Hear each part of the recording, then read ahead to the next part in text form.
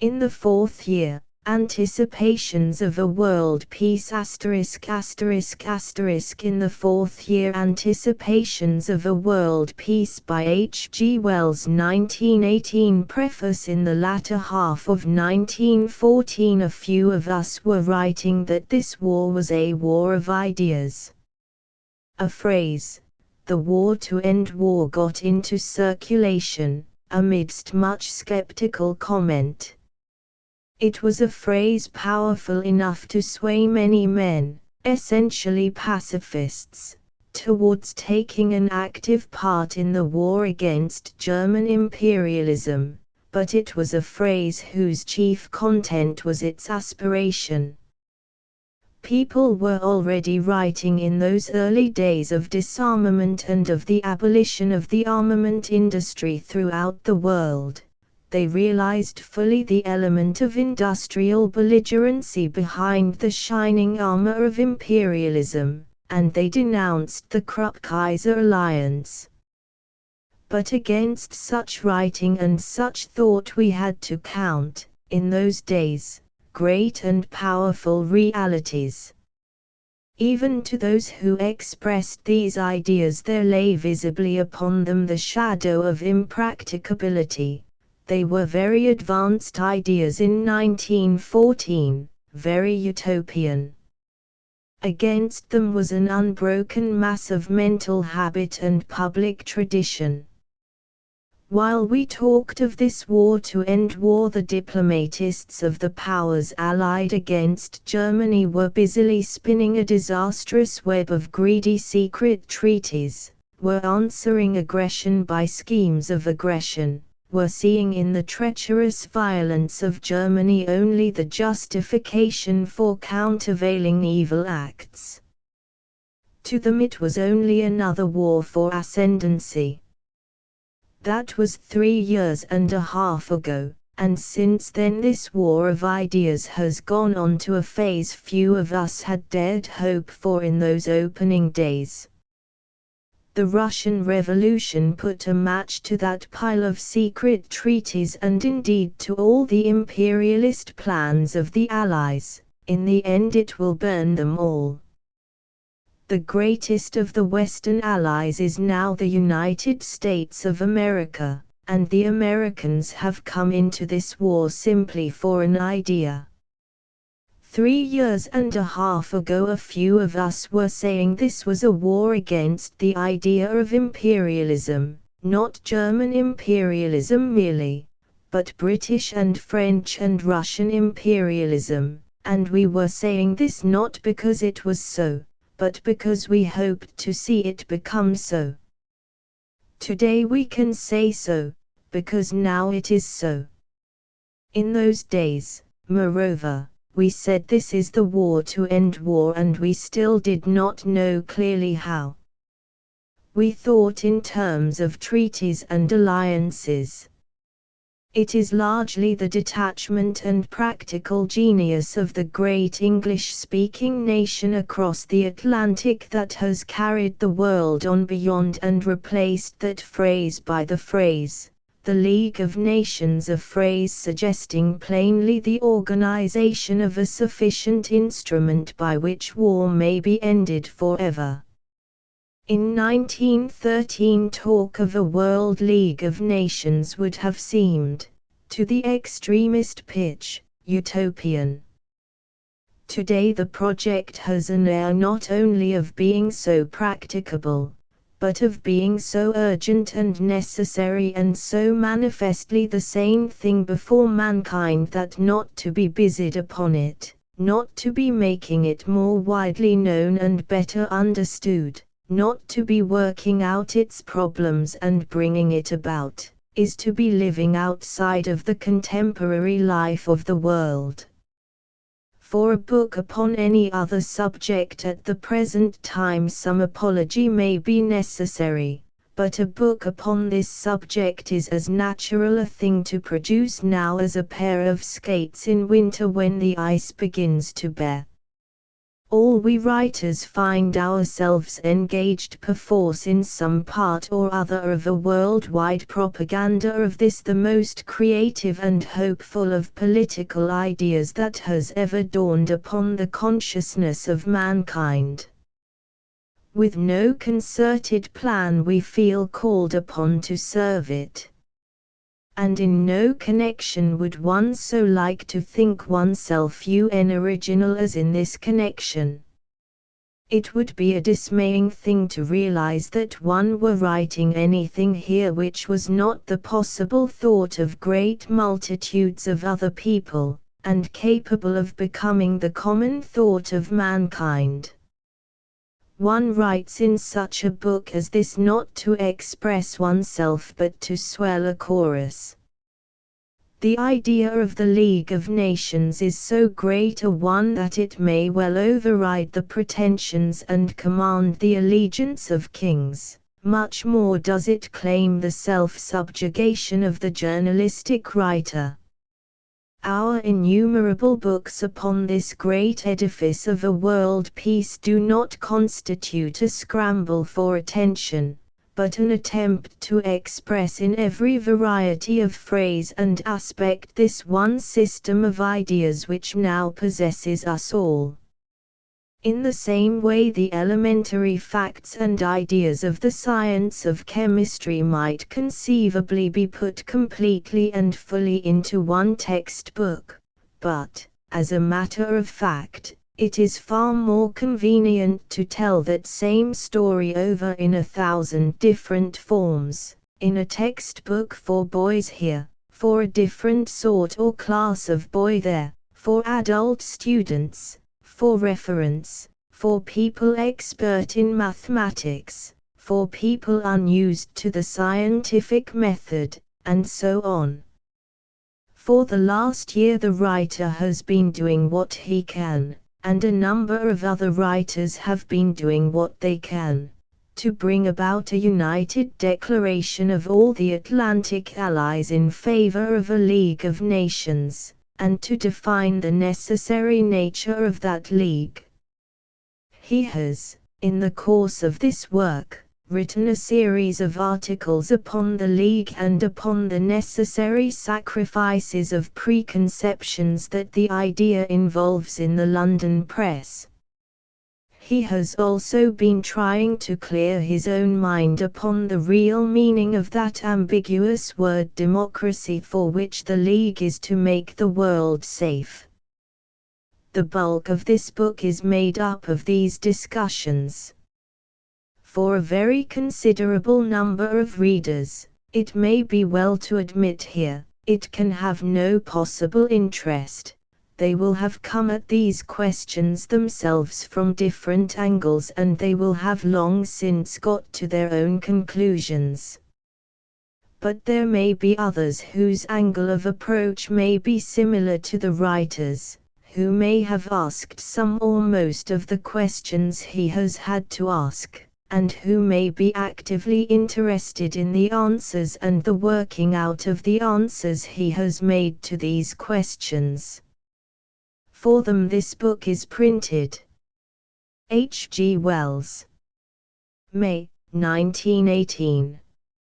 It is a dangerous thing to recommend specific books out of so large and various a literature as the League of Nations idea has already produced, but the reader who wishes to reach beyond the range of this book, or who does not like its tone and method, will probably find something to meet his needs and tastes better in Marburg's League of Nations, a straightforward account of the American side of the movement by the former United States minister in Belgium, on the one hand, or in the concluding parts of Mr. Fayle's Great Settlement, 1915, a frankly skeptical treatment from the British imperialist point of view, on the other. An illuminating discussion, advocating peace treaties rather than a league, is Sir Walter Phillemore's 3 Centuries of Treaties. 2 excellent books from America, that chance to be on my table, are Mr. Goldsmith's League to Enforce Peace and A World in Ferment by President Nicholas Murray Butler.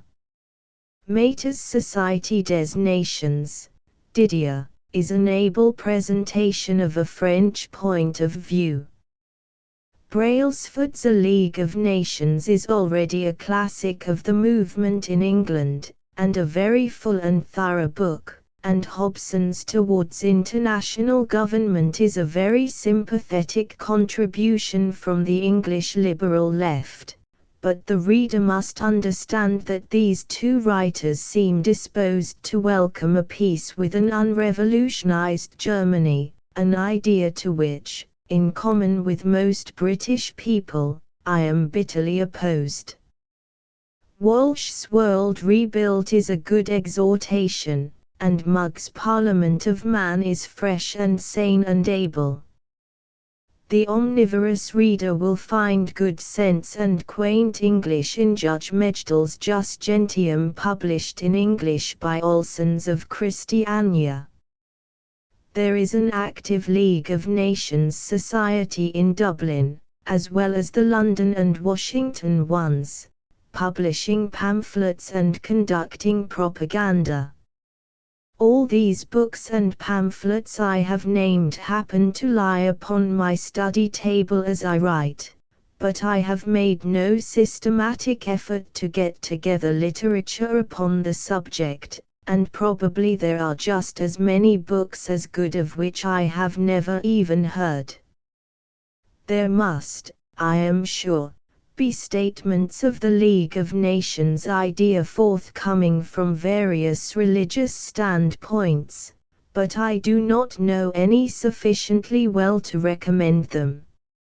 It is incredible that neither the Roman Catholic Church, the English Episcopal Church, nor any nonconformist body has made any effort as an organization to forward this essentially religious end of peace on earth.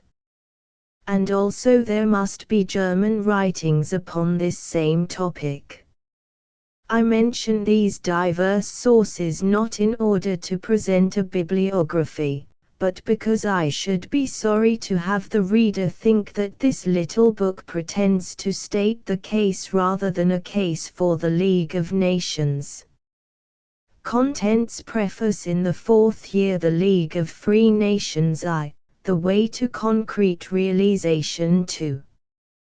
The League must be representative 3. The necessary powers of the League 4. The Labour view of Middle Africa v. Getting the League idea clear in relation to imperialism 1236. The war aims of the Western Allies 7. The future of monarchy 8. The plain necessity for a League 9. Democracy X. The recent struggle for proportional representation in Great Britain 11.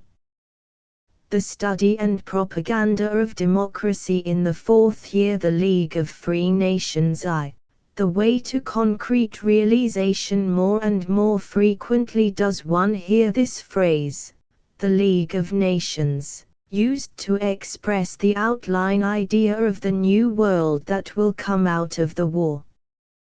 There can be no doubt that the phrase has taken hold of the imaginations of great multitudes of people. It is one of those creative phrases that may alter the whole destiny of mankind. But as yet it is still a very vague phrase, a cloudy promise of peace. I make no apology therefore, for casting my discussion of it in the most general terms. The idea is the idea of united human effort to put an end to wars. The first practical question, that must precede all others, is how far can we hope to get to a concrete realization of that? But first let me note the fourth word in the second title of this book. The common talk is of a League of Nations merely. I follow the man who is, more than any other man, the leader of English political thought throughout the world today, President Wilson, in inserting that significant adjective free. We Western allies know today what is involved in making bargains with governments that do not stand for their peoples. We have had all our Russian deal, for example, repudiated and thrust back upon our hands, and it is clearly in his mind, as it must be in the minds of all reasonable men, that no mere scrap of paper with just a monarch's or a chancellor's endorsement is a good enough earnest of fellowship in the League. It cannot be a diplomatist's league. The League of Nations, if it is to have any such effect as people seem to hope from it, must be, in the first place, understanded of the people. It must be supported by sustained, deliberate explanation, and by teaching in school and church and press of the whole mass of all the peoples concerned.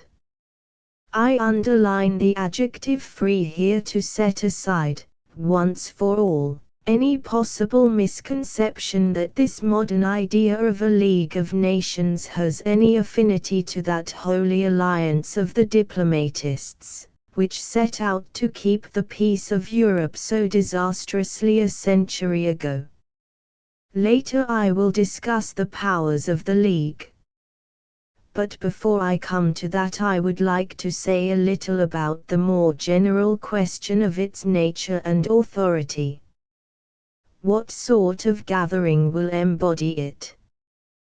The suggestions made range from a mere advisory body, rather like the Hague Convention, which will merely pronounce on the rights and wrongs of any international conflict, to the idea of a sort of superstate, a parliament of mankind, a supranational authority, practically taking over the sovereignty of the existing states and empires of the world. Most people's ideas of the League fall between these extremes. They want the League to be something more than an ethical court. They want a League that will act, but on the other hand they shrink from any loss of our independence. There seems to be a conflict here. There is a real need for many people to tidy up their ideas at this point. We cannot have our cake and eat it. If association is worthwhile, there must be some sacrifice of freedom to association. As a very distinguished colonial representative said to me the other day, here we are talking of the freedom of small nations and the self-determination of peoples, and at the same time of the Council of the League of Nations and all sorts of international controls. Which do we want? The answer, I think, is both. It is a matter of more or less, of getting the best thing at the cost of the second best. We may want to relax an old association in order to make a newer and wider one. It is quite understandable that peoples aware of a distinctive national character and involved in some big existing political complex, should wish to disentangle themselves from one group of associations in order to enter more effectively into another, a greater, and more satisfactory one. The Finn or the Pole, who has hitherto been a rather reluctant member of the synthesis of the Russian Empire, may well wish to end that attachment in order to become a free member of a worldwide brotherhood. The desire for free arrangement is not a desire for chaos. There is such a thing as emptying your parcels in order to pack them better, and I do not see myself how we can possibly contemplate a great league of freedom and reason in the world without a considerable amount of such preliminary dissolution. It happens, very fortunately for the world, that a century and a quarter ago 13 various and very jealous states worked out the problem of a union, and became, after an enormous, exhausting wrangle, the United States of America. Now the way they solved their riddle was by delegating and giving over jealously specified sovereign powers and doing all that was possible to retain the residuum. They remained essentially sovereign states. New York, Virginia, Massachusetts, for example, remained legally independent. The practical fusion of these peoples into one people outran the legal bargain. It was only after long years of discussion that the point was conceded. It was indeed only after the Civil War that the implications were fully established, that there resided a sovereignty in the American people as a whole, as distinguished from the peoples of the several states. This is a precedent that everyone who talks about the League of Nations should bear in mind.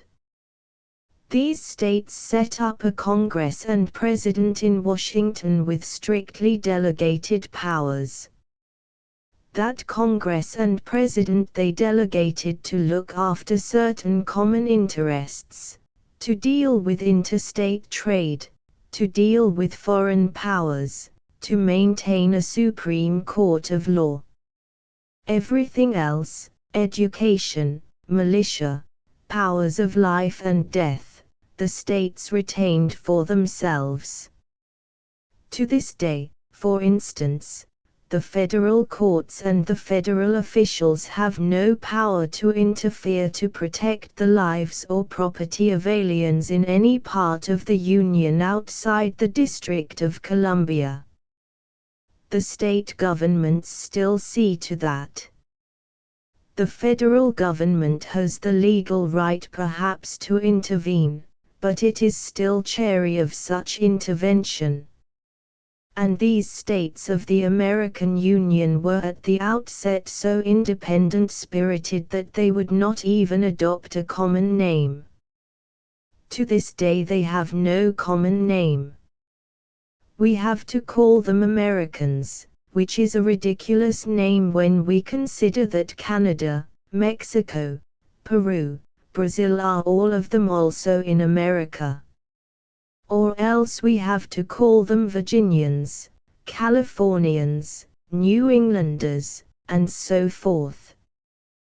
Their legal and nominal separateness weighs nothing against the real fusion that their great league has now made possible. Now, that clearly is a precedent of the utmost value in our schemes for this Council of the League of Nations. We must begin by delegating, as the states began by delegating. It is a far cry to the time when we shall talk and think of the sovereign people of the earth. That Council of the League of Nations will be a tie as strong, we hope, but certainly not so close and multiplex as the early tie of the states at Washington. It will begin by having certain delegated powers and no others. It will be an ad hoc body. Later its powers may grow as mankind becomes accustomed to it. But at first it will have, directly or mediately, all the powers that seem necessary to restrain the world from war, and unless I know nothing of patriotic jealousies it will have not a scrap of power more. The danger is much more that its powers will be insufficient than that they will be excessive. Of that later. What I want to discuss here now is the constitution of this delegated body. I want to discuss that first in order to set aside out of the discussion certain fantastic notions that will otherwise get very seriously in our way. Fantastic as they are, they have played a large part in reducing the Hague Tribunal to an ineffective squeak amidst the thunders of this war. A number of gentlemen scheming out world unity in studies have begun their proposals with the simple suggestion that each sovereign power should send one member to the projected Parliament of mankind. This has a pleasant democratic air, one sovereign state, one vote. Now let us run over a list of sovereign states and see to what this leads us. We find our list includes the British Empire, with a population of 400 millions, of which probably half can read and write some language or other, Bogota with a population of 1 million, mostly poets, Haiti with a population of 1,133,000, almost entirely illiterate and liable at any time to further political disruption, Andorra with a population of 4,000 or 5,000 souls. The mere suggestion of equal representation between such powers is enough to make the British Empire burst into 1,000 voting fragments.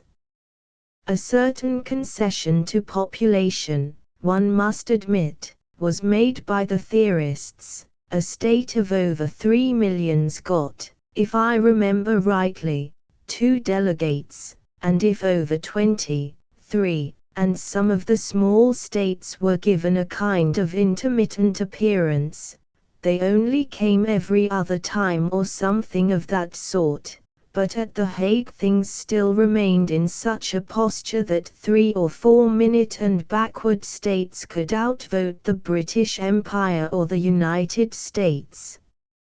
Therein lies the clue to the insignificance of The Hague.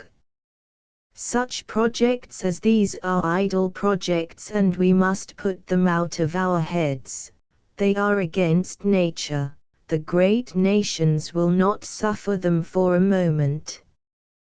But when we dismiss this idea of representation by states, we are left with the problem of the proportion of representation and of relative weight in the Council of the League on our hands. It is the sort of problem that appeals terribly to the ingenious.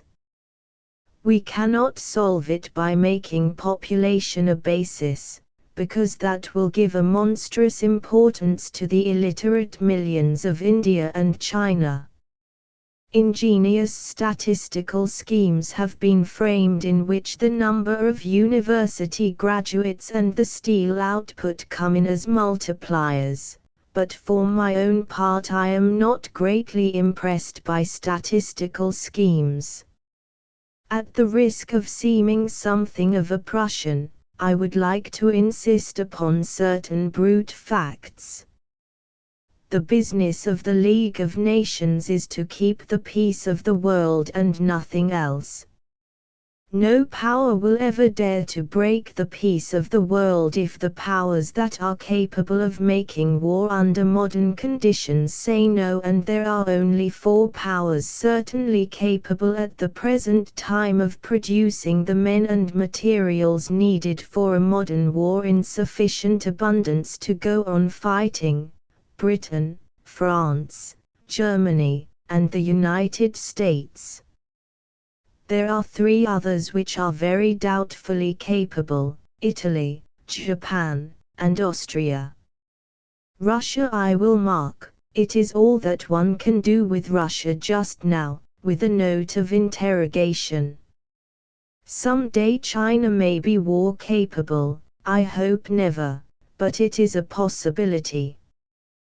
Personally I don't think that any other power on earth would have a ghost of a chance to resist the will, if it could be an honestly united will, of the first named 4.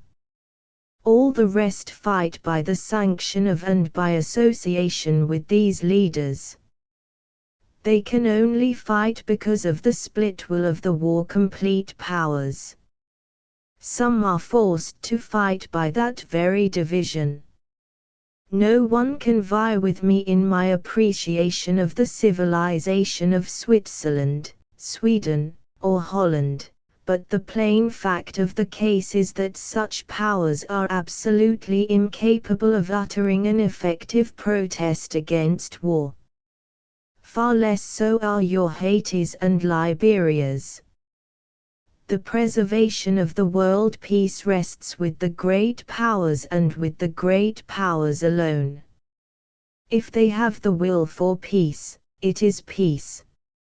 If they have not, it is conflict. The four powers I have named can now, if they see fit, dictate the peace of the world forever. Let us keep our grip on that. Peace is the business of the great powers primarily. Steel output, university graduates, and so forth may be convenient secondary criteria, may be useful ways of measuring war efficiency, but the meat and substance of the Council of the League of Nations must embody the wills of those leading peoples. They can give an enduring peace to the little nations and the whole of mankind. It can arrive in no other way.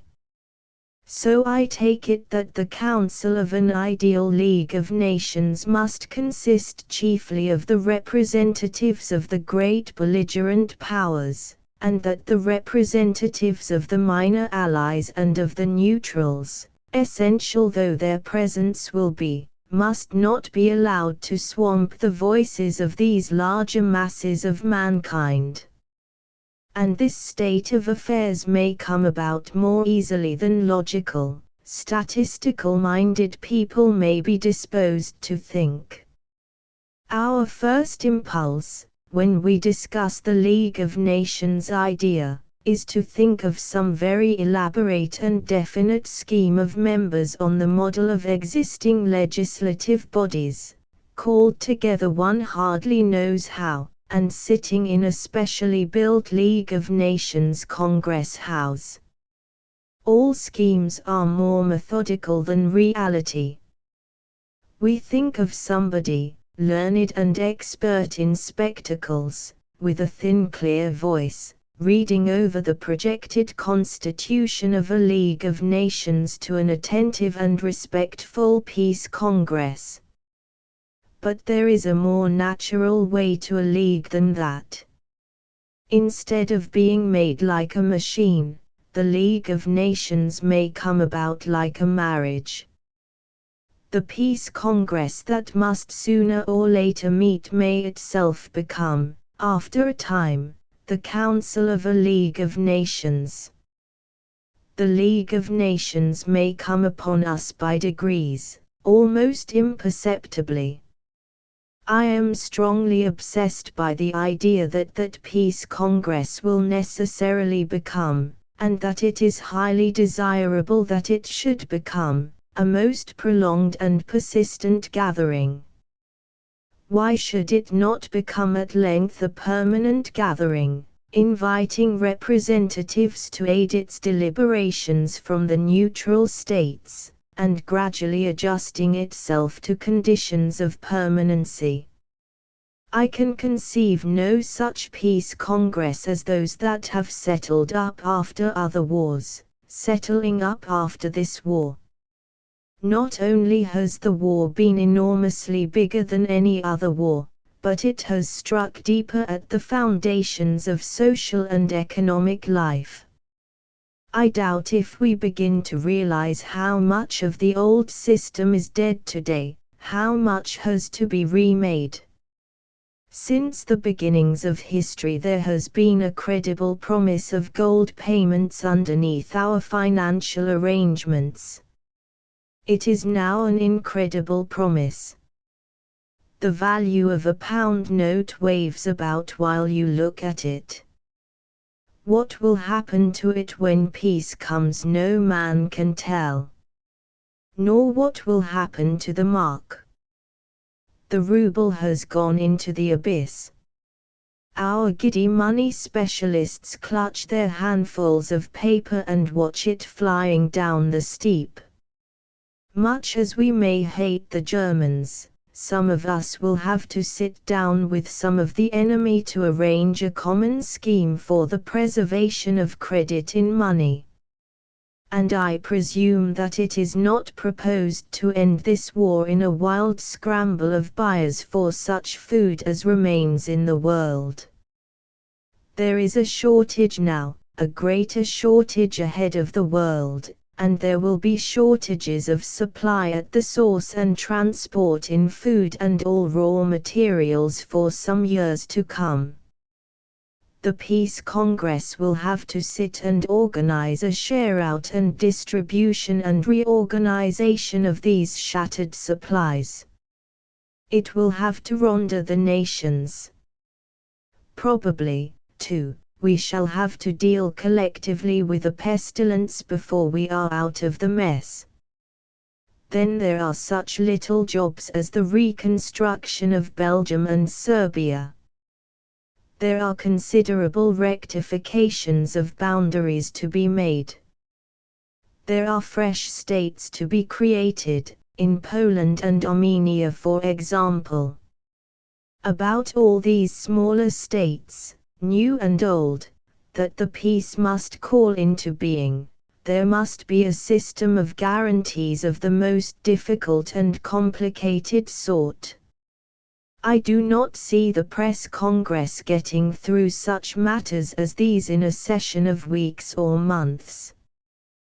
The idea the Germans betrayed at Brest, that things were going to be done in the Versailles fashion by great mustached heroes frowning and drawing lines with a large black soldierly thumbnail across maps, is old-fashioned. They have made their Eastern treaties, it is true, in this mode, but they are still looking for some really responsible government to keep them now that they are made. From first to last, clearly the main peace negotiations are going to follow unprecedented courses. This preliminary discussion of war aims by means of great public speeches, that has been getting more and more explicit now for many months, is quite unprecedented. Apparently all the broad preliminaries are to be stated and accepted in the sight of all mankind before even an armistice occurs on the main, the Western Front.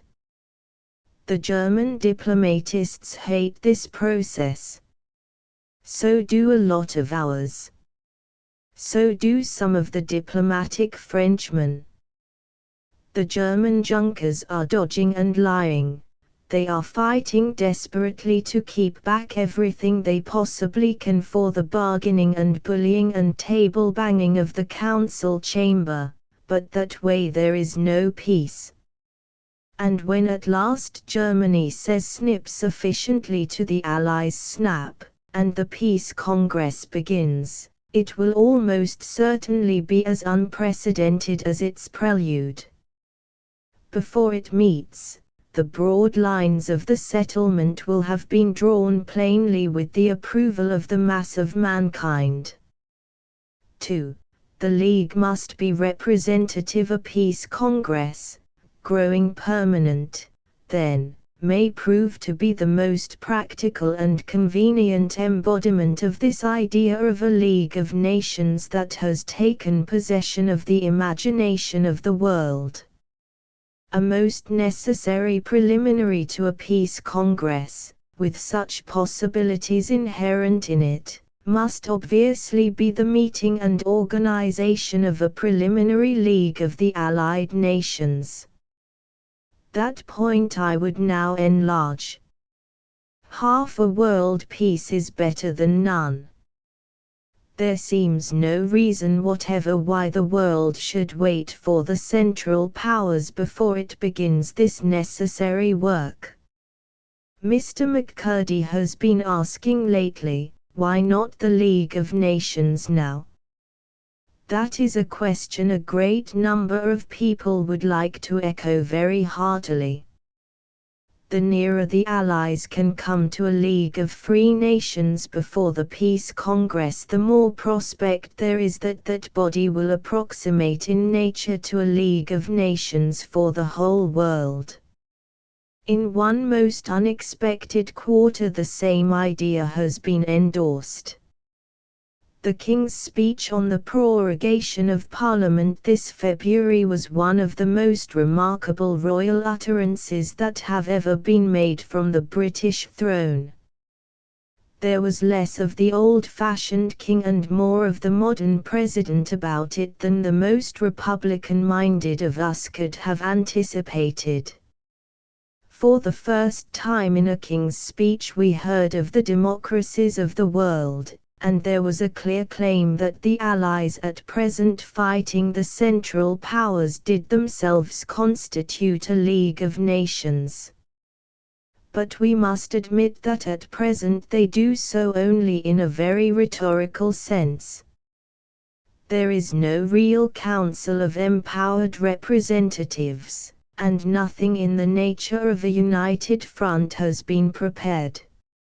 Unless we provide beforehand for something more effective, Italy, France, the United States, Japan, and this country will send separate groups of representatives, with separate instructions, unequal status, and very probably conflicting views upon many subjects, to the ultimate peace discussions. It is quite conceivable, it is a very serious danger, that at this discussion skillful diplomacy on the part of the Central Powers may open a cleft among the Allies that has never appeared during the actual war. Have the British settled, for example, with Italy and France for the supply of metallurgical coal after the war? Those countries must have it somehow. Across the board Germany can make some tempting bids in that respect.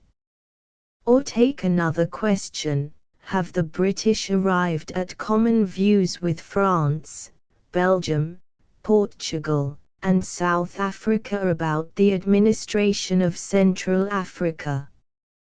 Suppose Germany makes sudden proposals affecting native labor that win over the Portuguese and the Boers. There are a score of such points upon which we shall find the Allied representatives haggling with each other in the presence of the enemy if they have not been settled beforehand.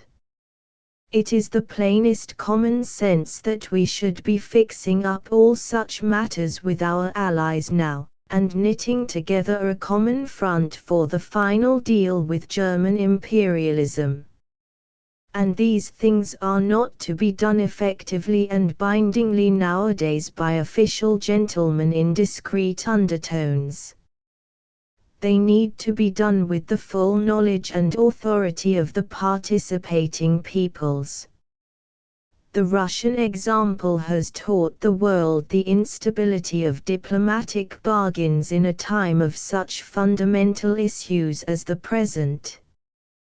There is little hope and little strength in hole and corner bargainings between the officials or politicians who happen to be at the head of this or that nation for the time being. Our Labour people will not stand this sort of thing and they will not be bound by it. There will be the plain danger of repudiation for all arrangements made in that fashion. A gathering of somebody or other approved by the British Foreign Office and of somebody or other approved by the French Foreign Office, of somebody with vague powers from America, and so on, will be an entirely ineffective gathering. But that is the sort of gathering of the Allies we have been having hitherto, and that is the sort of gathering that is likely to continue unless there is a considerable expression of opinion in favor of something more representative and responsible. Even our Foreign Office must be aware that in every country in the world there is now bitter suspicion of and keen hostility towards merely diplomatic representatives. One of the most significant features of the time is the evident desire of the labor movement in every European country to take part in a collateral conference of labor that shall meet when and where the Peace Congress does and deliberate and comment on its proceedings. For a year now the demand of the masses for such a labor conference has been growing. It marks a distrust of officialdom whose intensity officialdom would do well to ponder. But it is the natural consequence of, it is the popular attempt at a corrective to, the aloofness and obscurity that have hitherto been so evil a characteristic of international negotiations. I do not think labor and intelligent people anywhere are going to be fobbed off with an old-fashioned diplomatic gathering as being that League of Free Nations they demand. On the other hand, I do not contemplate this bicameral conference with the diplomatists trying to best and humbug the labor people as well as each other and the labor people getting more and more irritated, suspicious, and extremist, with anything but dread. The Allied countries must go into the conference solid, and they can only hope to do that by heeding and incorporating labor ideas before they come to the conference.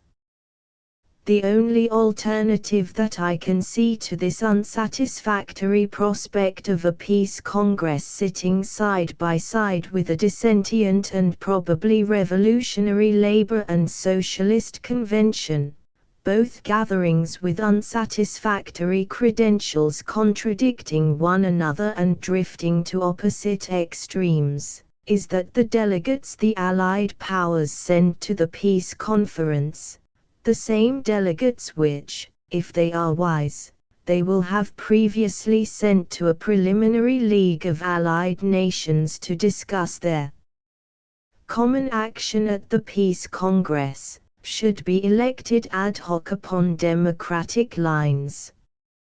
I know that this will be a very shocking proposal to all our able specialists in foreign policy. They will talk at once about the ignorance of people like the labor leaders and myself about such matters, and so on. What do we know of the Treaty of so-and-so that was signed in the year 17-something, and so on? To which the answer is that we ought not to have been kept ignorant of these things. A day will come when the foreign offices of all countries will have to recognize that what the people do not know of international agreements ain't facts. A secret treaty is only binding upon the persons in the secret. But what I, as a sample common person, am not ignorant of is this, that the business that goes on at the Peace Congress will either make or mar the lives of everyone I care for in the world, and that somehow, by representative or what not, I have to be there. The Peace Congress deals with the blood and happiness of my children and the future of my world. Speaking as one of the hundreds of millions of rank outsiders in public affairs, I do not mean to respect any peace treaty that may end this war unless I am honestly represented at its making. I think everywhere there is a tendency in people to follow the Russian example to this extent and to repudiate bargains in which they have had no voice. I do not see that any genuine realization of the hopes with which all this talk about the League of Nations is charged can be possible, unless the two bodies which should naturally lead up to the League of Nations, that is to say, firstly, the Conference of the Allies, and then the Peace Congress, are elected bodies, speaking confidently for the whole mass of the peoples behind them. It may be a troublesome thing to elect them, but it will involve much more troublesome consequences if they are not elected. This, I think, is one of the considerations for which many people's minds are still unprepared. But unless we are to have over again after all this bloodshed and effort some such peace with honor foolery as we had performed by Dizzy and Salisbury at that fatal Berlin conference in which this present war was begotten, we must sit up to this novel proposal of electoral representation in the peace negotiations. Something more than common sense binds our statesmen to this idea. They are morally pledged to it. President Wilson and our British and French spokesmen alike have said over and over again that they want to deal not with the Hohenzollerns but with the German people.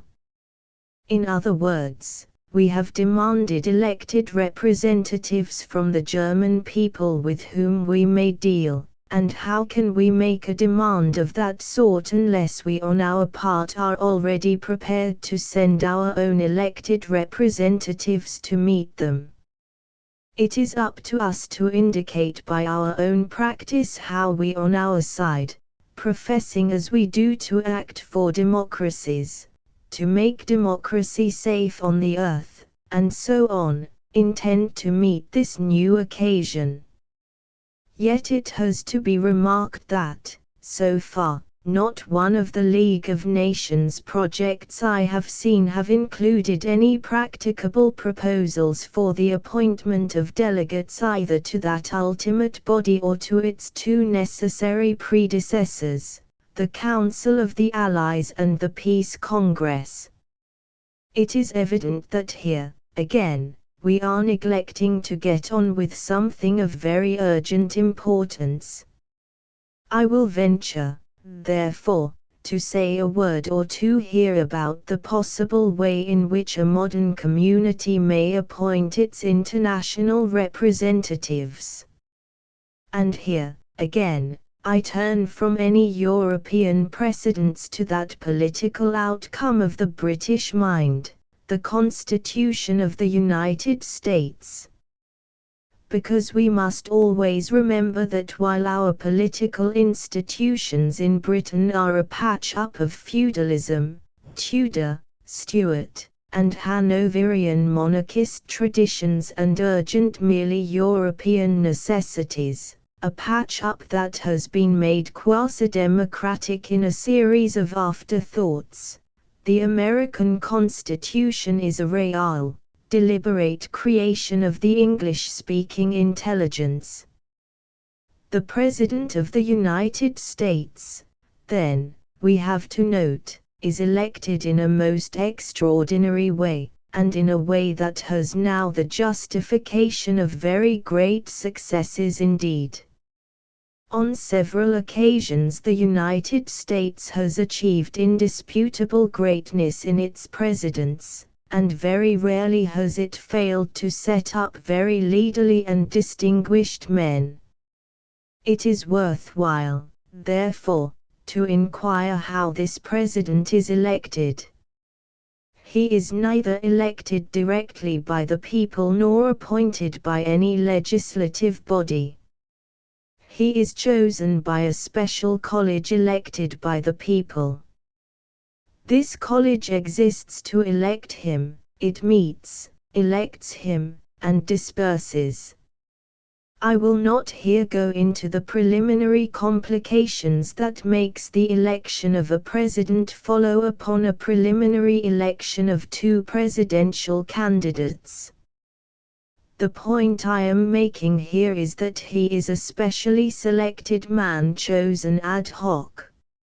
Is there any reason why we should not adopt this method in this new necessity we are under of sending representatives, first, to the long overdue and necessary Allied Council, then to the Peace Congress, and then to the hoped-for Council of the League of Nations. I am anxious here only to start for discussion the idea of an electoral representation of the nations upon these three bodies that must in succession set themselves to define, organize, and maintain the peace of the world. I do not wish to complicate the question by any too explicit advocacy of methods of election or the like. In the United States, this college which elects the president is elected on the same register of voters as that which elects the Senate and Congress, and at the same time.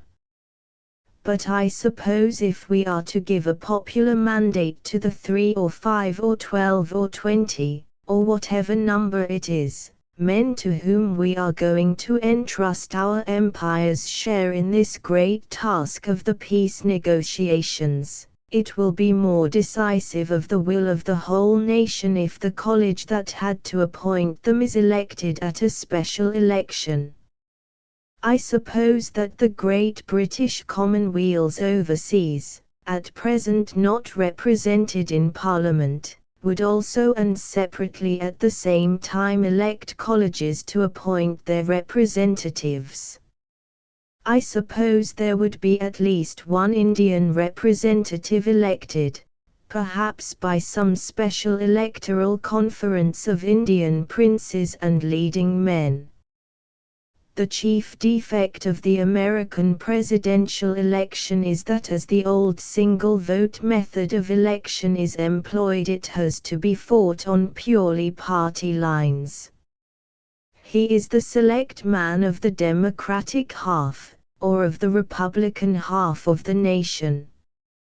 He is not the select man of the whole nation. It would give a far more representative character to the electoral college if it could be elected by fair modern methods, if for this particular purpose parliamentary constituencies could be grouped and the clean scientific method of proportional representation could be used. But I suppose the party politician in this, as in most of our affairs, must still have his pound of our flesh, and we must reckon with him later for the bloodshed. These are all, however, secondary considerations. The above paragraph is, so to speak, in the nature of a footnote. The fundamental matter, if we are to get towards any realization of this ideal of a world peace sustained by a League of Nations, is to get straight away to the conception of direct special electoral mandates in this matter. At present all the political luncheon and dinner parties in London are busy with smirking discussions of who is to go. The titled ladies are particularly busy. They are talking about it as if we poor, ignorant, tax-paying, blood-paying common people did not exist. LG, they say, will of course insist on going, but there is much talk of the old man. People are getting quite nice again about the old man's feelings. It would be such a pretty thing to send him. But if LG goes, we want him to go with something more than a backing of intrigues and snatched authority. And I do not think the mass of people have any enthusiasm for the old man. It is difficult again, by the dinner party standards, to know how Lord Curzon can be restrained. But we common people do not care if he is restrained to the point of extinction. Probably there will be nobody who talks or understands Russian among the British representatives. But, of course, the British governing class has washed its hands of the Russians. They were always very difficult, and now they are impossible, my dear. Perfectly impossible. No. That sort of thing will not do now. This Peace Congress is too big a job for party politicians and society and county families. The bulk of British opinion cannot go on being represented forever by President Wilson. We cannot always look to the Americans to express our ideas and do our work for democracy. The foolery of the Berlin Treaty must not be repeated. We cannot have another popular Prime Minister come triumphing back to England with a gross of pink spectacles, through which we may survey the prospect of the next Great War. The League of Free Nations means something very big and solid. It is not a rhetorical phrase to be used to pacify a restless, distressed, and anxious public, and to be sneered out of existence when that use is past. When the popular mind now demands a League of Free Nations, it demands a reality.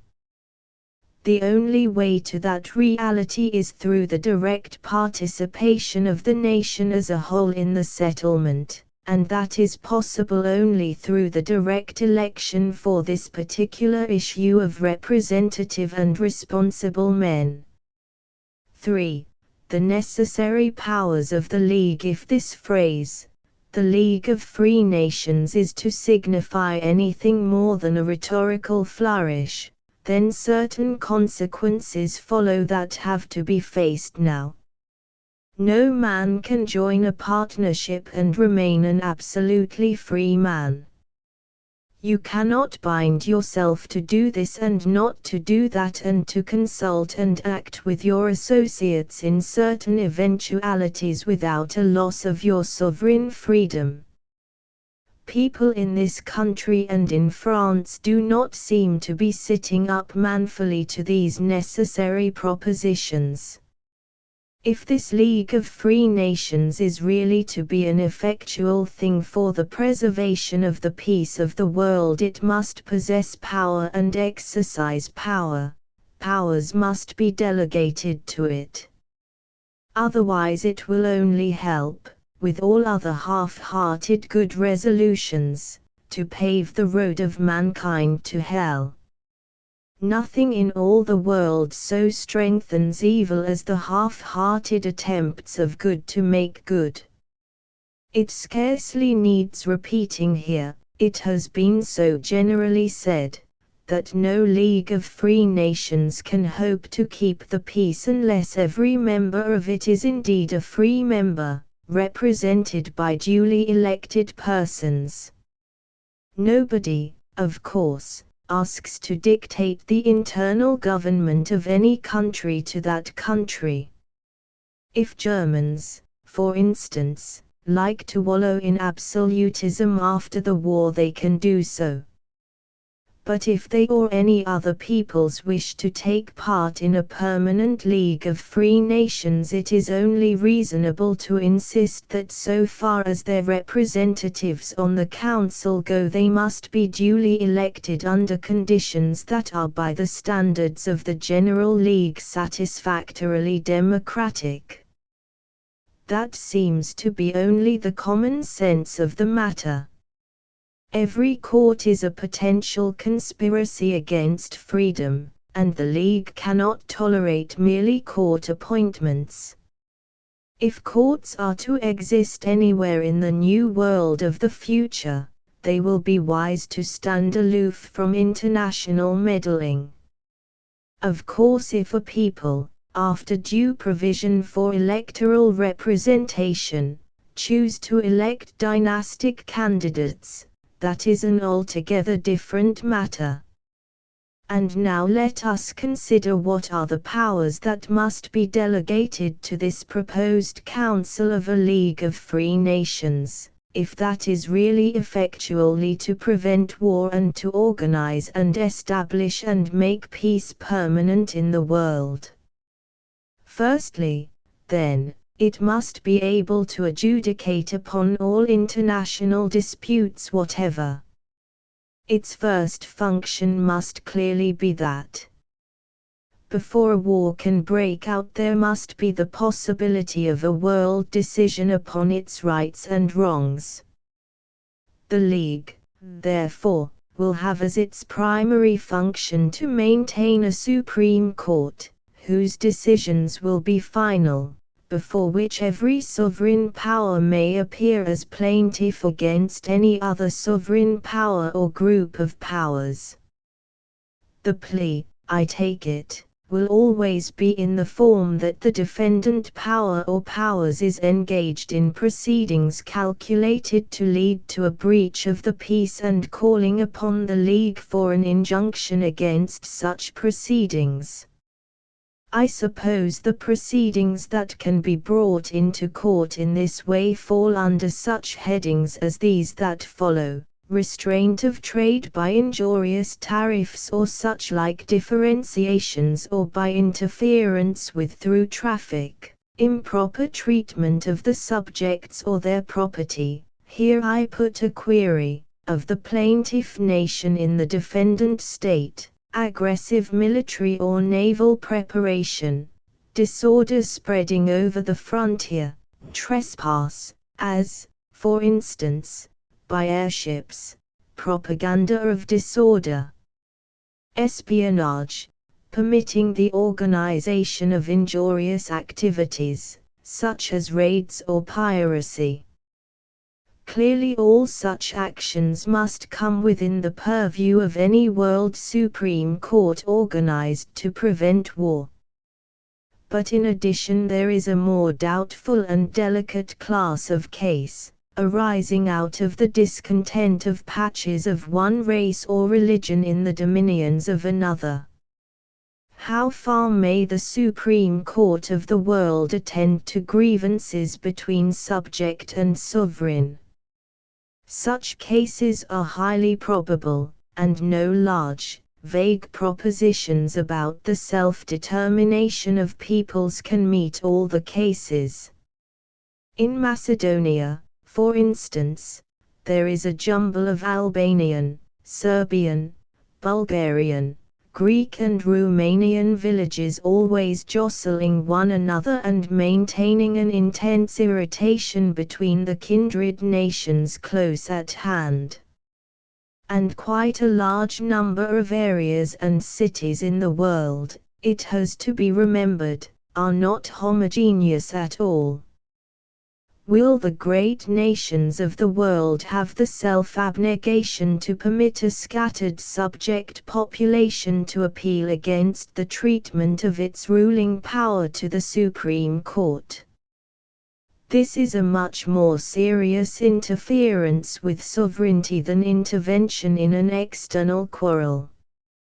Could a Greek village in Bulgarian Macedonia plead in the Supreme Court?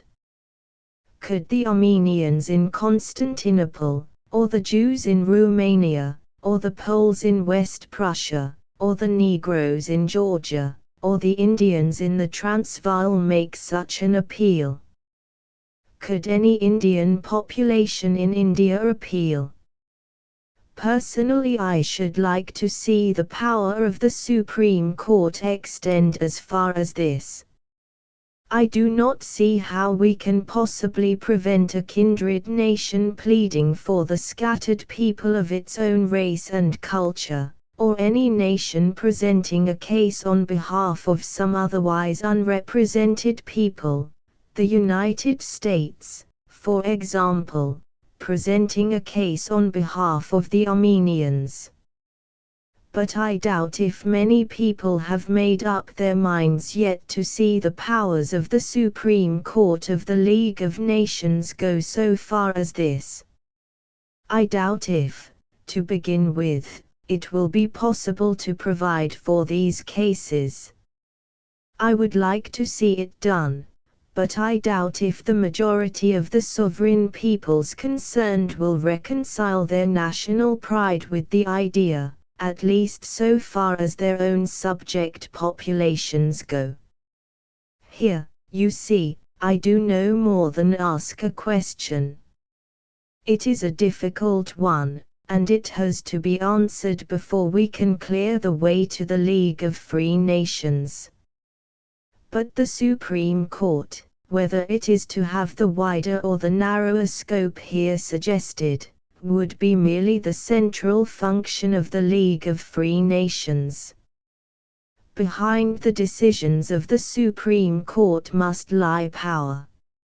And here come fresh difficulties for patriotic digestions. The armies and navies of the world must be at the disposal of the League of Free Nations, and that opens up a new large area of delegated authority. The first impulse of any power disposed to challenge the decisions of the Supreme Court will be, of course, to arm, and it is difficult to imagine how the League of Free Nations can exercise any practical authority unless it has power to restrain such armament. The League of Free Nations must, in fact, if it is to be a working reality, have power to define and limit the military and naval and aerial equipment of every country in the world. This means something more than a restriction of state forces. It must have power and freedom to investigate the military and naval and aerial establishments of all its constituent powers. It must also have effective control over every armament industry. And armament industries are not always easy to define. Our aeroplanes, for example, armament. Its powers, I suggest, must extend even to a restraint upon the belligerent propaganda which is the natural advertisement campaign of every armament industry. It must have the right, for example, to raise the question of the proprietorship of newspapers by armament interests.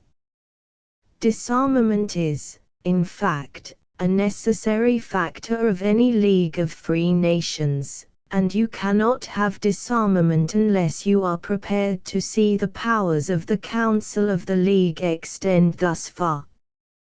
The very existence of the League presupposes that it and it alone is to have and to exercise military force. Any other belligerency or preparation or incitement to belligerency becomes rebellion, and any other arming a threat of rebellion, in a World League of Free Nations. But here, again, has the general mind yet thought out all that is involved in this proposition? In all the great belligerent countries the armament industries are now huge interests with enormous powers. Krupp's business alone is as powerful a thing in Germany as the Crown. In every country a heavily subsidized patriotic press will fight desperately against giving powers so extensive and thorough as those here suggested to an international body. So long, of course, as the League of Free Nations remains a project in the air, without body or parts, such a press will sneer at it gently as utopian and even patronize it kindly. But so soon as the League takes on the shape its general proposition makes logically necessary, the armament interest will take fright. Then it is we shall hear the drum patriotic loud in defense of the human blood trade. Are we to hand over these most intimate affairs of ours to a lot of foreigners? Among these foreigners who will be appealed to terrify the patriotic souls of the British will be the Americans.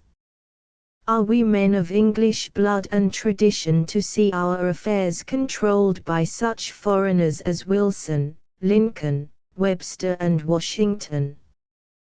Perish the thought. When they might be controlled by Disraelis, Wetins, Mountbattens, and what not. And so on and so on. Krupp's agents and the agents of the kindred firms in Great Britain and France will also be very busy with the national pride of France. In Germany they have already created a colossal suspicion of England. Here is a giant in the path. But let us remember that it is only necessary to defeat the propaganda of this vile and dangerous industry in 4 great countries. And for the common citizen, touched on the tenderest part of his patriotic susceptibilities, there are certain irrefutable arguments. Whether the ways of the world in the years to come are to be the paths of peace or the paths of war is not going to alter this essential fact, that the great educated world communities, with a social and industrial organization on a war-capable scale, are going to dominate human affairs. Whether they spend their power in killing or in educating and creating, France, Germany, however much we may resent it, the 2 great English-speaking communities, Italy, Japan, China, and presently perhaps a renascent Russia, are jointly going to control the destinies of mankind. Whether that joint control comes through arms or through the law is a secondary consideration. To refuse to bring our affairs into a common council does not make us independent of foreigners. It makes us more dependent upon them, as a very little consideration will show.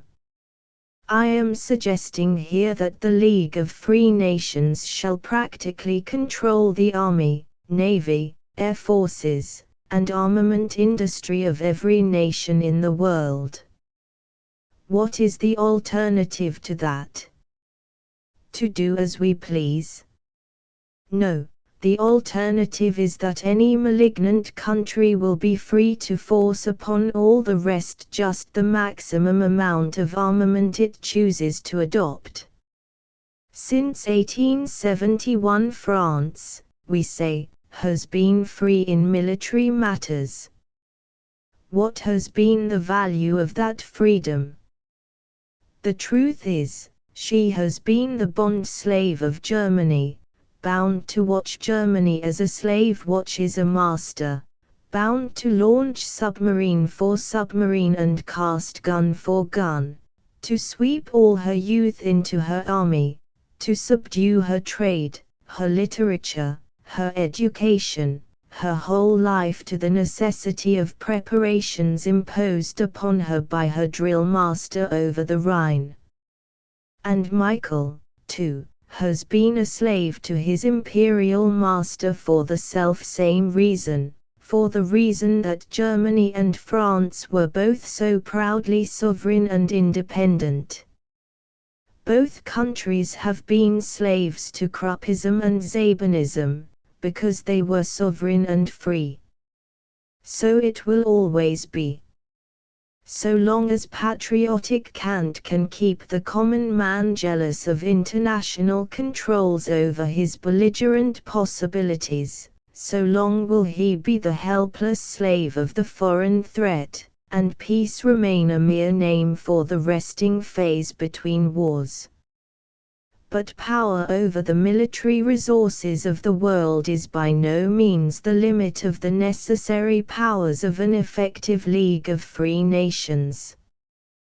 There are still more indigestible implications in the idea, and, since they have got to be digested sooner or later if civilization is not to collapse, there is no reason why we should not begin to bite upon them now.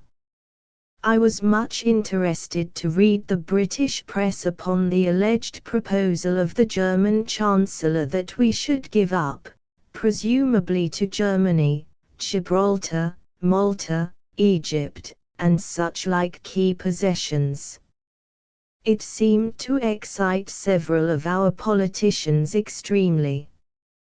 I read over the German Chancellor's speech very carefully, so far as it was available, and it is clear that he did not propose anything of the sort. Willfully or blindly our press and our demagogues screamed over a false issue. The Chancellor was defending the idea of the Germans remaining in Belgium and Lorraine because of the strategic and economic importance of those regions to Germany, and he was arguing that before we English got into such a feverish state of indignation about that, we should first ask ourselves what we were doing in Gibraltar, etc., etc. That is a different thing altogether. And it is an argument that is not to be disposed of by misrepresentation. The British have to think hard over this quite legitimate German two-quoque. It is no good getting into a patriotic bad temper and refusing to answer that question. We British people are so persuaded of the purity and unselfishness with which we discharge our imperial responsibilities, we have been so trained in imperial self-satisfaction, we know so certainly that all our subject nations call us blessed, that it is a little difficult for us to see just how the fact that we are, for example, so deeply rooted in Egypt looks to an outside intelligence. Of course, the German imperialist idea is a wicked and aggressive idea, as Lord Robert Cecil has explained. They want to set up all over the earth coaling stations and strategic points, on the pattern of ours. Well, they argue, we are only trying to do what you British have done. If we are not to do so, because it is aggression and so on, is not the time ripe for you to make some concessions to the public opinion of the world? That is the German argument. Either, they say, tolerate this idea of a Germany with advantageous posts and possessions round and about the earth, or reconsider your own position. Well, at the risk of rousing much patriotic wrath, I must admit that I think we have to reconsider our position. Our argument is that in India, Egypt, Africa and elsewhere, we stand for order and civilization, we are the trustees of freedom, the agents of knowledge and efficiency. On the whole, the record of British rule is a pretty respectable one. I am not ashamed of our record. Nevertheless, the case is altering. It is quite justifiable for us British, no doubt, if we do really play the part of honest trustees, to remain in Egypt and in India under existing conditions. It is even possible for us to glance at the helplessness of Arabia, Palestine, and Mesopotamia, as yet incapable of self-government, helpless as newborn infants. But our case, our only justifiable case, is that we are trustees because there is no better trustee possible. And the creation of a Council of a League of Free Nations would be like the creation of a public trustee for the world. The creation of a League of Free Nations must necessarily be the creation of an authority that may legitimately call existing empires to give an account of their stewardship. For an unchecked fragmentary control of tropical and chaotic regions, it substitutes the possibility of a general authority. And this must necessarily alter the problems not only of the politically immature nations and the control of the tropics, but also of the regulation of the seaways, the regulation of the coming air routes, and the distribution of staple products in the world. I will not go in detail over the items of this list, because the reader can fill in the essentials of the argument from what has gone before. I want simply to suggest how widely this project of a League of Free Nations swings when once you have let it swing freely in your mind. And if you do not let it swing freely in your mind, it remains nothing, a sentimental gesture.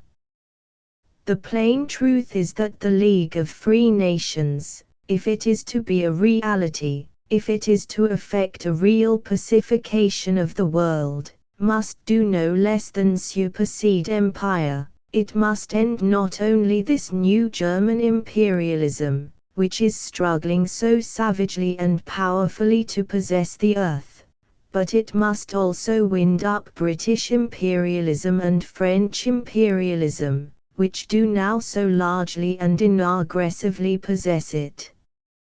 And, moreover, this idea queries the adjective of Belgian, Portuguese, French, and British Central Africa alike, just as emphatically as it queries German. Still more effectually does the League forbid those creations of the futurist imagination, the imperialism of Italy and Greece, which make such threatening gestures at the world of our children. Are these incompatibilities understood? Until people have faced the clear antagonism that exists between imperialism and internationalism, they have not begun to suspect the real significance of this project of the League of Free Nations. They have not begun to realize that peace also has its price.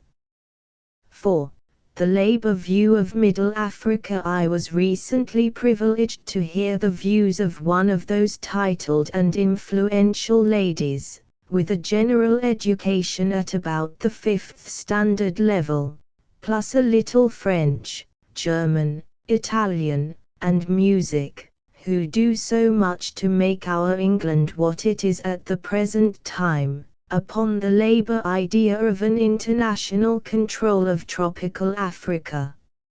She was loud and derisive about the ignorance of Labour.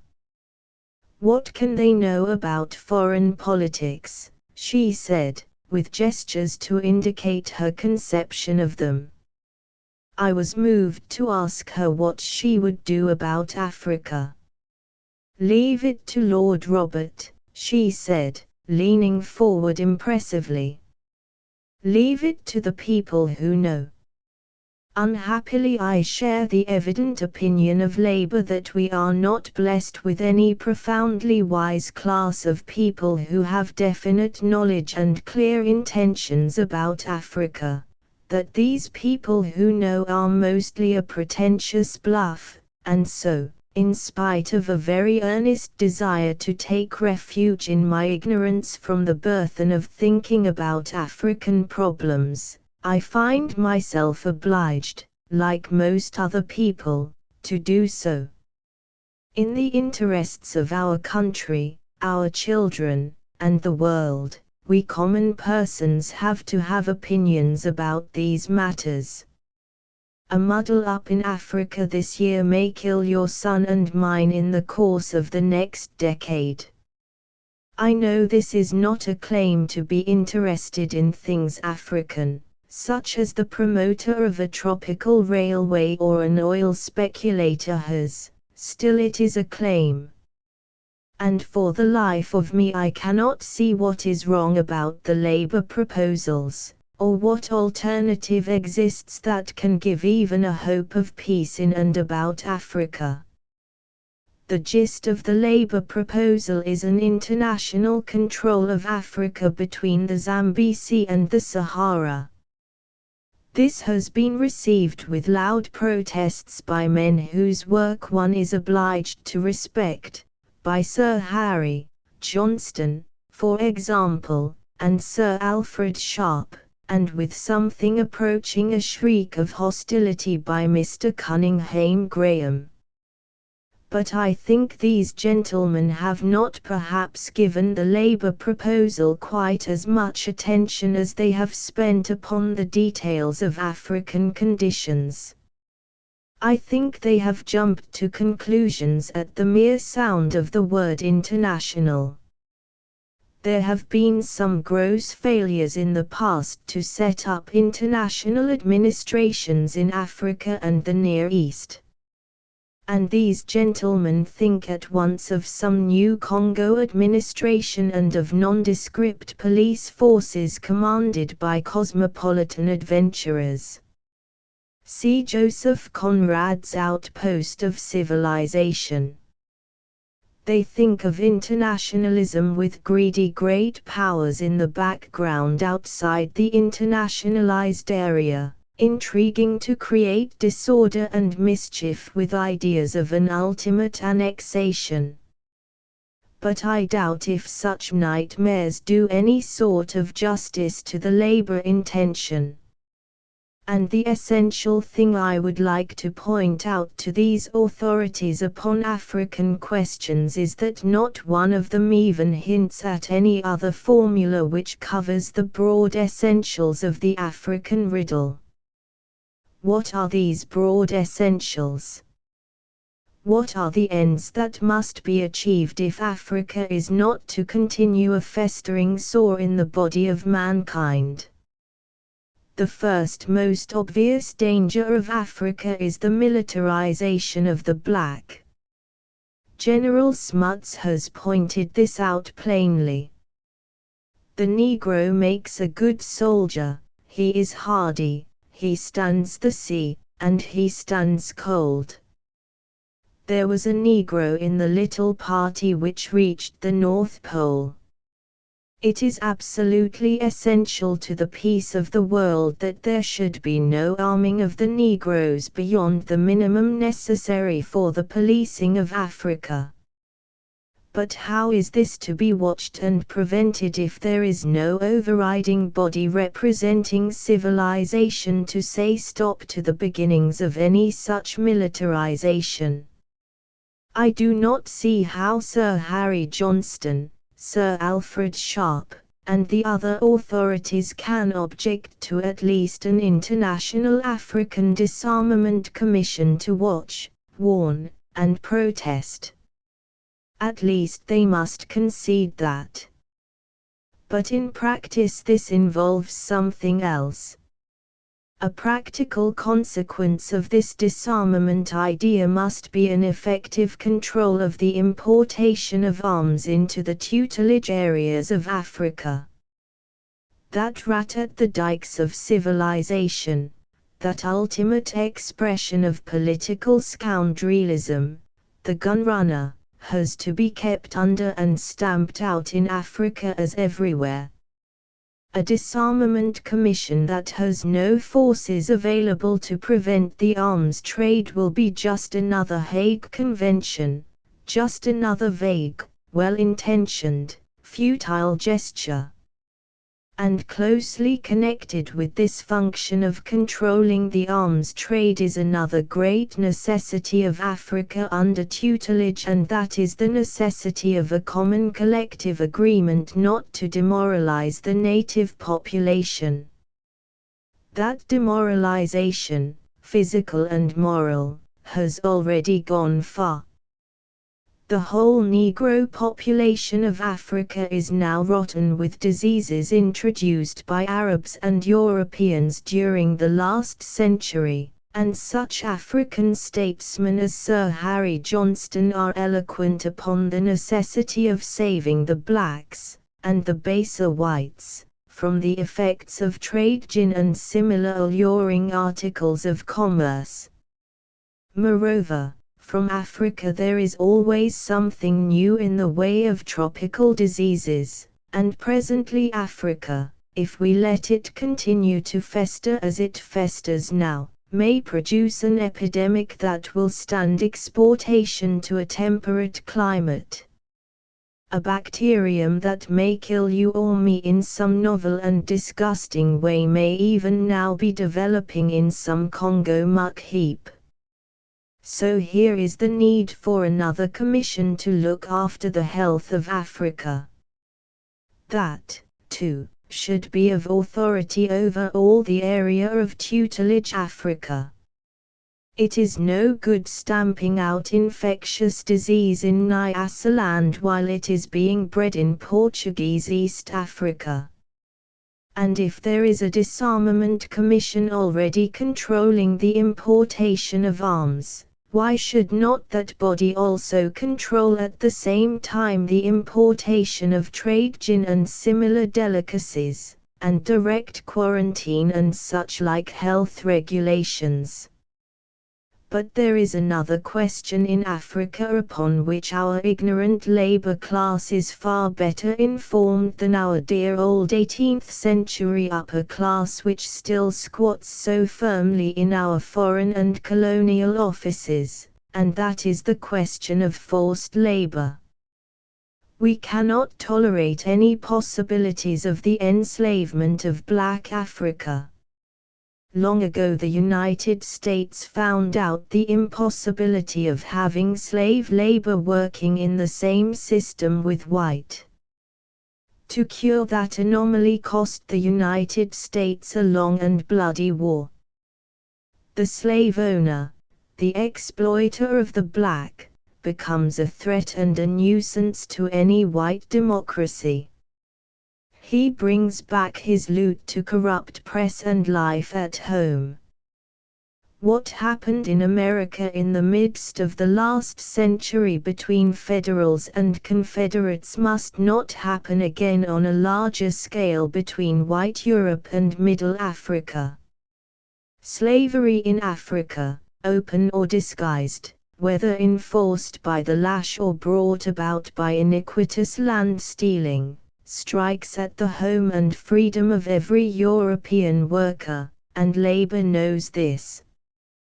But how are we to prevent the enslavement and economic exploitation of the blacks if we have no general watcher of African conditions? We want a common law for Africa, a general declaration of rights, of certain elementary rights, and we want a common authority to which the black man and the native tribe may appeal for justice. What is the good of trying to elevate the population of Uganda and to give it a free and hopeful life if some other population close at hand is competing against the Baganda worker under lash and tax? So here is a third aspect of our International Commission, as a native protectorate and court of appeal. There is still a fourth aspect of the African question in which every mother's son in Europe is closely interested, and that is the trade question. Africa is the great source of many of the most necessary raw materials upon which our modern comforts and conveniences depend.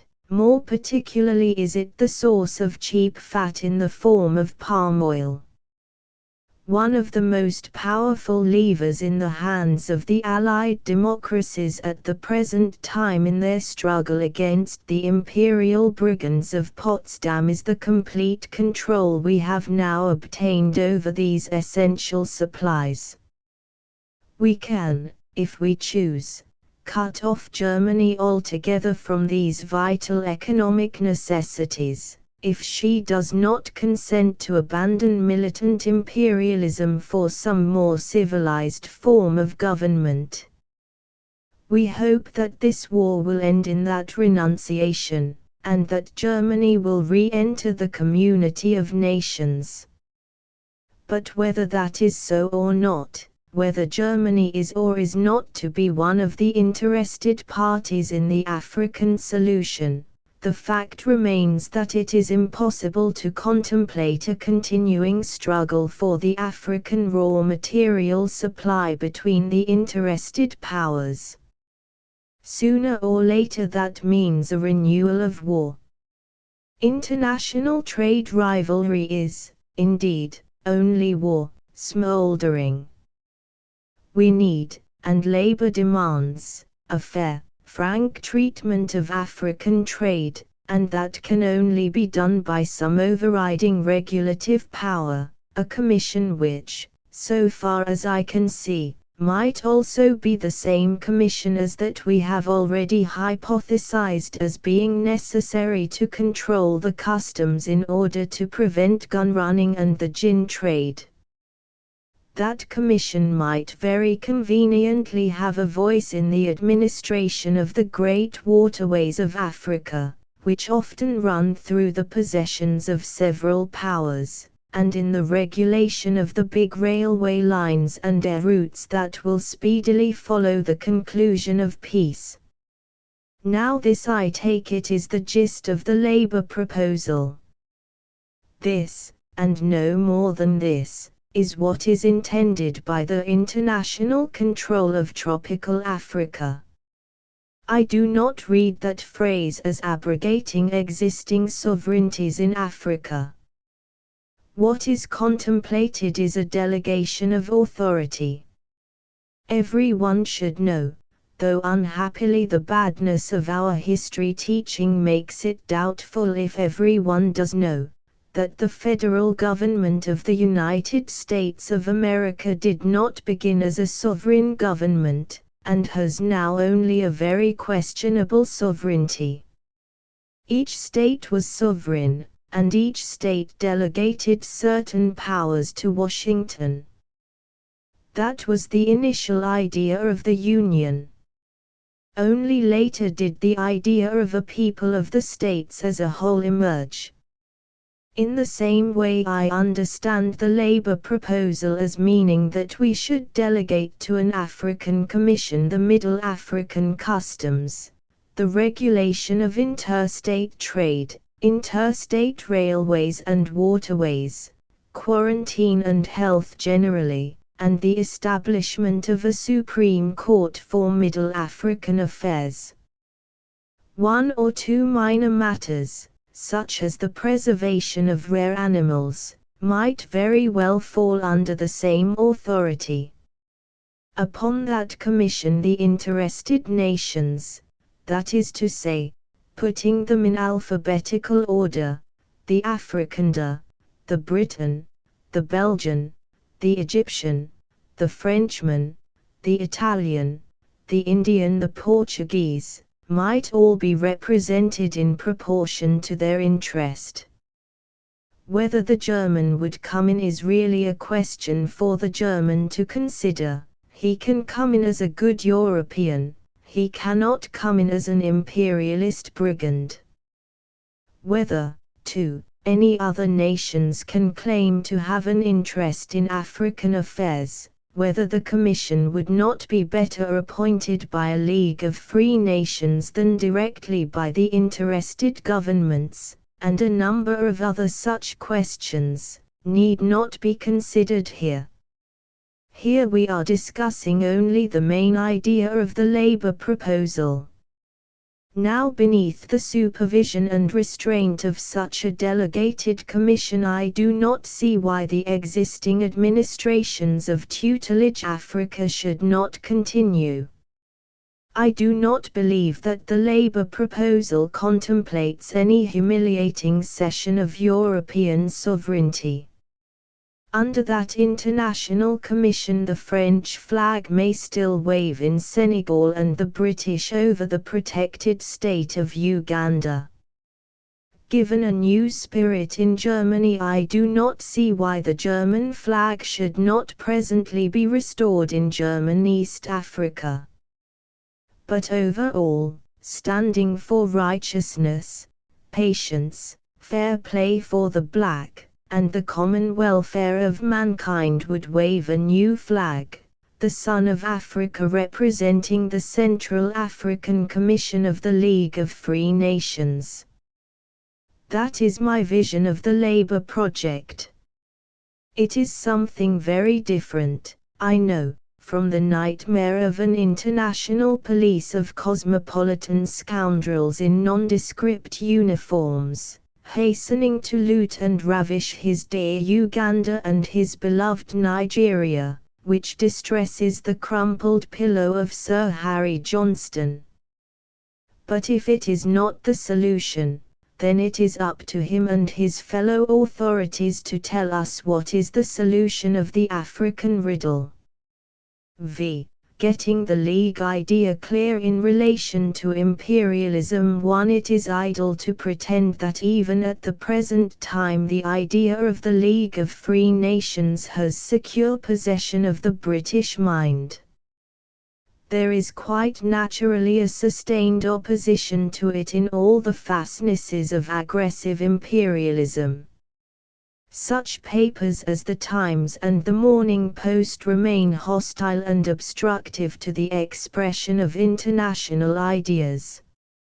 Most of our elder statesmen seem to have learned nothing and forgotten nothing during the years of wildest change the world has ever known.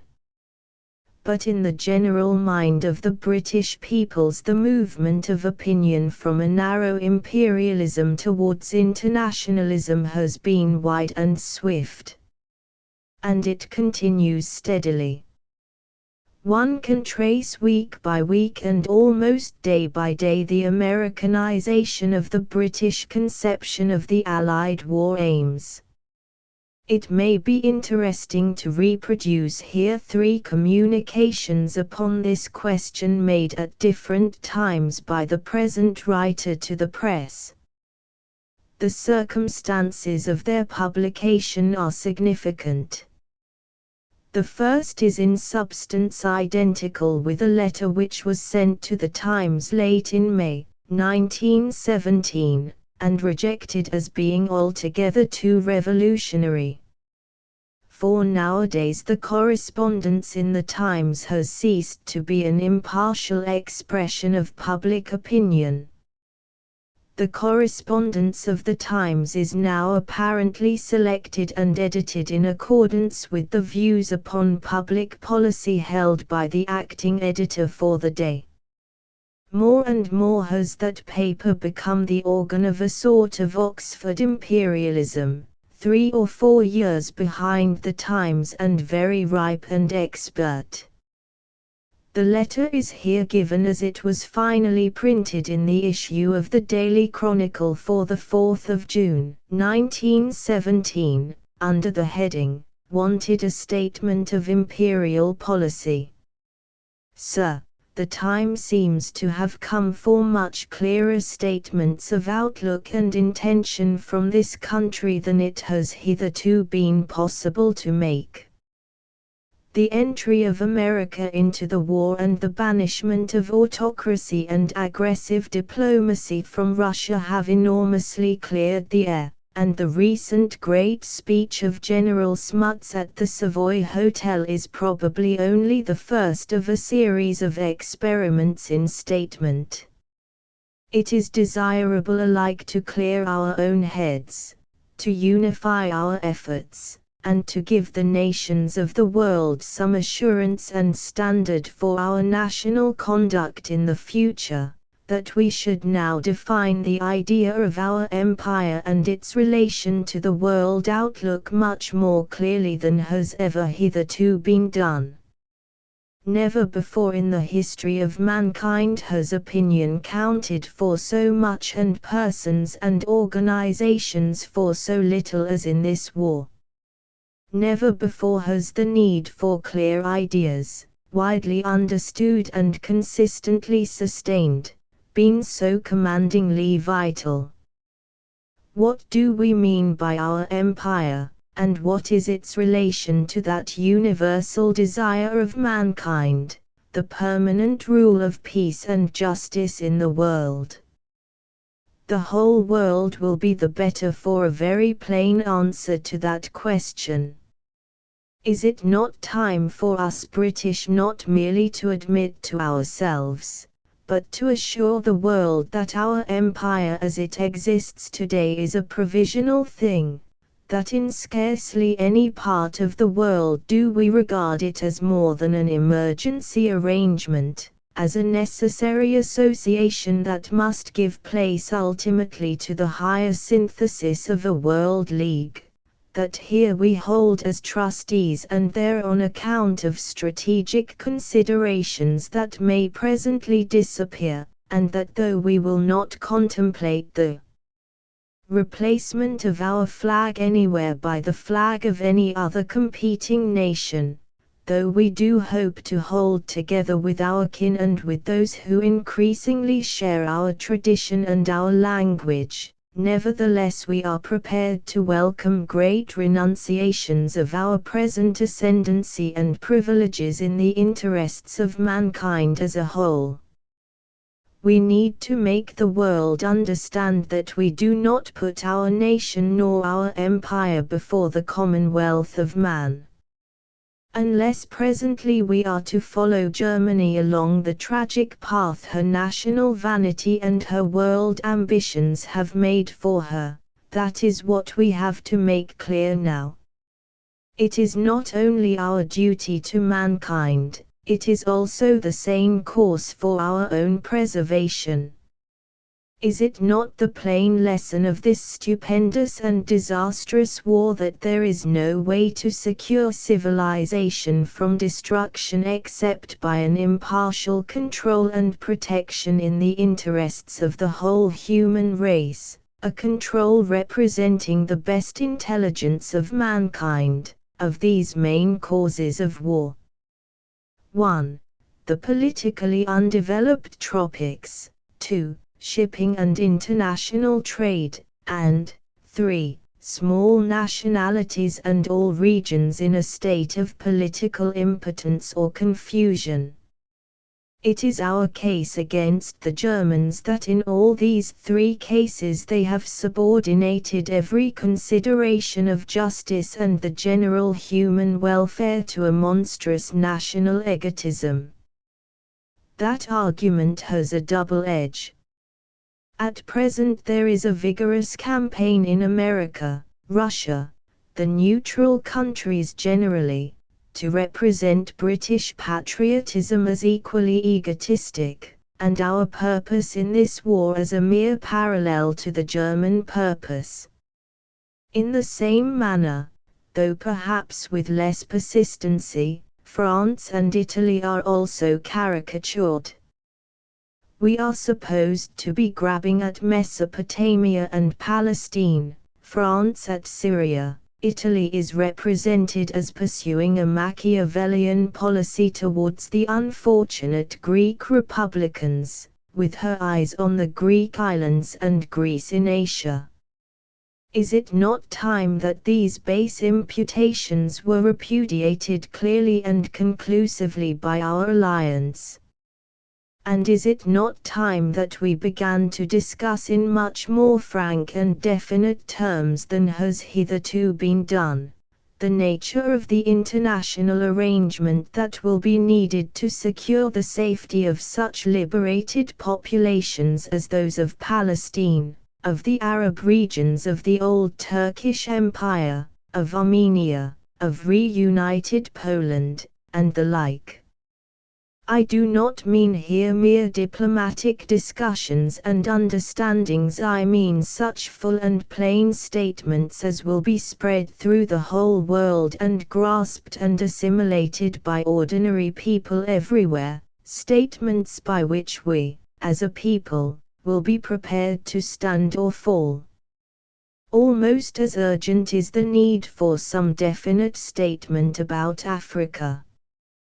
General Smuts has warned not only the empire, but the whole world of the gigantic threat to civilization that lies in the present division of Africa between various keenly competitive European powers, any one of which will be free to misuse the great natural resources at its disposal and to arm millions of black soldiers for aggression. A mere elimination of Germany from Africa will not solve that difficulty. What we have to eliminate is not this nation or that, but the system of national shoving and elbowing, the treatment of Africa as the board for a game of beggar my neighbor and damn the niggers, in which a few syndicates, masquerading as national interests, snatch a profit to the infinite loss of all mankind. We want a lowering of barriers and a unification of interests. We want an international control of these disputed regions, to override nationalist exploitation. The whole world wants it. It is a chastened and reasonable world we live in today, and the time for white reason and the wide treatment of these problems is now. Finally, the time is drawing near when the Egyptian and the nations of India will ask us, are things going on forever here as they go on now, or are we to look for the time when we, too, like the Afrikaner, the Canadian and the Australian, will be your confessed and equal partners? Would it not be wise to answer that question in the affirmative before the voice in which it is asked grows thick with anger? In Egypt, for example, we are either robbers very like, except for a certain difference in touch, the Germans in Belgium, or we are honorable trustees. It is our claim and pride to be honorable trustees. Nothing so becomes a trustee as a cheerful openness of disposition. Great Britain has to table her world policy. It is a thing overdue. No doubt we have already a literature of liberal imperialism and a considerable accumulation of declarations by this statesman or that. But what is needed is a formulation much more representative, official and permanent than that, something that can be put beside President Wilson's clear rendering of the American idea. We want all our peoples to understand, and we want all mankind to understand that our empire is not a net about the world in which the progress of mankind is entangled, but a self-conscious political system working side by side with the other democracies of the earth, preparing the way for, and prepared at last to sacrifice and merge itself in, the World Confederation of Free and Equal Peoples. To this letter was presently followed up by an article in the Daily News, entitled A Reasonable Man's Peace. This article provoked a considerable controversy in the imperialist press, and it was reprinted as a pamphlet by a free trade organization, which distributed over 200,000 copies. It is particularly interesting to note, in view of what follows it, that it was attacked with great virulence in the Evening News, the little fierce mud-throwing brother of the Daily Mail. The international situation at the present time is beyond question the most wonderful that the world has ever seen. There is not a country in the world in which the great majority of sensible people are not passionately desirous of peace, of an enduring peace, and the war goes on. The conditions of peace can now be stated, in general terms that are as acceptable to a reasonable man in Berlin as they are to a reasonable man in Paris or London or Petrograd or Constantinople. There are to be no conquests, no domination of recalcitrant populations, no bitter insistence upon vindictive penalties, and there must be something in the nature of a worldwide League of Nations to keep the peace securely in future, to make the world safe for democracy and maintain international justice. To that the general mind of the world has come today. Why, then, does the waste and killing go on? Why is not the peace conference sitting now? Manifestly because a small minority of people in positions of peculiar advantage, in positions of trust and authority, and particularly the German reactionaries, prevent or delay its assembling. The answer which seems to suffice in all the Allied countries is that the German imperial government alone, stands in the way, that its tradition is incurably a tradition of conquest and aggression, that until German militarism is overthrown, etc. Few people in the Allied countries will dispute that that is broadly true. But is it the whole and complete truth? Is there nothing more to be done on our side? Let us put a question that goes to the very heart of the problem. Why does the great mass of the German people still cling to its incurably belligerent government? The answer to that question is not overwhelmingly difficult. The German people sticks to its militarist imperialism as Mazeppa stuck to his horse, because it is bound to it, and the wolves pursue. The attentive student of the home and foreign propaganda literature of the German government will realize that the case made by German imperialism, the main argument by which it sticks to power, is this: that the Allied governments are also imperialist, that they also aim at conquest and aggression, that for Germany the choice is world empire or downfall and utter ruin. This is the argument that holds the German people stiffly united. For most men in most countries it would be a convincing argument, strong enough to override considerations of right and wrong.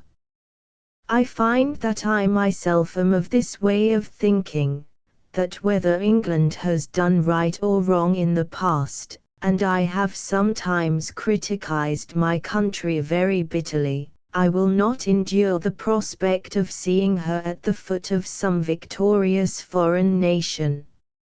Neither will any German who matters. Very few people would respect a German who did. But the case for the Allies is that this great argument by which, and by which alone, the German imperial government keeps its grip upon the German people at the present time, and keeps them facing their enemies, is untrue. The Allies declare that they do not want to destroy the German people, they do not want to cripple the German people, they want merely to see certain gaping wounds inflicted by Germany repaired, and beyond that reasonable requirement they want nothing but to be assured, completely assured, absolutely assured, against any further aggressions on the part of Germany. Is that true? Our leaders say so, and we believe them. We would not support them if we did not. And if it is true, have the statesmen of the Allies made it as transparently and convincingly clear to the German people as possible? That is one of the supreme questions of the present time. We cannot too earnestly examine it, because in the answer to it lies the reason why so many men were killed yesterday on the Eastern and Western Front, so many ships sunk, so much property destroyed, so much human energy wasted forever upon mere destruction, and why tomorrow and the next day and the day after, through many months yet, perhaps, the same killing and destroying must still go on. In many respects this war has been an amazing display of human inadaptability. The military history of the war has still to be written, the grim story of machinery misunderstood, improvements resisted, antiquated methods persisted in, but the broad facts are already before the public mind. After 3 years of war, the air offensive, the only possible decisive blow, is still merely talked of. Not once nor twice only have the Western Allies had victory within their grasp, and failed to grip it. The British cavalry generals wasted the great invention of the tanks as a careless child breaks a toy. At least equally remarkable is the dragging inadaptability of European statecraft. Everywhere the failure of ministers and statesmen to rise to the urgent definite necessities of the present time is glaringly conspicuous. They seem to be incapable even of thinking how the war may be brought to an end. They seem incapable of that plain speaking to the world audience which alone can bring about a peace. They keep on with the tricks and feints of a departed age. Both on the side of the Allies and on the side of the Germans, the declarations of public policy remain childishly vague and disingenuous, childishly diplomatic. They chaffer like happy imbeciles while civilization bleeds to death. It was perhaps to be expected. Few, if any, men of over 45 completely readjust themselves to changed conditions, however novel and challenging the changes may be, and nearly all the leading figures in these affairs are elderly men trained in a tradition of diplomatic ineffectiveness, and now overworked and overstrained to a pitch of complete inelasticity. They go on as if it were still 1913. Could anything be more palpably shifty and unsatisfactory, more senile, more feebly artful, than the recent utterances of the German Chancellor? And, on our own side, let us examine the three leading points about this peace business in which this jaded statecraft is most apparent. Let the reader ask himself the following questions. Does he know what the Allies mean to do with the problem of Central Africa?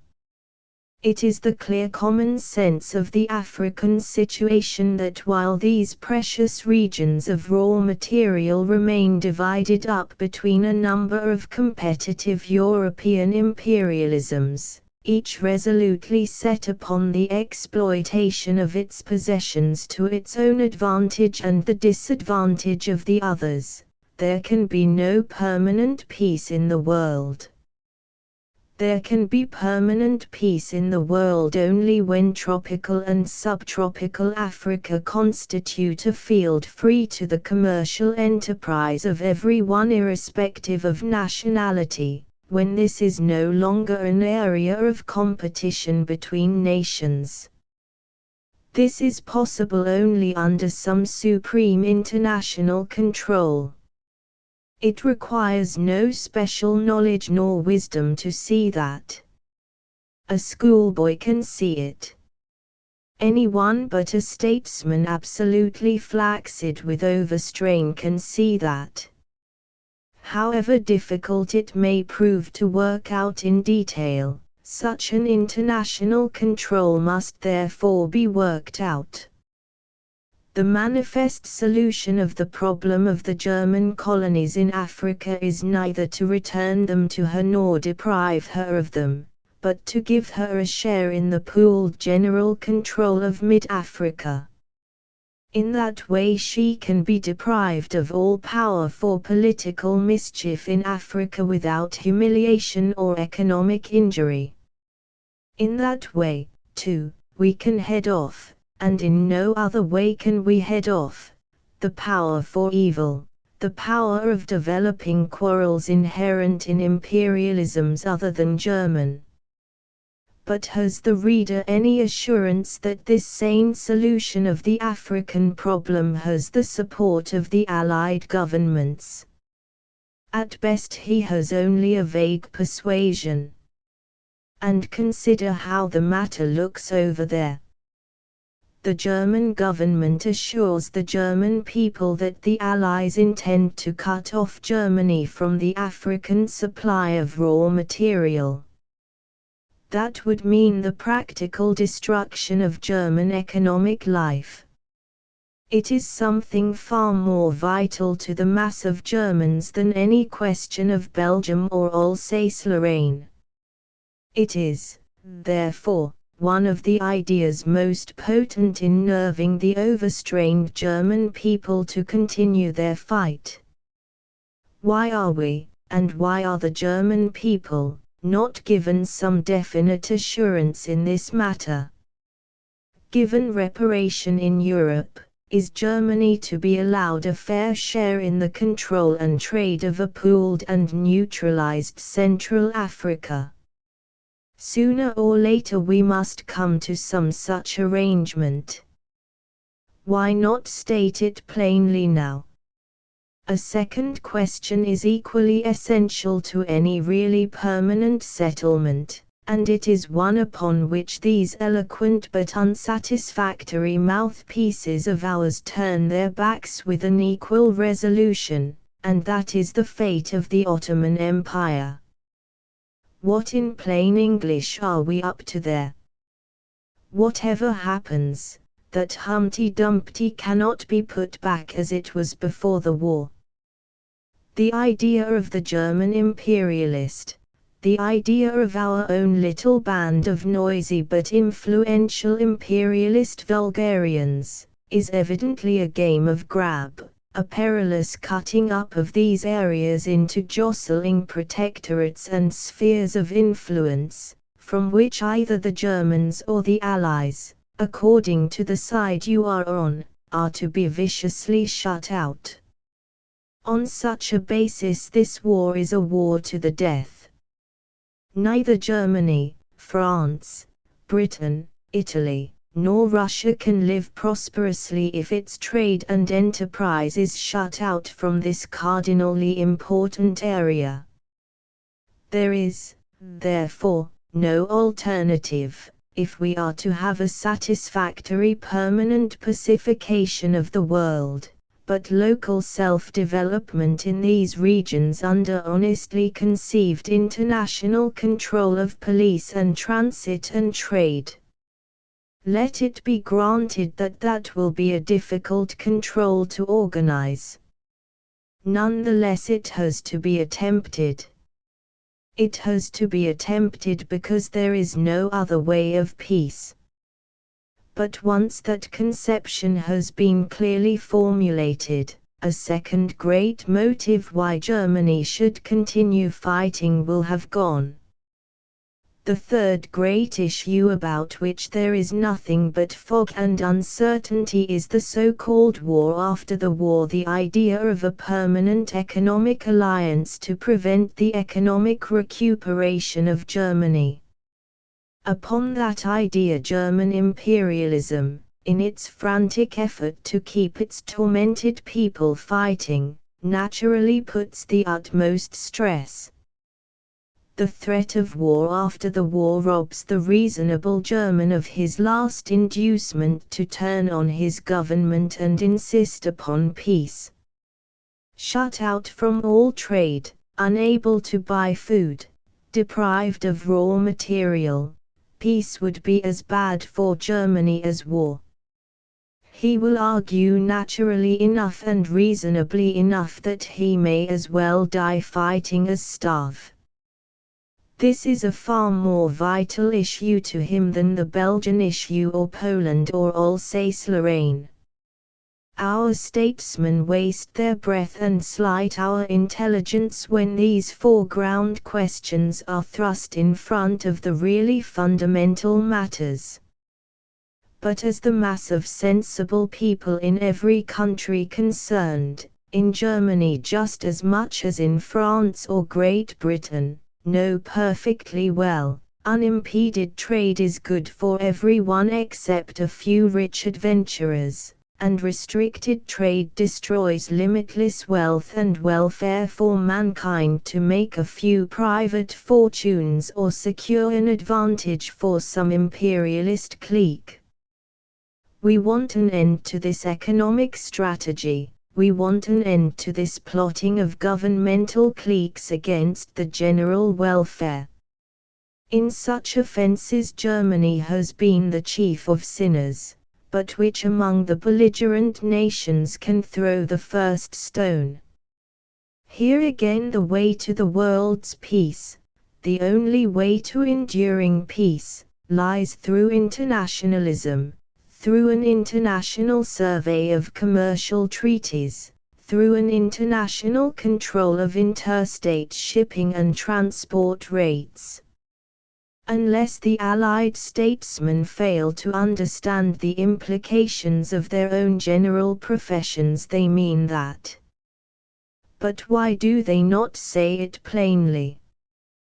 Why do they not shout it so compactly and loudly that all Germany will hear and understand? Why do they justify imperialism to Germany? Why do they maintain a threatening ambiguity towards Germany on all these matters? By doing so they leave Germany no choice but a war of desperation. They underline and endorse the claim of German imperialism that this is a war for bare existence. They unify the German people. They prolong the war. Some weeks later I was able, at the invitation of the editor, to carry the controversy against imperialism into the Daily Mail, which has hitherto counted as a strictly imperialist paper. The article that follows was published in the Daily Mail under the heading, "Are We Sticking to the Point?" A discussion of war aims. Has this war aims controversy really got down to essentials? Is the purpose of this world conflict from first to last too complicated for brevity, or can we boil it down into a statement compact enough for a newspaper article? And if we can, why is there all this voluminous, uneasy, unquenchable disputation about war aims? As to the first question, I would say that the gist of the dispute between the Central Powers and the world can be written easily without undue cramping in an ordinary handwriting upon a postcard. It is the second question that needs answering. And the reason why the second question has to be asked and answered is this, that several of the Allies, and particularly we British, are not being perfectly plain and simple-minded in our answer to the first, that there is a division among us and in our minds, and that our division is making us ambiguous in our behavior, that it is weakening and dividing our action and strengthening and consolidating the enemy, and that unless we can drag this slurred-over division of aim and spirit into the light of day and settle it now, we are likely to remain double-minded to the end of the war, to split our strength while the war continues and to come out of the settlement at the end with nothing nearly worth the strain and sacrifice it has cost us. And first, let us deal with that postcard and say what is the essential aim of the war, the aim to which all other aims are subsidiary. It is, we have heard repeated again and again by every statesman of importance in every Allied country, to defeat and destroy military imperialism, to make the world safe forever against any such deliberate aggression as Germany prepared for 40 years and brought to a climax when she crossed the Belgian frontier in 1914. We want to make anything of that kind on the part of Germany or of any other power henceforth impossible in this world. That is our great aim. Whatever other objects may be sought in this war, no responsible statesman dare claim them as anything but subsidiary to that. One can say, in fact, this is our sole aim, our other aims being but parts of it. Better that millions should die now, we declare, than that hundreds of millions still unborn should go on living, generation after generation, under the black tyranny of this imperialist threat. There is our common agreement. So far, at any rate, we are united. The question I would put to the reader is this: are we all logically, sincerely, and fully carrying out the plain implications of this war aim? Or are we to any extent muddling about with it in such a way as to confuse and disorganize our allies, weaken our internal will, and strengthen the enemy? Now the plain meaning of this supreme declared war aim is that we are asking Germany to alter her ways. We are asking Germany to become a different Germany. Either Germany has to be utterly smashed up and destroyed, or else Germany has to cease to be an aggressive military imperialism. The former alternative is dismissed by most responsible statesmen. They declare that they do not wish to destroy the German people or the German nationality or the civilized life of Germany. I will not enlarge here upon the tedium and difficulties such an undertaking would present. I will dismiss it as being not only impossible, but also as an insanely wicked project. The second alternative, therefore, remains as our war aim. I do not see how the sloppiest reasoner can evade that. As we do not want to kill Germany, we must want to change Germany. If we do not want to wipe Germany off the face of the earth, then we want Germany to become the prospective and trustworthy friend of her fellow nations. And if words have any meaning at all, that is saying that we are fighting to bring about a revolution in Germany. We want Germany to become a democratically controlled state, such as is the United States today, with open methods and pacific intentions, instead of remaining a clenched fist. If we can bring that about, we have achieved our war aim. If we cannot, then this struggle has been for us only such loss and failure as humanity has never known before. But do we, as a nation, stick closely to this clear and necessary, this only possible, meaning of our declared war aim? That great, clear-minded leader among the Allies, that Englishman who more than any other single man speaks for the whole English-speaking and Western-thinking community, President Wilson, has said definitely that this is his meaning. America, with him as her spokesman, is under no delusion. She is fighting consciously for a German revolution as the essential war aim. We in Europe do not seem to be so lucid. I think myself we have been, and are still, fatally and disastrously not lucid. It is high time, and over, that we cleared our minds and got down to the essentials of the war. We have muddled about in blood and dirt and secondary issues long enough. We in Britain are not clear-minded, I would point out, because we are double-minded. No good end is served by trying to ignore in the fancied interests of unity a division of spirit and intention that trips us up at every step. We are, we declare, fighting for a complete change in international methods, and we are bound to stick to the logical consequences of that. We have placed ourselves on the side of democratic revolution against autocratic monarchy, and we cannot afford to go on shilly-shallying with that choice. We cannot in these days of black or white play the part of lukewarm friends to freedom.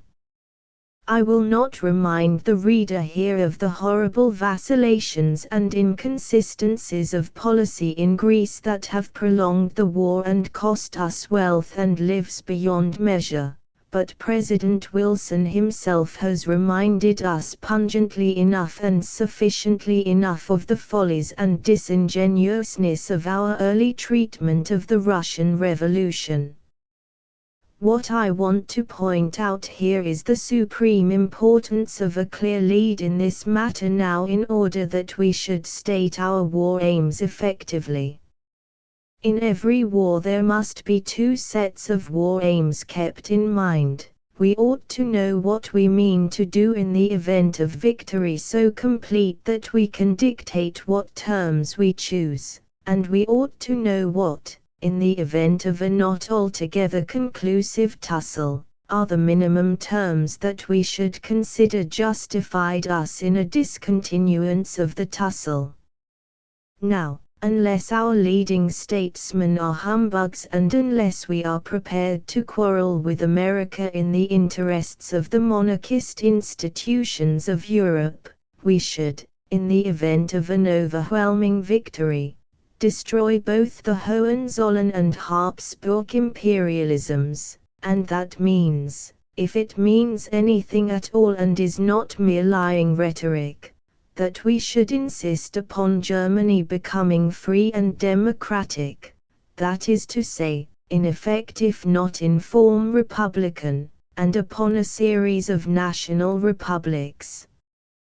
Polish, Hungarian, Serbo-Croatian, Bulgarian, and the like, in Eastern Europe, grouped together if possible into congenial groups, crowned republics it might be in some cases, in the case of the Serb for example, but in no case too much crowned, that we should join with this renascent Germany and with these thus liberalized powers and with our allies and with the neutrals in one great league of free nations, trading freely with one another, guaranteeing each other freedom, and maintaining a world-wide peace and disarmament and a new reign of law for mankind.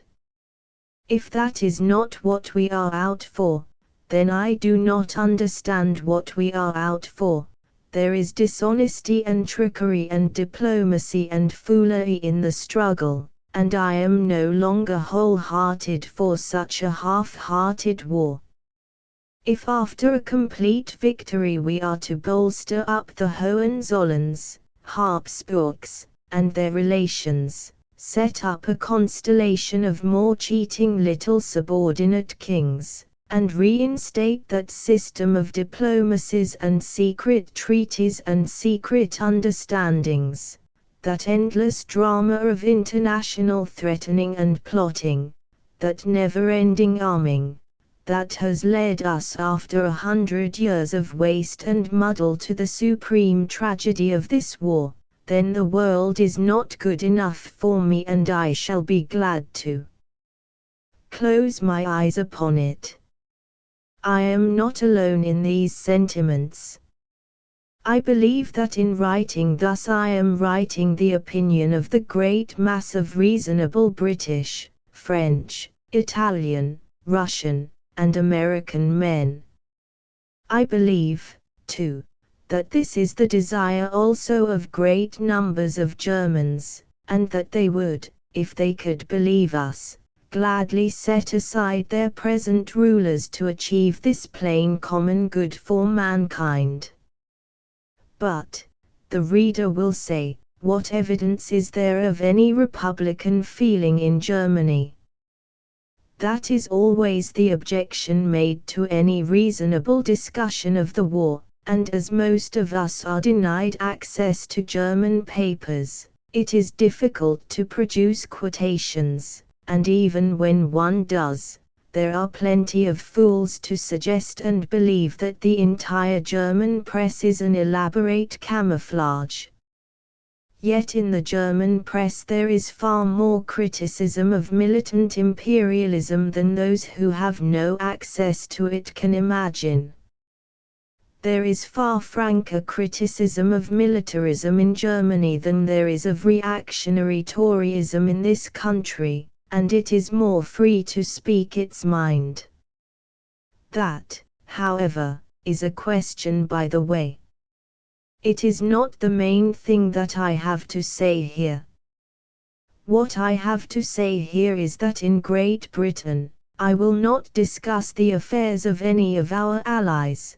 There are groups and classes of people, not numerous, not representative, but placed in high and influential positions and capable of free and public utterance, who are secretly and bitterly hostile to this great war aim, which inspires all the Allied peoples. These people are permitted to deny. Our peculiar censorship does not hamper them, loudly and publicly, that we are fighting for democracy and world freedom. Tosh, they say to our dead in the trenches, you died for a mistake. They jeer at this idea of a League of Nations making an end to war, an idea that has inspired countless brave lads to face death and such pains and hardships as outdo even death itself. They perplex and irritate our allies by propounding schemes for some precious economic League of the British Empire, that is to treat all foreigners with a common base selfishness and stupid hatred, and they intrigue with the most reactionary forces in Russia. These British reactionaries openly, and with perfect impunity, represent our war as a thing as mean and shameful as Germany's attack on Belgium, and they do it because generosity and justice in the world is as terrible to them as dawn is to the creatures of the night. Our Tories blundered into this great war, not seeing whither it would take them. In particular, it is manifest now by 100 signs that they dread the fall of monarchy in Germany and Austria. Far rather would they make the most abject surrenders to the Kaiser than deal with a renascent republican Germany. The recent letter of Lord Lansdowne, urging a peace with German imperialism, was but a feeler from the pacifist side of this most un-English, and unhappily most influential, section of our public life. Lord Lansdowne's letter was the letter of a peer who fears revolution more than national dishonor. But it is the truculent wing of this same anti-democratic movement that is far more active.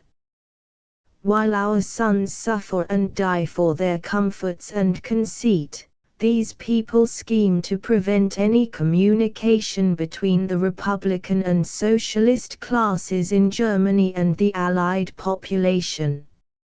At any cost, this class of pampered and privileged traitors intend to have peace while the Kaiser is still on his throne. If not, they face a new world, in which their part will be small indeed. And with the utmost ingenuity they maintain a dangerous vagueness about the Allied peace terms, with the sole object of preventing a revolutionary movement in Germany. Let me put it to the reader exactly why our failure to say plainly and exactly and conclusively what we mean to do about a score of points, and particularly about German economic life after the war, paralyzes the penitents and friends and helpers that we could now find in Germany. Let me ask the reader to suppose himself a German in Germany at the present time. Of course, if he was, he is sure that he would hate the Kaiser as the source of this atrocious war. He would be bitterly ashamed of the Belgian iniquity, of the submarine murders, and a score of such stains upon his national honor, and he would want to alter his national system and make peace. Hundreds of thousands of Germans are in that mood now. But as most of us have had to learn, a man may be bitterly ashamed of this or that incident in his country's history. What Englishman, for instance, can be proud of Glencoe? He may disbelieve in half its institutions and still love his country far too much to suffer the thought of its destruction. I prefer to see my country right, but if it comes to the pinch and my country sins, I will fight to save her from the destruction her sins may have brought upon her. That is the natural way of a man. But suppose a German wished to try to start a revolutionary movement in Germany at the present time. Have we given him any reason at all for supposing that a Germany liberated and democratized, but, of course, divided and weakened as she would be bound to be in the process, would get better terms from the Allies than a Germany still facing them, militant, imperialist, and wicked? He would have no reason for believing anything of the sort. If we Allies are honest, then if a revolution started in Germany today, we should if anything lower the price of peace to Germany. But these people who pretend to lead us will state nothing of the sort. For them a revolution in Germany would be the signal for putting up the price of peace. At any risk they are resolved that German revolution shall not happen.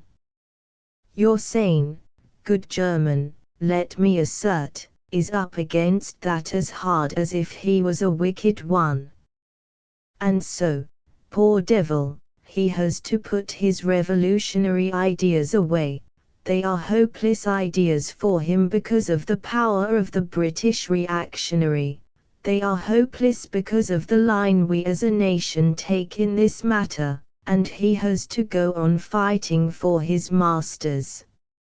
A plain statement of our war aims that did no more than set out honestly and convincingly the terms the Allies would make with a democratic republican Germany, republican I say, because where a scrap of Hohenzollern is left today there will be a fresh militarism tomorrow, would absolutely revolutionize the internal psychology of Germany. We should no longer face a solid people. We should have replaced the false issue of Germany and Britain fighting for the hegemony of Europe, the lie upon which the German government has always traded, and in which our extreme Tory press has always supported the German government, by the true issue, which is freedom versus imperialism, the League of Nations versus that net of diplomatic roguery and of aristocratic, plutocratic, and autocratic greed and conceit which dragged us all into this vast welter of bloodshed and loss. 6. The war aims of the Western Allies here, quite compactly, is the plain statement of the essential cause and process of the war to which I would like to see the Allied Foreign Offices subscribe, and which I would like to have placed plainly before the German mind. It embodies much that has been learnt and thought out since this war began, and I think it is much truer and more fundamental than that mere raging against German militarism upon which our politicians and press still so largely subsist. The enormous development of war methods and war material within the last 50 years has made war so horrible and destructive that it is impossible to contemplate a future for mankind from which it has not been eliminated. The increased facilities of railway, steamship, automobile travel and air navigation have brought mankind so close together that ordinary human life is no longer safe anywhere in the boundaries of the little states in which it was once secure. In some fashion it is now necessary to achieve sufficient human unity to establish a world peace and save the future of mankind. In one or other of two ways only is that unification possible. Either men may set up a common league to keep the peace of the earth, or one state must ultimately become so great and powerful as to repeat for all the world what Rome did for Europe 2000 years ago. Either we must have human unity by a league of existing states or by an imperial conquest. The former is now the declared aim of our country and its allies, the latter is manifestly the ambition of the present rulers of Germany.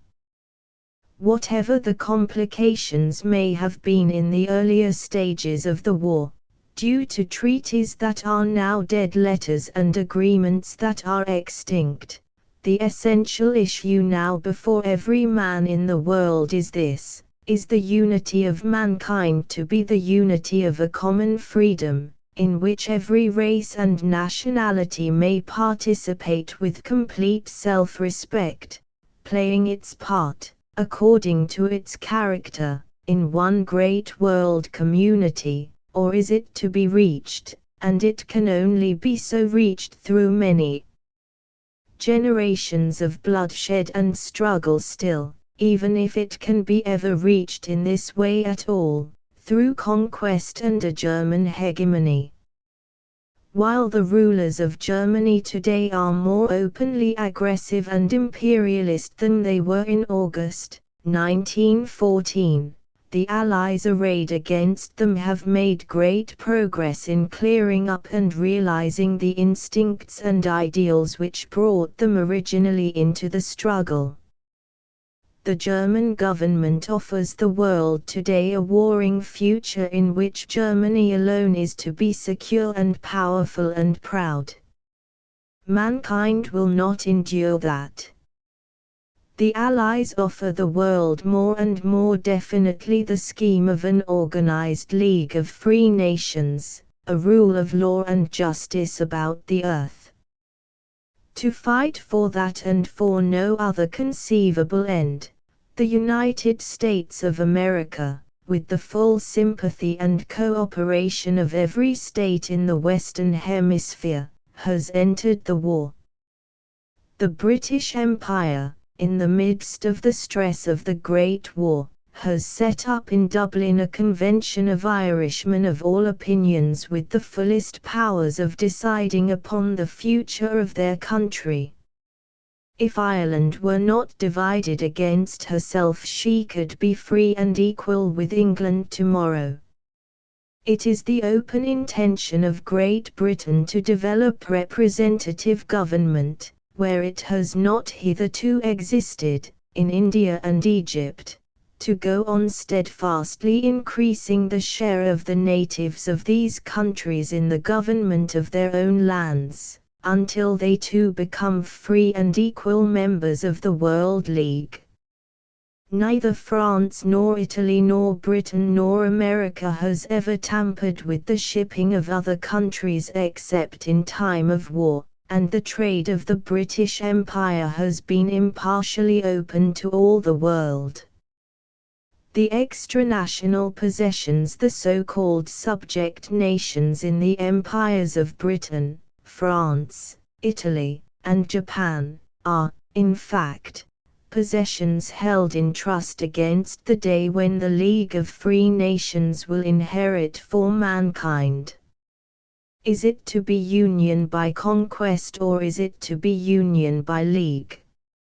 For any sort of man except the German, the question is, will you be a free citizen or will you be an underling to the German imperialism? For the German now the question is a far graver and more tragic one. For him it is this: you belong to a people not now increasing very rapidly, a numerous people, but not so numerous as some of the great peoples of the world, a people very highly trained, very well drilled and well armed, perhaps as well trained and drilled and equipped as ever it will be. The collapse of Russian imperialism has made you safe if now you can get peace. And you can get a peace now that will neither destroy you nor humiliate you nor open up the prospect of fresh wars. The Allies offer you such a peace. To accept it, we must warn you plainly, means refusing to go on with the manifest intentions of your present rulers, which are to launch you and your children's children upon a career of struggle for war predominance, which may no doubt inflict untold deprivations and miseries upon the rest of mankind, but whose end in the long run, for Germany and things German, can be only judgment and death. In such terms as these the Oceanic Allies could now state their war will and carry the world straightway into a new phase of human history. They could, but they do not. For alas, not one of them is free from the entanglements of past things. When we look for the wisdom of statesmen we find the cunning of politicians. When open speech and plain reason might save the world, courts, bureaucrats, financiers and profiteers conspire. 7. The future of monarchy. From the very outset of this war it was manifest to the clear-headed observer that only the complete victory of German imperialism could save the dynastic system in Europe from the fate that it had challenged. That curious system had been the natural and unplanned development of the political complications of the 17th and 18th centuries. Two systems of monarchies, the Bourbon system and the German, then ruled Europe between them. With the latter was associated the tradition of the European unity under the Roman Empire. All the Germanic monarchs had an itch to be called Caesar. The Kaiser of the Austro-Hungarian Empire and the Czar had, so to speak, the prior claim to the title. The Prussian king set up as a Caesar in 1871. Queen Victoria became the Caesar of India, Kaiser I Hind, under the auspices of Lord Beaconsfield. And last and least, that most detestable of all Coburgers, Ferdinand of Bulgaria, gave Kaiserism a touch of quaint absurdity by setting up as Tsar of Bulgaria. The weakening of the Bourbon system by the French Revolution and the Napoleonic adventure cleared the way for the complete ascendancy of the Germanic monarchies in spite of the breaking away of the United States from that system. After 1871, a constellation of quasi-divine Teutonic monarchs, of which the German Emperor, the German Queen Victoria, the German Tsar, were the greatest stars, formed a caste apart, intermarried only among themselves, dominated the world and was regarded with a mystical awe by the ignorant and foolish in most European countries. The marriages, the funerals, the coronations, the obstetrics of this amazing breed of idols were matters of almost universal worship. The Tsar and Queen Victoria professed also to be the heads of religion upon earth. The court-centered diplomacies of the more firmly rooted monarchies steered all the great liberating movements of the 19th century into monarchical channels. Italy was made a monarchy, Greece, the motherland of republics, was handed over to a needy scion of the Danish royal family. The sturdy peasants of Bulgaria suffered from a kindred imposition. Even Norway was saddled with as much of a king as it would stand, as a condition of its independence. At the dawn of the 20th century, republican freedom seemed a remote dream beyond the confines of Switzerland and France, and it had no very secure air in France. Reactionary scheming has been an intermittent fever in the French Republic for 46 years. The French Foreign Office is still undemocratic in tradition and temper. But for the restless disloyalty of the Hohenzollerns, this German kingly caste might be dominating the world to this day. Of course, the stability of this Teutonic dynastic system in Europe, which will presently seem to the student of history so curious a halting place upon the way to human unity, rested very largely upon the maintenance of peace. It was the failure to understand this on the part of the German and Bulgarian rulers in particular that has now brought all monarchy to the question. The implicit theory that supported the intermarrying German royal families in Europe was that their interrelationship and their aloofness from their subjects was a mitigation of national and racial animosities. In the days when Queen Victoria was the grandmother of Europe, this was a plausible argument. King, Tsar and Emperor, or Emperor and Emperor would meet, and it was understood that these meetings were the lubrication of European affairs. The monarchs married largely, conspicuously, and very expensively for our good. Royal funerals, marriages, christenings, coronations, and jubilees interrupted traffic and stimulated trade everywhere. They seemed to give a raison d'être for mankind. It is the Emperor William and the Tsar Ferdinand who have betrayed not only humanity but their own strange caste by shattering all these pleasant illusions. The wisdom of Kant is justified, and we know now that kings cause wars. It needed the shock of the Great War to bring home the wisdom of that old Scotchman of Königsberg to the mind of the ordinary man. Moreover, in support of the dynastic system was the fact that it did exist as the system in possession, and all prosperous and intelligent people are chary of disturbing existing things. Life is full of vestigial structures, and it is a long way to logical perfection. Let us keep on, they would argue, with what we have. And another idea which, rightly or wrongly, made men patient with the emperors and kings was an exaggerated idea of the insecurity of republican institutions. You can still hear very old dull men say gravely that kings are better than pronunciamentos.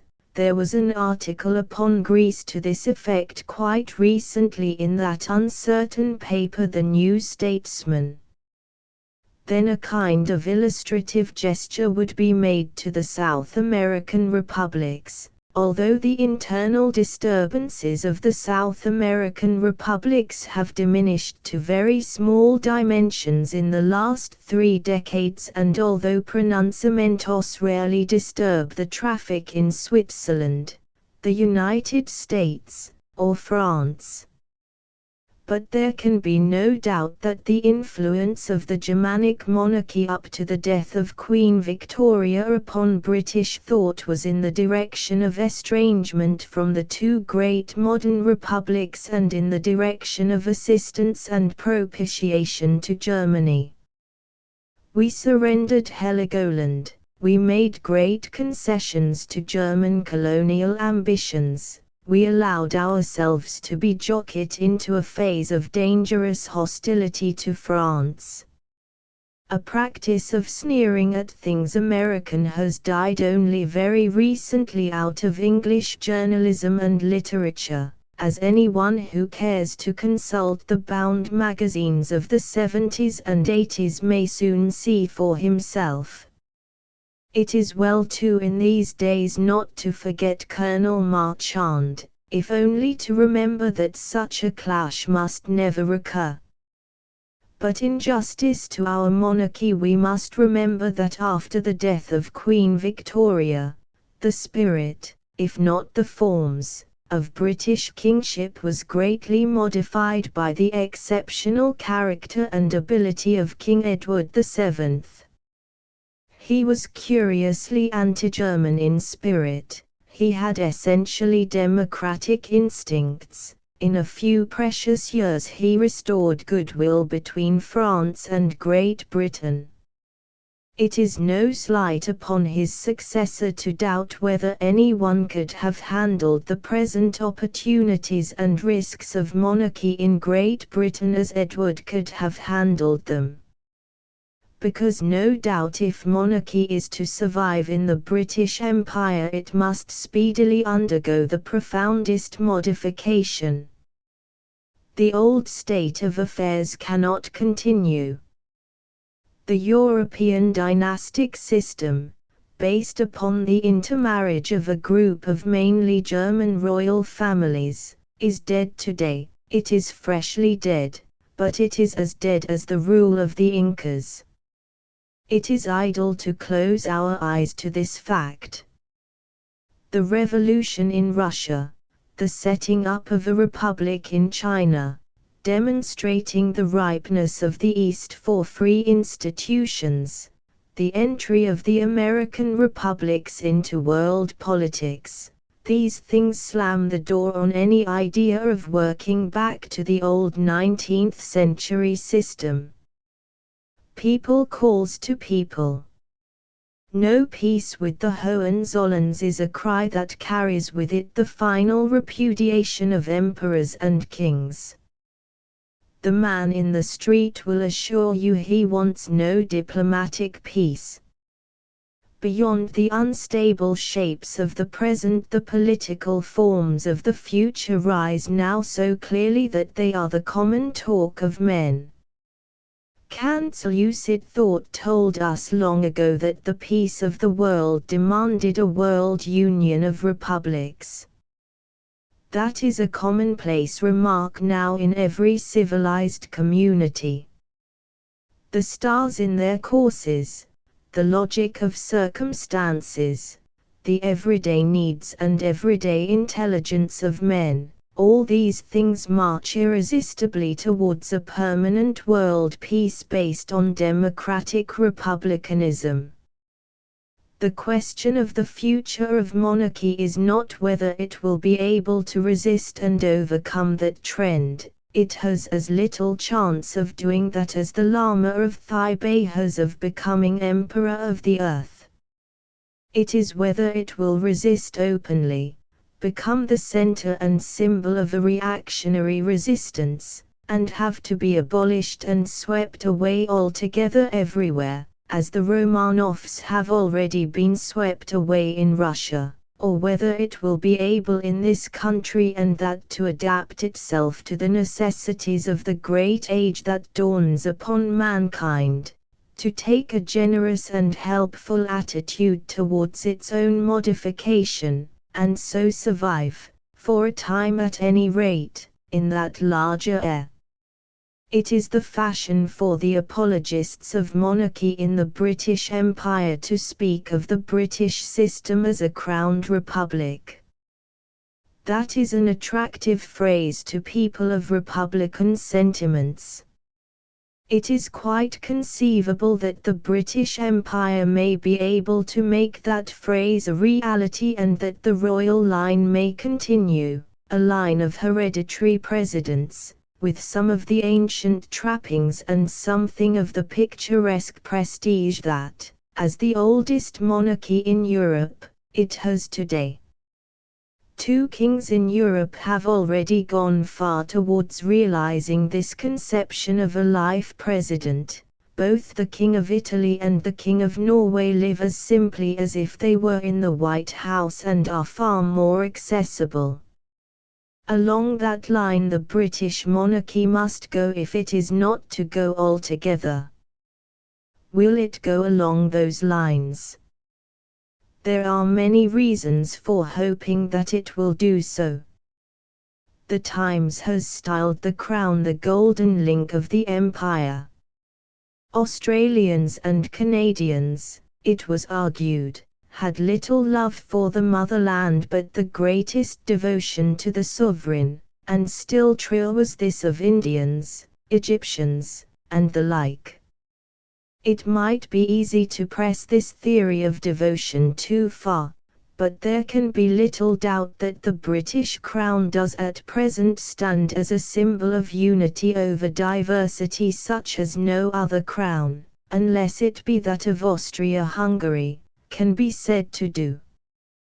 The British Crown is not like other crowns. It may conceivably take a line of its own and emerge, possibly a little more like a hat and a little less like a crown, from trials that may destroy every other monarchical system in the world. Now many things are going on behind the scenes, many little indications peep out upon the speculative watcher and vanish again, but there is very little that is definite to go upon at the present time to determine how far the monarchy will rise to the needs of this great occasion. Certain acts and changes, the initiative to which would come most gracefully from royalty itself, could be done at this present time. They may be done quite soon. Upon the doing of them wait great masses of public opinion. The first of these things is for the British monarchy to sever itself definitely from the German dynastic system, with which it is so fatally entangled by marriage and descent, and to make its intention of becoming henceforth more and more British in blood as well as spirit, unmistakably plain. This idea has been put forth quite prominently in the Times. The King has been asked to give his countenance to the sweeping away of all those restrictions first set up by George III, upon the marriage of the royal princes with British, French and American subjects. The British Empire is very near the limit of its endurance of a kingly caste of Germans. The choice of British royalty between its peoples and its cousins cannot be indefinitely delayed. Were it made now publicly and boldly, there can be no doubt that the decision would mean a renascence of monarchy, a considerable outbreak of royalist enthusiasm in the empire. There are times when a king or queen must need be dramatic and must a little anticipate occasions. It is not seemly to make concessions perforce. Kings may not make obviously unwilling surrenders. It is the indecisive kings who lose their crowns. No doubt the Anglicization of the royal family by national marriages would gradually merge that family into the general body of the British peerage.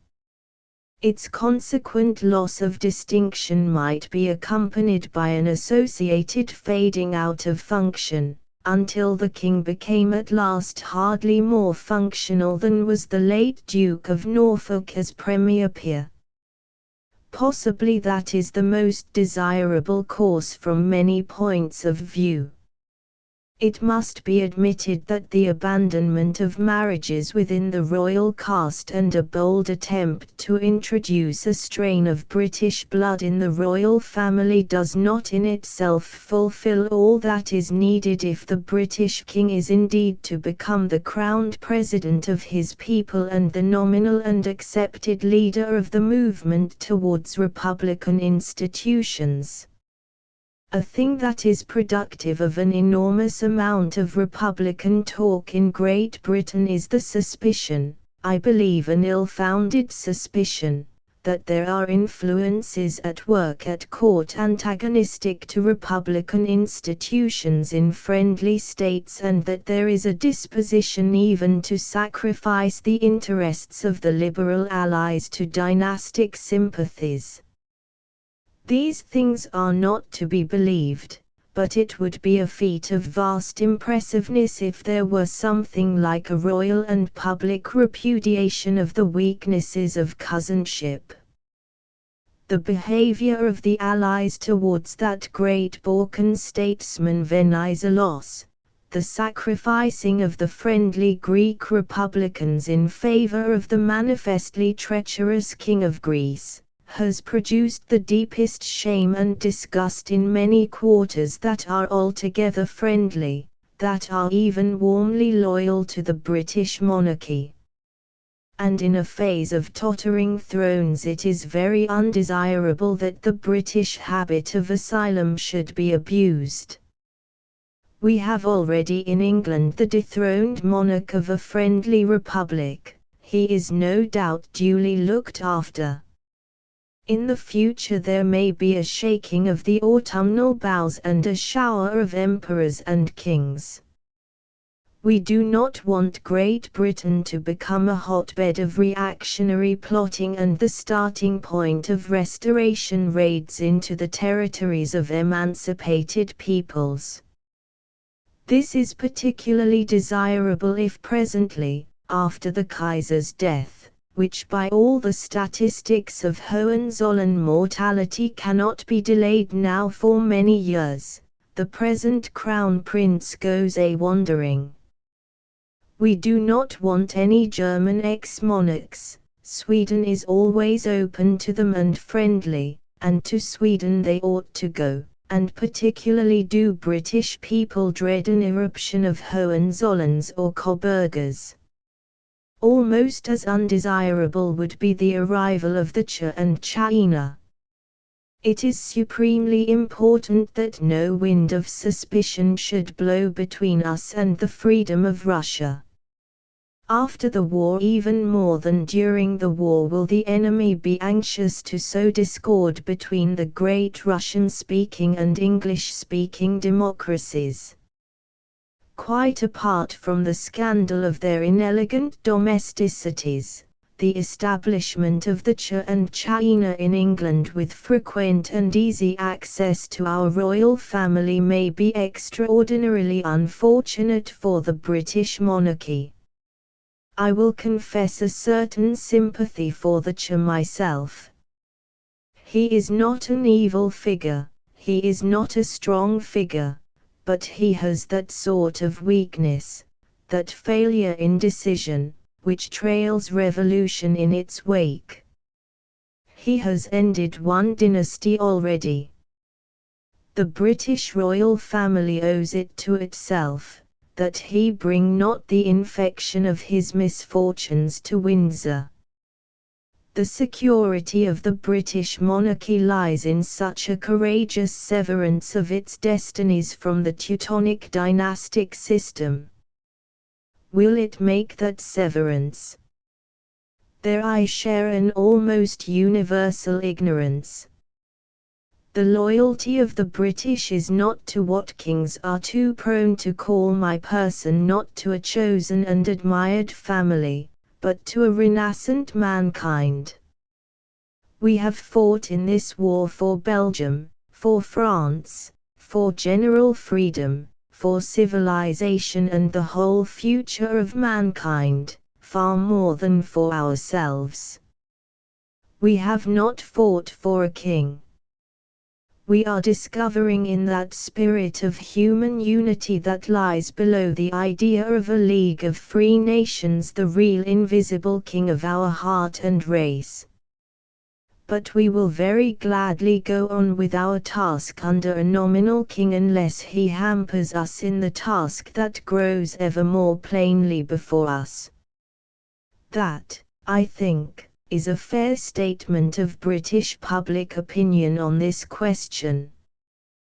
But every day when I am in London I walk past Buckingham Palace to lunch at my club, and I look at that not very expressive frigate and wonder, and we all wonder, what thoughts are going on behind it and what acts are being conceived there. Out of it there might yet come some gesture of acceptance magnificent enough to set beside President Wilson's magnificent declaration of war. These are things in the scales of fate. I will not pretend to be able to guess even which way the scales will swing. 8. The plain necessity for a league, great as the sacrifices of prejudice and preconception which any effective realization of this idea of a League of Free Nations will demand, difficult as the necessary delegations of sovereignty must be, nonetheless are such sacrifices and difficulties unavoidable. People in France and Italy and Great Britain and Germany alike have to subdue their minds to the realization that some such league is now a necessity for them if their peace and national life are to continue. There is no prospect before them but either some such league or else great humiliation and disastrous warfare driving them down towards social dissolution. And for the United States it is only a question of a little longer time before the same alternatives have to be faced. Whether this war ends in the complete defeat of Germany and German imperialism, or in a revolutionary modernization of Germany, or in a practical triumph for the Hohenzollerns, are considerations that affect the nature and scope of the League, but do not affect its essential necessity. In the first two cases the League of Free Nations will be a world league including Germany as a principal partner. In the latter case the League of Free Nations will be a defensive league standing steadfast against the threat of a world imperialism, and watching and restraining with one common will the homicidal maniac in its midst. But in all these cases there can be no great alleviation of the evils that now blacken and threaten to ruin human life altogether, unless all the civilized and peace-seeking peoples of the world are pledged and locked together under a common law and a common world policy. There must rather be an intensification of these evils. There must be wars more evil than this war continuing this war, and more destructive of civilized life. There can be no peace and hope for our race but an organized peace and hope, armed against disturbance as a state is armed against mad, ferocious, and criminal men. Now, there are two chief arguments, running one into the other, for the necessity of merging our existing sovereignties into a greater and, if possible, a worldwide league. The first is the present geographical impossibility of nearly all the existing European states and empires, and the second is the steadily increasing disproportion between the tortures and destructions inflicted by modern warfare and any possible advantages that may arise from it. Underlying both arguments is the fact that modern developments of mechanical science have brought the nations of Europe together into too close a proximity. This present war, more than anything else, is a violent struggle between old political ideas and new antagonistic conditions. It is the unhappy usage of our schools and universities to study the history of mankind only during periods of mechanical unprogressiveness. The historical ideas of Europe range between the time when the Greeks were going about the world on foot or horseback or in galleys or sailing ships to the days when Napoleon, Wellington, and Nelson were going about at very much the same pace in much the same vehicles and vessels. At the advent of steam and electricity the muse of history holds her nose and shuts her eyes. Science will study and get the better of a modern disease, as, for example, sleeping sickness, in spite of the fact that it has no classical standing. But our history schools would be shocked at the bare idea of studying the effect of modern means of communication upon administrative areas, large or small. This defect in our historical training has made our minds politically sluggish. We fail to adapt readily enough. In small things and great alike we are trying to run the world in areas marked out in or before the 18th century, regardless of the fact that a man or an army or an aeroplane can get in a few minutes or a few hours to points that it would have taken days or weeks to reach under the old foot and horse conditions. That matters nothing to the learned men who instruct our statesmen and politicians. It matters everything from the point of view of social and economic and political life. And the grave fact to consider is that all the great states of Europe, except for the unification of Italy and Germany, are still much of the size and in much the same boundaries that made them strong and safe in the 18th century, that is to say, in the closing years of the foot-horse period. The British Empire grew and was organized under those conditions, and had to modify itself only a little to meet the needs of steam shipping. All over the world are its linked possessions and its ports and coaling stations and fastnesses on the trade routes. And British people still look at the red-splashed map of the world with the profoundest self-satisfaction, blind to the swift changes that are making that scattered empire, if it is to remain an isolated system, almost the most dangerous conceivable.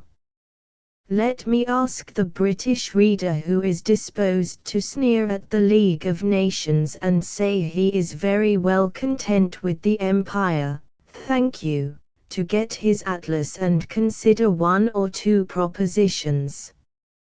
And, first, let him think of aviation. I can assure him, because upon this matter I have some special knowledge, that long-distance air travel for men, for letters and light goods and for bombs, is continually becoming more practicable. But the air routes that air transport will follow must go over a certain amount of land, for this reason that every few hundred miles at the longest the machine must come down for petrol.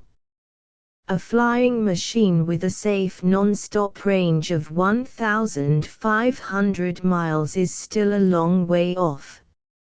It may indeed be permanently impracticable because there seems to be an upward limit to the size of an aeroplane engine. And now will the reader take the map of the world and study the air routes from London to the rest of the empire. He will find them perplexing, if he wants them to be all red. Happily this is not a British difficulty only. Will he next study the air routes from Paris to the rest of the French possessions? And, finally, will he study the air routes out of Germany to anywhere? The Germans are as badly off as any people. But we are all badly off. So far as world air transit goes, any country can, if it chooses, choke any adjacent country. Directly any trade difficulty breaks out, any country can begin a vexatious campaign against its neighbor's air traffic. It can oblige it to alight at the frontier, to follow prescribed routes, to land at specified places on those routes and undergo examinations that will waste precious hours. But so far as I can see, no European statesman, German or Allied, have begun to give their attention to this amazing difficulty. Without a great pooling of air control, either a worldwide pooling or a pooling at least of the Atlantic-Mediterranean allies in one air league, the splendid peace possibilities of air transport, and they are indeed splendid, must remain very largely a forbidden possibility to mankind. And as a second illustration of the way in which changing conditions are altering political questions, let the reader take his atlas and consider the case of that impregnable fastness, that great naval station, that key to the Mediterranean, Gibraltar. British boys are brought up on Gibraltar and the Gibraltar idea. To the British imagination, Gibraltar is almost as sacred a national symbol as the lions in Trafalgar Square. Now, in his atlas the reader will almost certainly find an inset map of this valuable possession, colored bright red. The inset map will have attached to it a small scale of miles. From that he will be able to satisfy himself that there is not an inch of the rock anywhere that is not within 5 miles or less of Spanish land, and that there is rather more than a semicircle of hills round the rock within a range of 7 or 8 miles. That is much less than the range of a 16-inch gun. In other words, the Spaniards are in a position to knock Gibraltar to bits whenever they want to do so, or to smash and sink any ships in its harbor. They can hit it on every side. Consider, moreover, that there are long sweeps of coast north, south, and west of the rock, from which torpedoes could be discharged at any ship that approached. Inquire further where on the rock an aeroplane can land. And having ascertained these things, ask yourself what is the present value of Gibraltar. I will not multiply disagreeable instances of this sort, though it would be easy enough to do so in the case both of France and Italy as well as of Great Britain.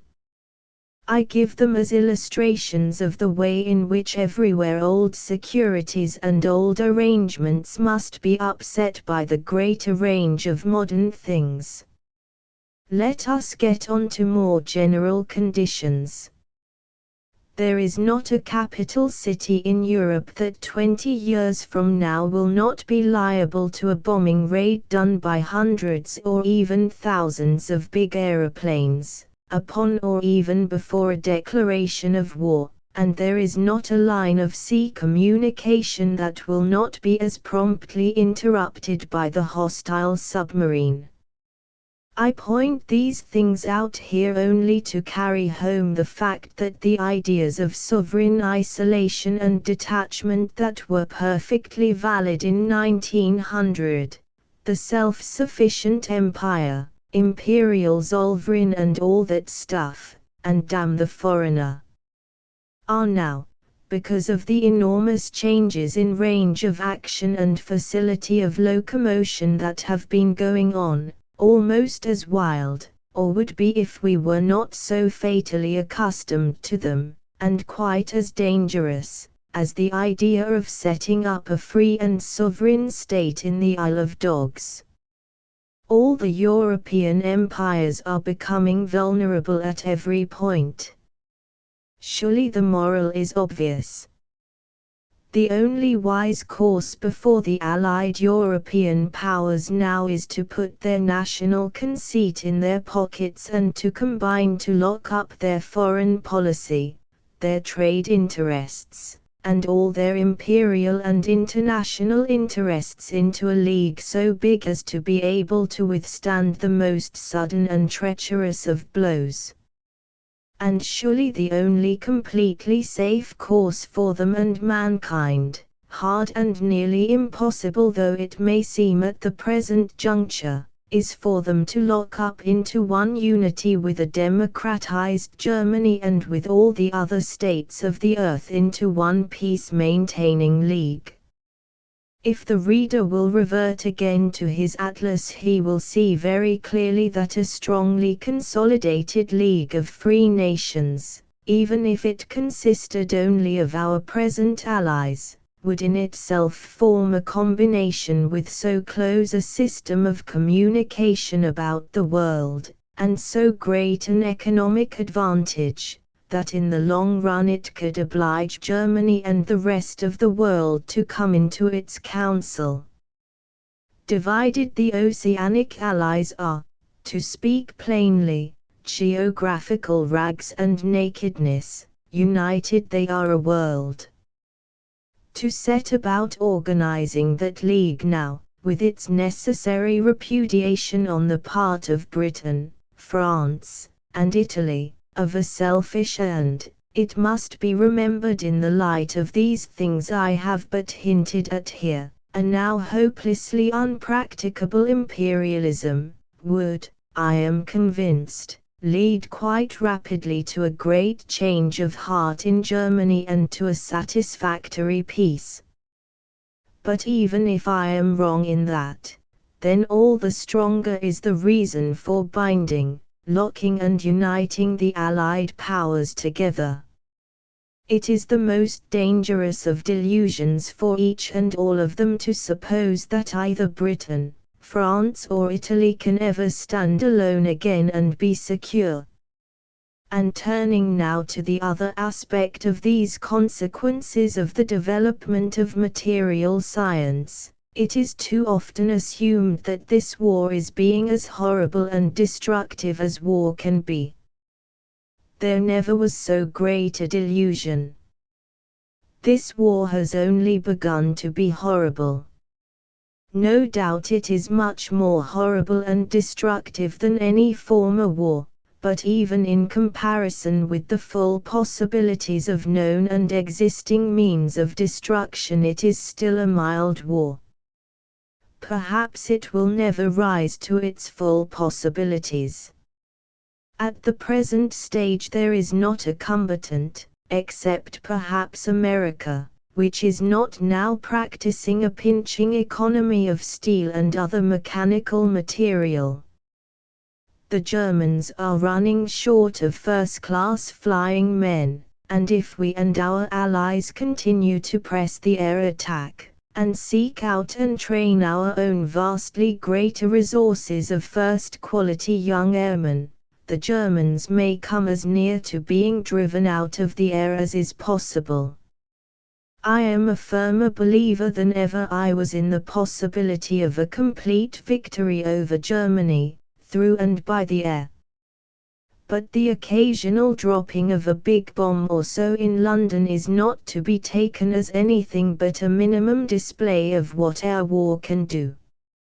In a little while now our alliance should be in a position to commence day and night continuous attacks upon the Rhine towns. Not our long raids such as London knows, but week-long raids. Then and then only shall we be able to gauge the really horrible possibilities of the air war. They are in our hands and not in the hands of the Germans. In addition, the Germans are at a huge disadvantage in their submarine campaign. Their submarine campaign is only the feeble shadow of what a submarine campaign might be. Turning again to the atlas, the reader can see for himself that the German and Austrian submarines are obliged to come out across very narrow fronts.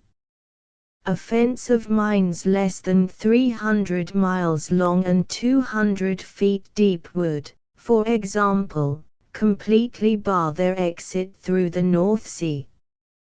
The U-boats run the gauntlet of that long narrow sea and pay a heavy toll to it. If only our Admiralty would tell the German public what that toll is now, there would come a time when German seamen would no longer consent to go down in them.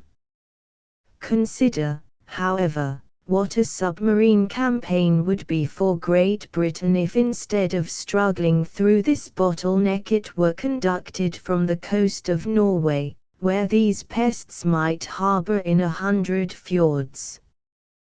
Consider too what this weapon may be in 20 years' time in the hands of a country in the position of the United States.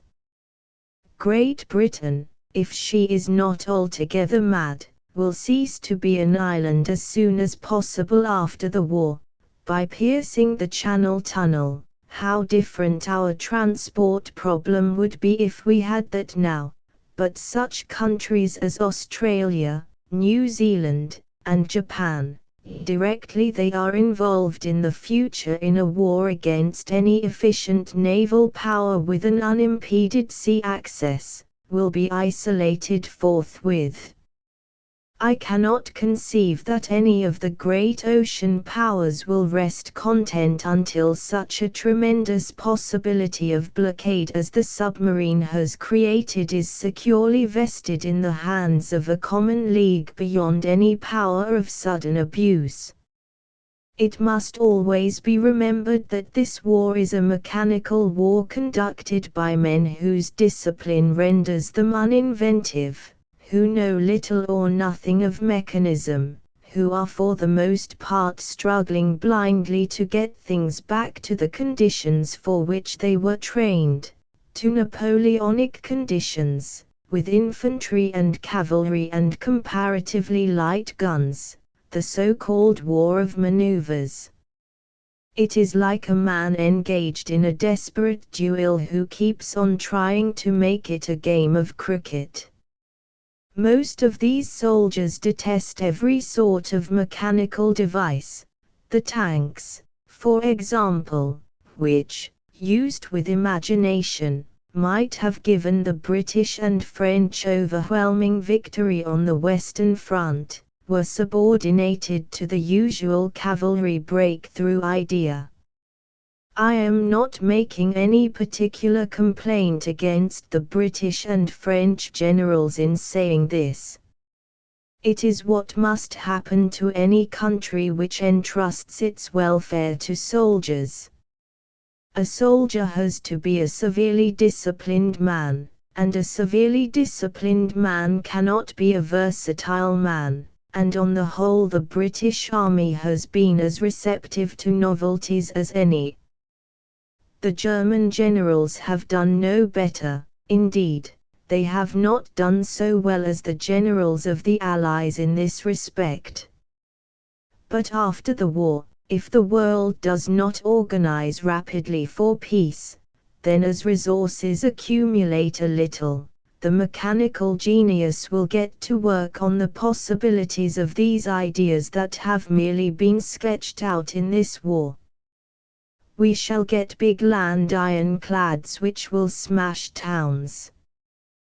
We shall get air offensives. Let the experienced London reader think of an air raid going on hour after hour, day after day, that will really burn out and wreck towns, that will drive people mad by the thousand. We shall get a very complete cessation of sea transit. Even land transit may be enormously hampered by aerial attack.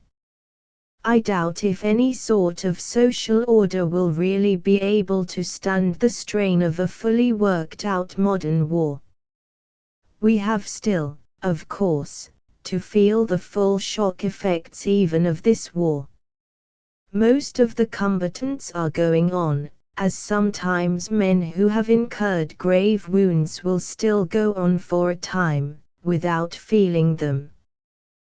The educational, biological, social, economic punishment that has already been taken by each of the European countries is, I feel, very much greater than we yet realize. Russia, the heaviest and worst trained combatant, has indeed shown the effects and is down and sick, but in 3 years' time all Europe will know far better than it does now the full price of this war. And the shock effects of the next war will have much the same relation to the shock effects of this, as the shock of breaking a fingernail has to the shock of crushing in a body. In Russia today we have seen, not indeed social revolution, not the replacement of one social order by another, but disintegration. Let not national conceit blind us. Germany, France, Italy, Britain are all slipping about on that same slope down which Russia has slid. Which goes first, it is hard to guess, or whether we shall all hold out to some kind of peace. At present the social discipline of France and Britain seems to be at least as good as that of Germany, and the morale of the Rhineland and Bavaria has probably to undergo very severe testing by systematized and steadily increasing air punishment as this year goes on.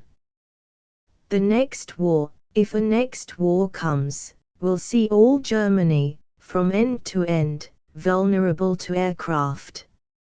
Such are the two sets of considerations that will, I think, ultimately prevail over every prejudice and every difficulty in the way of the League of Free Nations.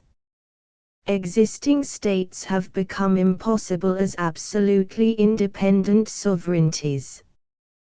The new conditions bring them so close together and give them such extravagant powers of mutual injury that they must either sink national pride and dynastic ambitions in subordination to the common welfare of mankind or else utterly shatter one another.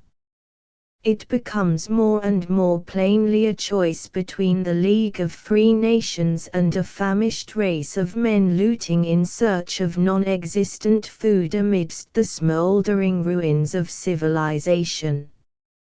In the end, I believe that the common sense of mankind will prefer a revision of its ideas of nationality and imperialism, to the latter alternative. It may take obstinate men a few more years yet of blood and horror to learn this lesson, but for my own part I cherish an obstinate belief in the potential reasonableness of mankind. 9. Democracy. All the talk, all the aspiration and work that is making now towards this conception of a world securely at peace, under the direction of a League of Free Nations, has interwoven with it an idea that is often rather felt than understood, the idea of democracy. Not only is justice to prevail between race and nation, but also between man and man. There is to be a universal respect for human life throughout the earth. The world, in the words of President Wilson, is to be made safe for democracy. I would like to subject that word to a certain scrutiny to see whether the things we are apt to think and assume about it correspond exactly with the feeling of the word. I would like to ask what, under modern conditions, does democracy mean, and whether we have got it now anywhere in the world in its fullness and completion. And to begin with, I must have a quarrel with the word itself. The eccentricities of modern education make us dependent for a number of our primary political terms upon those used by the thinkers of the small Greek republics of ancient times before those petty states collapsed, through sheer political ineptitude, before the Macedonians. They thought in terms of states so small that it was possible to gather all the citizens together for the purposes of legislation. These states were scarcely more than what we English might call sovereign urban districts. Fast communications were made by runners. Even the policeman with a bicycle of the modern urban district was beyond the scope of the Greek imagination. There were no railways, telegraphs, telephones, books or newspapers. There was no need for the state to maintain a system of education, and the affairs of the state were so simple that they could be discussed and decided by the human voice and open voting in an assembly of all the citizens. That is what democracy meant. In Andorra, or perhaps in Cantonori, such democracy may still be possible. In any other modern state it cannot exist. The opposite term to it was oligarchy, in which a small council of men controlled the affairs of the state. Oligarchy, narrowed down to one man, became monarchy. If you wished to be polite to an oligarchy, you called it an aristocracy. If you wished to point out that a monarch was rather by way of being self-appointed, you called him a tyrant. An oligarchy with a property qualification was a plutocracy. Now the modern intelligence, being under a sort of magic slavery to the ancient Greeks, has to adapt all these terms to the problems of states so vast and complex that they have the same relation to the Greek states that the anatomy of a man has to the anatomy of a jellyfish.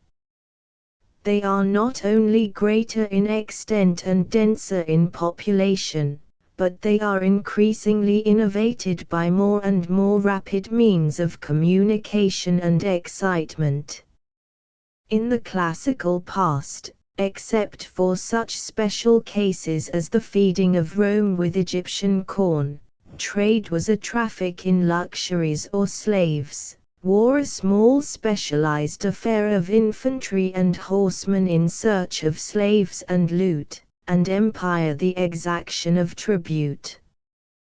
The modern state must conduct its enormous businesses through a system of ministries. Its vital interests go all round the earth. Nothing that any ancient Greek would have recognized as democracy is conceivable in a great modern state. It is absolutely necessary, if we are to get things clear in our minds about what democracy really means in relation to modern politics, first to make a quite fresh classification in order to find what items there really are to consider, and then to inquire which seem to correspond more or less closely in spirit with our ideas about ancient democracy. Now there are two primary classes of idea about government in the modern world depending upon our conception of the political capacity of the common man. We may suppose he is a microcosm, with complete ideas and wishes about the state and the world, or we may suppose that he isn't. We may believe that the common man can govern, or we may believe that he can't. We may think further along the first line that he is so wise and good and right that we only have to get out of his way for him to act rightly and for the good of all mankind, or we may doubt it. And if we doubt that, we may still believe that, though perhaps you can fool all the people some of the time, and some of the people all the time, the common man, expressing himself by a majority vote, still remains the secure source of human wisdom. But next, while we may deny this universal distribution of political wisdom, we may, if we are sufficiently under the sway of modern ideas about collective psychology, believe that it is necessary to poke up the political indifference and inability of the common man as much as possible, to thrust political ideas and facts upon him, to incite him to a watchful and critical attitude towards them, and above all to secure his assent to the proceedings of the able people who are managing public affairs. Or finally, we may treat him as a thing to be ruled and not consulted. Let me at this stage make out a classificatory diagram of these elementary ideas of government in a modern country. Class I. It is supposed that the common man can govern, 1. Without further organization, anarchy, 2. Through a majority vote by delegates. Class 2. It is supposed that the common man cannot govern, and that government therefore must be through the agency of able persons who may be classified under one of the following subheads, either as 1. persons elected by the common man because he believes them to be persons able to govern, just as he chooses his doctors as persons able to secure health, and his electrical engineers as persons able to attend to his tramways, lighting, etc., etc., 2. Persons of a special class, as, for example, persons born and educated to rule, for example aristocracy, or rich business adventurers, plutocracy, who rule without consulting the common man at all. To which two subclasses we may perhaps add a sort of intermediate stage between them, namely, 3. Persons elected by a special class of voter.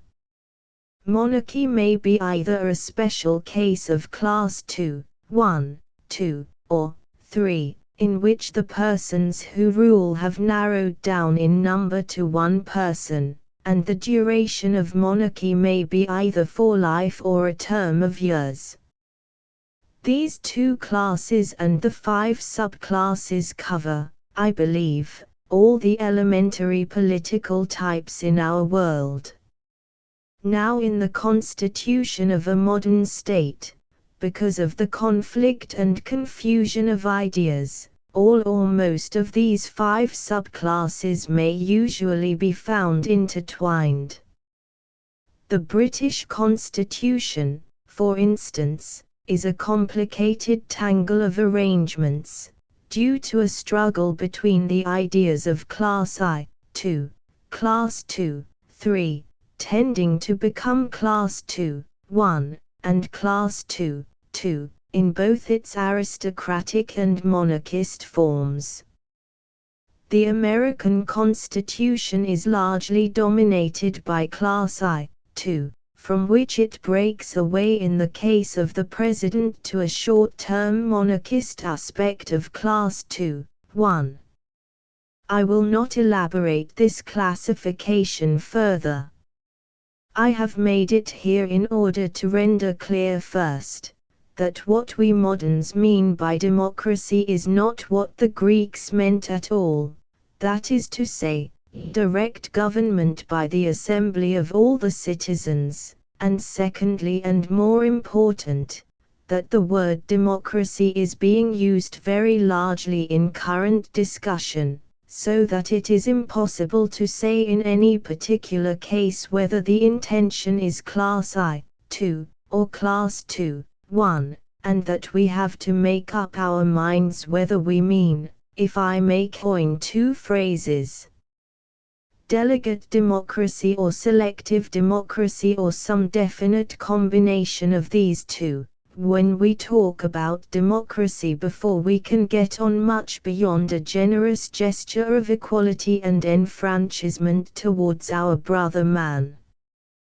The word is being used, in fact, confusingly for these two quite widely different things. Now, it seems to me that though there has been no very clear discussion of the issue between those two very opposite conceptions of democracy, largely because of the want of proper distinctive terms, there has nevertheless been a wide movement of public opinion away from delegate democracy and towards selective democracy. People have gone on saying democracy while gradually changing its meaning from the former to the latter. It is notable in Great Britain, for example, that while there has been no perceptible diminution in our faith in democracy, there has been a growing criticism of party and politicians and a great weakening in the power and influence of representatives and representative institutions. There has been a growing demand for personality and initiative in elected persons. The press, which was once entirely subordinate politically to parliamentary politics, adopts an attitude towards Parliament and party leaders nowadays which would have seemed inconceivable insolence in the days of Lord Palmerston. and there has been a vigorous agitation in support of electoral methods which are manifestly calculated to subordinate delegated to selected men. The movement for electoral reform in Great Britain at the present time is one of quite fundamental importance in the development of modern democracy. The case of the reformers is that heretofore modern democracy has not had a fair opportunity of showing its best possibilities to the world, because the methods of election have persistently set aside the better types of public men, or rather of would-be public men, in favor of mere party hacks. That is a story common to Britain and the American democracies. But in America it was expressed in rather different terms and dealt with in a less analytical fashion than it has been in Great Britain. It was not at first clearly understood that the failure of democracy to produce good government came through the preference of delegated over selected men. The idea of delegation did in fact dominate the minds of both electoral reformers and electoral conservatives alike, and the earlier stages of the reform movement in Great Britain were inspired not so much by the idea of getting a better type of representative as by the idea of getting a fairer representation of minorities. It was only slowly that the idea that sensible men do not usually belong to any political party took hold. It is only now being realized that what sensible men desire in a member of parliament is honor and capacity rather than a mechanical loyalty to a platform. They do not want to dictate to their representative. They want a man they can trust as their representative. In the 50s and 60s of the last century, in which this electoral reform movement began and the method of proportional representation was thought out, it was possible for the reformers to work untroubled upon the assumption that if a man was not necessarily born a little liberal, or else a little conservative, he must at least be a liberal unionist or a conservative free trader. But seeking a fair representation for party minorities, these reformers produced a system of voting at once simple and incapable of manipulation, that leads straight, not to the representation of small parties, but to a type of democratic government by selected best men. Before giving the essential features of that system, it may be well to state in its simplest form the evils at which the reform aims. An election, the reformers point out, is not the simple matter it appears to be at the first blush. Methods of voting can be manipulated in various ways, and nearly every method has its own liability to falsification. We may take for illustration the commonest, simplest case, the case that is the perplexity of every clear-thinking voter under British or American conditions, the case of a constituency in which every elector has one vote, and which returns one representative to Parliament. The naive theory on which people go is that all the possible candidates are put up, that each voter votes for the one he likes best, and that the best man wins. The bitter experience is that hardly ever are there more than two candidates, and still more rarely is either of these the best man possible. Suppose, for example, the constituency is mainly conservative.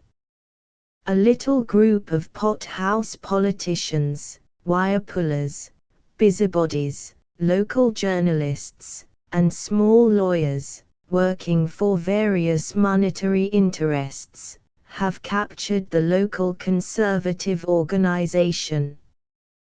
They have time and energy to capture it, because they have no other interest in life except that. It is their business, and honest men are busy with other duties. For reasons that do not appear, these local workers put up an unknown Mr. Goldbug as the official Conservative candidate. He professes a generally conservative view of things, but few people are sure of him and few people trust him. Against him the weaker, and therefore still more venal, liberal organization now puts up a Mr. Kentshire, formerly Wurstberg, to represent the broader thought and finer generosities of the English mind. A number of conservative gentlemen, generally too busy about their honest businesses to attend the party smokers and the party cave, realize suddenly that they want Goldbug hardly more than they want Wurstberg. They put up their long-admired, trusted, and able friend Mr. Sanity as an independent conservative. Everyone knows the trouble that follows. Mr. Sanity is going to split the party vote. The hesitating voter is told, with considerable truth, that a vote given for Mr. Sanity is a vote given for Wurstberg. At any price the constituency does not want Wurstberg. So at the 11th hour Mr. Sanity is induced to withdraw, and Mr. Goldbug goes into Parliament to misrepresent this constituency. And so with most constituencies, and the result is a legislative body consisting largely of men of unknown character and obscure aims, whose only credential is the wearing of a party label. They come into Parliament not to forward the great interests they ostensibly support, but with an eye to the railway jobbery, corporation business, concessions and financial operations that necessarily go on in and about the national legislature. That in its simplest form is the dilemma of democracy. The problem that has confronted modern democracy since its beginning has not really been the representation of organized minorities. They are very well able to look after themselves, but the protection of the unorganized mass of busily occupied, fairly intelligent men from the tricks of the specialists who work the party machines. We know Mr. Sanity. We want Mr. Sanity, but we are too busy to watch the incessant intrigues to oust him in favor of the obscurely influential people, politically docile, who are favored by the organization. We want an organizer-proof method of voting. It is in answer to this demand, as the outcome of a most careful examination of the ways in which voting may be protected from the exploitation of those who work elections, that the method of proportional representation with a single transferable vote has been evolved. It is organizer-proof. It defies the caucus. If you do not like Mr. Goldbug, you can put up and vote for Mr. Sanity, giving Mr. Goldbug your second choice, in the most perfect confidence that in any case your vote cannot help to return Mr. Wurstberg. With proportional representation with a single transferable vote, this specification is necessary, because there are also the inferior imitations of various election riggers figuring as proportional representation. It is impossible to prevent the effective candidature of independent men of repute beside the official candidates. The method of voting under the proportional representation system has been ignorantly represented as complex. It is really almost ideally simple. You mark the list of candidates with numbers in the order of your preference. For example, you believe A to be absolutely the best man for Parliament, you mark him 1.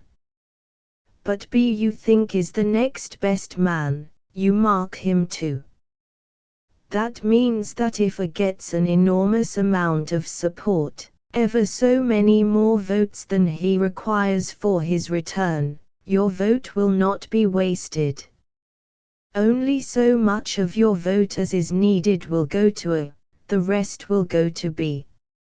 Or, on the other hand, if A has so little support that his chances are hopeless, you will not have thrown your vote away upon him, it will go to B. Similarly, you may indicate a third, a fourth, and a fifth choice. If you like, you may mark every name on your paper with a number to indicate the order of your preferences. And that is all the voter has to do. The reckoning and counting of the votes presents not the slightest difficulty to anyone used to the business of computation. Silly and dishonest men, appealing to still sillier audiences, have got themselves and their audiences into humorous muddles over this business, but the principles are perfectly plain and simple.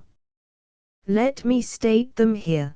They can be fully and exactly stated, with various ornaments, comments, arguments, sarcastic remarks, and digressions, in 70 lines of this type. It will be evident that, in any election under this system, anyone who has got a certain proportion of number 1 votes will be elected. If, for instance, 5 people have to be elected and 20,000 voters vote, then anyone who has got 4,001 first votes or more must be elected. 4,001 votes is in that case enough to elect a candidate. This sufficient number of votes is called the quota, and anyone who has more than that number of votes has obviously got more votes than is needful for election. So, to begin with, the voting papers are classified according to their first votes, and any candidates who have got more than a quota of first votes are forthwith declared elected. But most of these elected men would under the old system waste votes because they would have too many, for manifestly a candidate who gets more than the quota of votes needs only a fraction of each of these votes to return him. If, for instance, he gets double the quota, he needs only half each vote. He takes that fraction, therefore, under this new and better system, and the rest of each vote is entered onto number 2 upon that voting paper. And so on. Now this is an extremely easy job for an accountant or skilled computer, and it is quite easily checked by any other accountant and skilled computer. A reader with a bad arithmetical education, ignorant of the very existence of such a thing as a slide rule, knowing nothing of account keeping, who thinks of himself working out the resultant fractions with a stumpy pencil on a bit of greasy paper in a bad light, may easily think of this transfer of fractions as a dangerous and terrifying process. It is, for a properly trained man, the easiest, exactest job conceivable. The cash register people will invent machines to do it for you while you wait. What happens, then, is that every candidate with more than a quota, beginning with the top candidate, sheds a traction of each vote he has received, down the list, and the next one sheds his surplus fraction in the same way, and so on until candidates lower in the list, who are at first below the quota, fill up to it. When all the surplus votes of the candidates at the head of the list have been disposed of, then the hopeless candidates at the bottom of the list are dealt with. The second votes on their voting papers are treated as whole votes and distributed up the list, and so on. It will be plain to the quick-minded that, towards the end, there will be a certain chasing about of little fractions of votes, and a slight modification of the quota due to voting papers having no second or third preferences marked upon them, a chasing about that it will be difficult for an untrained intelligence to follow. But untrained intelligences are not required to follow it. For the skilled computer these things offer no difficulty at all. And they are not difficulties of principle but of manipulation.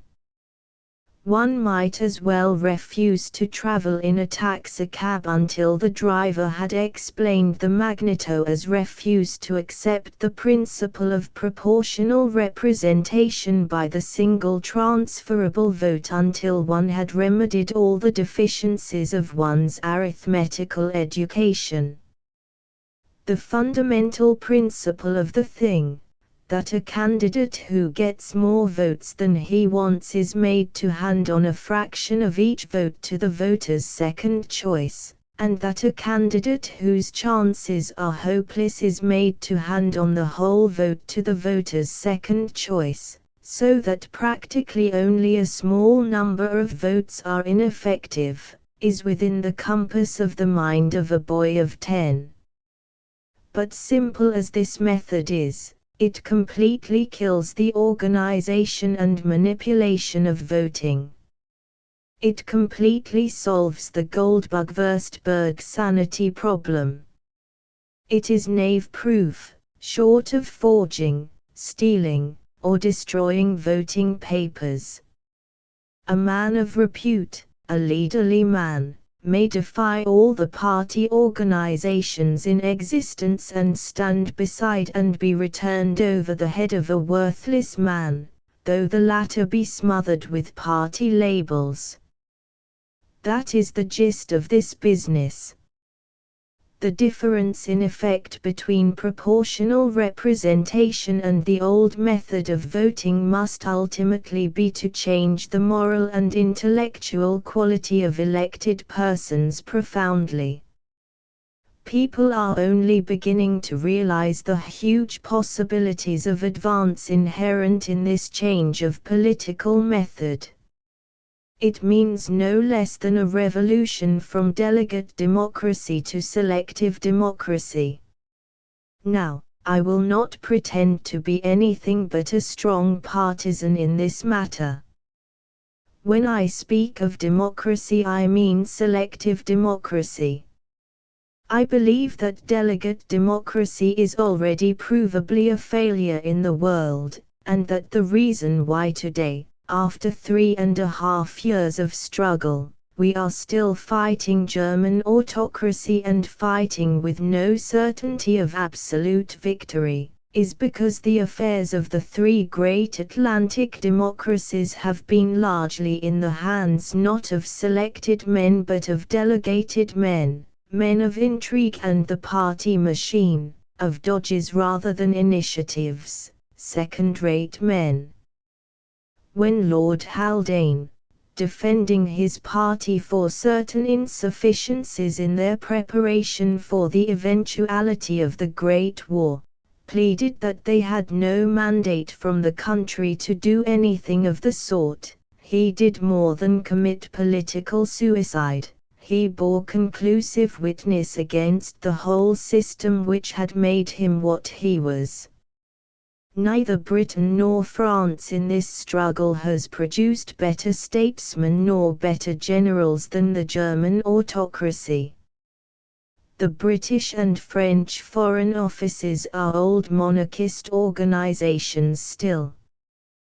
To this day the British and French politicians haggle and argue with the German ministers upon petty points and debating society advantages, smart and cunning, while the peoples perish.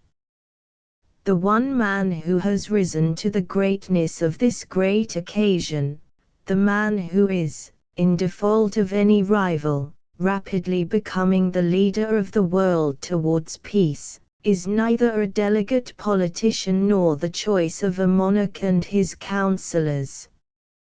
He is the one authoritative figure in these transactions whose mind has not been subdued either by long discipline in the party machine or by court intrigue, who has continued his education beyond those early 20s when the mind of the budding politician ceases to expand, who has thought, and thought things out, who is an educated man among dexterous undereducated specialists.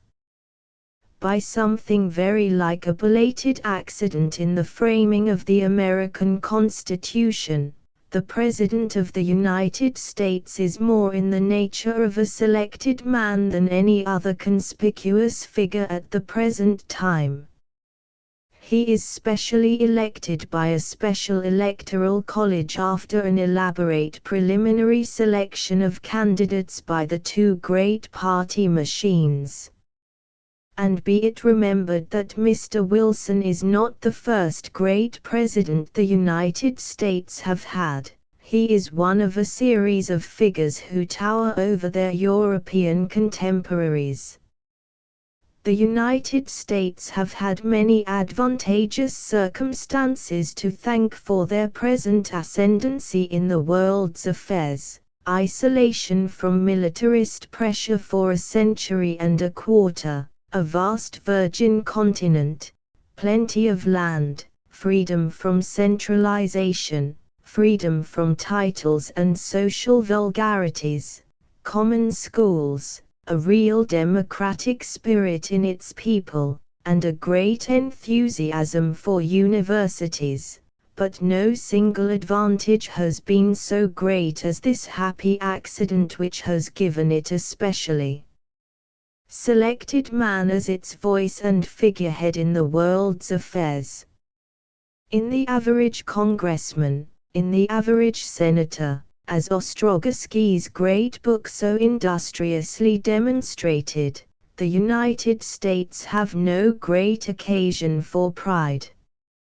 Neither the Senate nor the House of Representatives seem to rise above the level of the British Houses of Parliament, with a government unable to control the rebel forces of Ulster, unable to promote or dismiss generals without an outcry, weakly amenable to the press, and terrifyingly incapable of great designs. It is to the United States of America we must look now if the world is to be made safe for democracy. It is to the method of selection, as distinguished from delegation, that we must look if democracy is to be saved from itself. The recent struggle for proportional representation in Great Britain. British political life resists cleansing with all the vigour of a dirty little boy.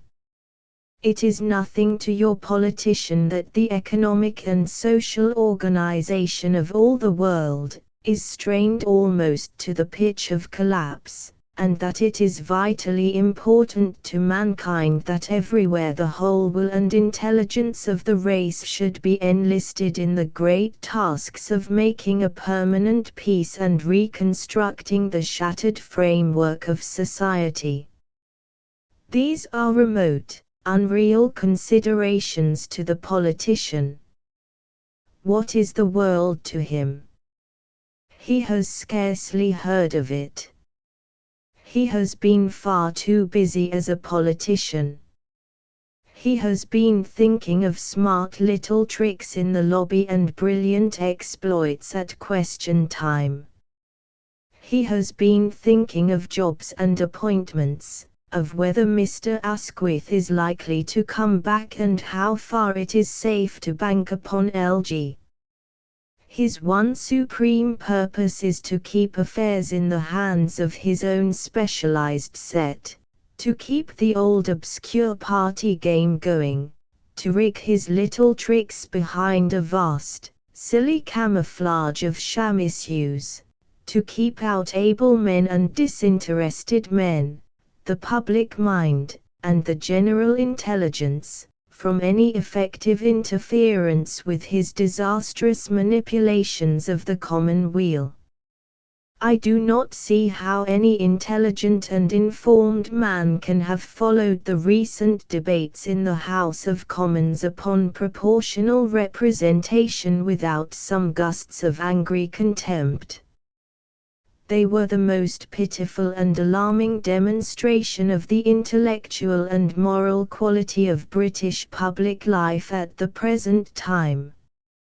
From the wire-pullers of the Fabian Society and from the party organisers of both Liberal and Tory party alike, and from the knowing cards, the pot-house shepherds, and jobbing lawyers who work the constituencies, comes the chief opposition to this straightening out of our electoral system so urgently necessary and so long overdue.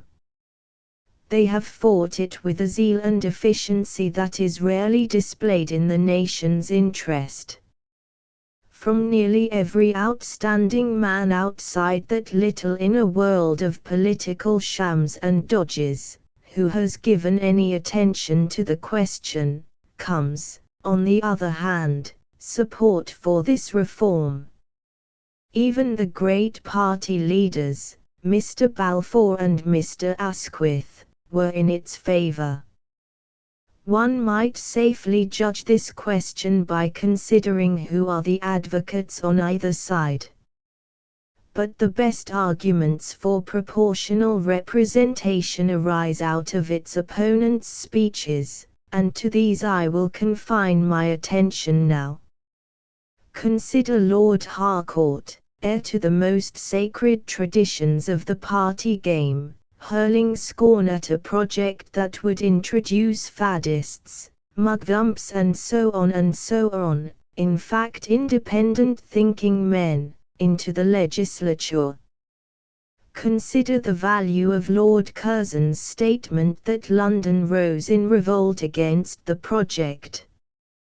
Do you remember that day, dear reader, when the streets of London boiled with passionate men shouting, "No proportional representation!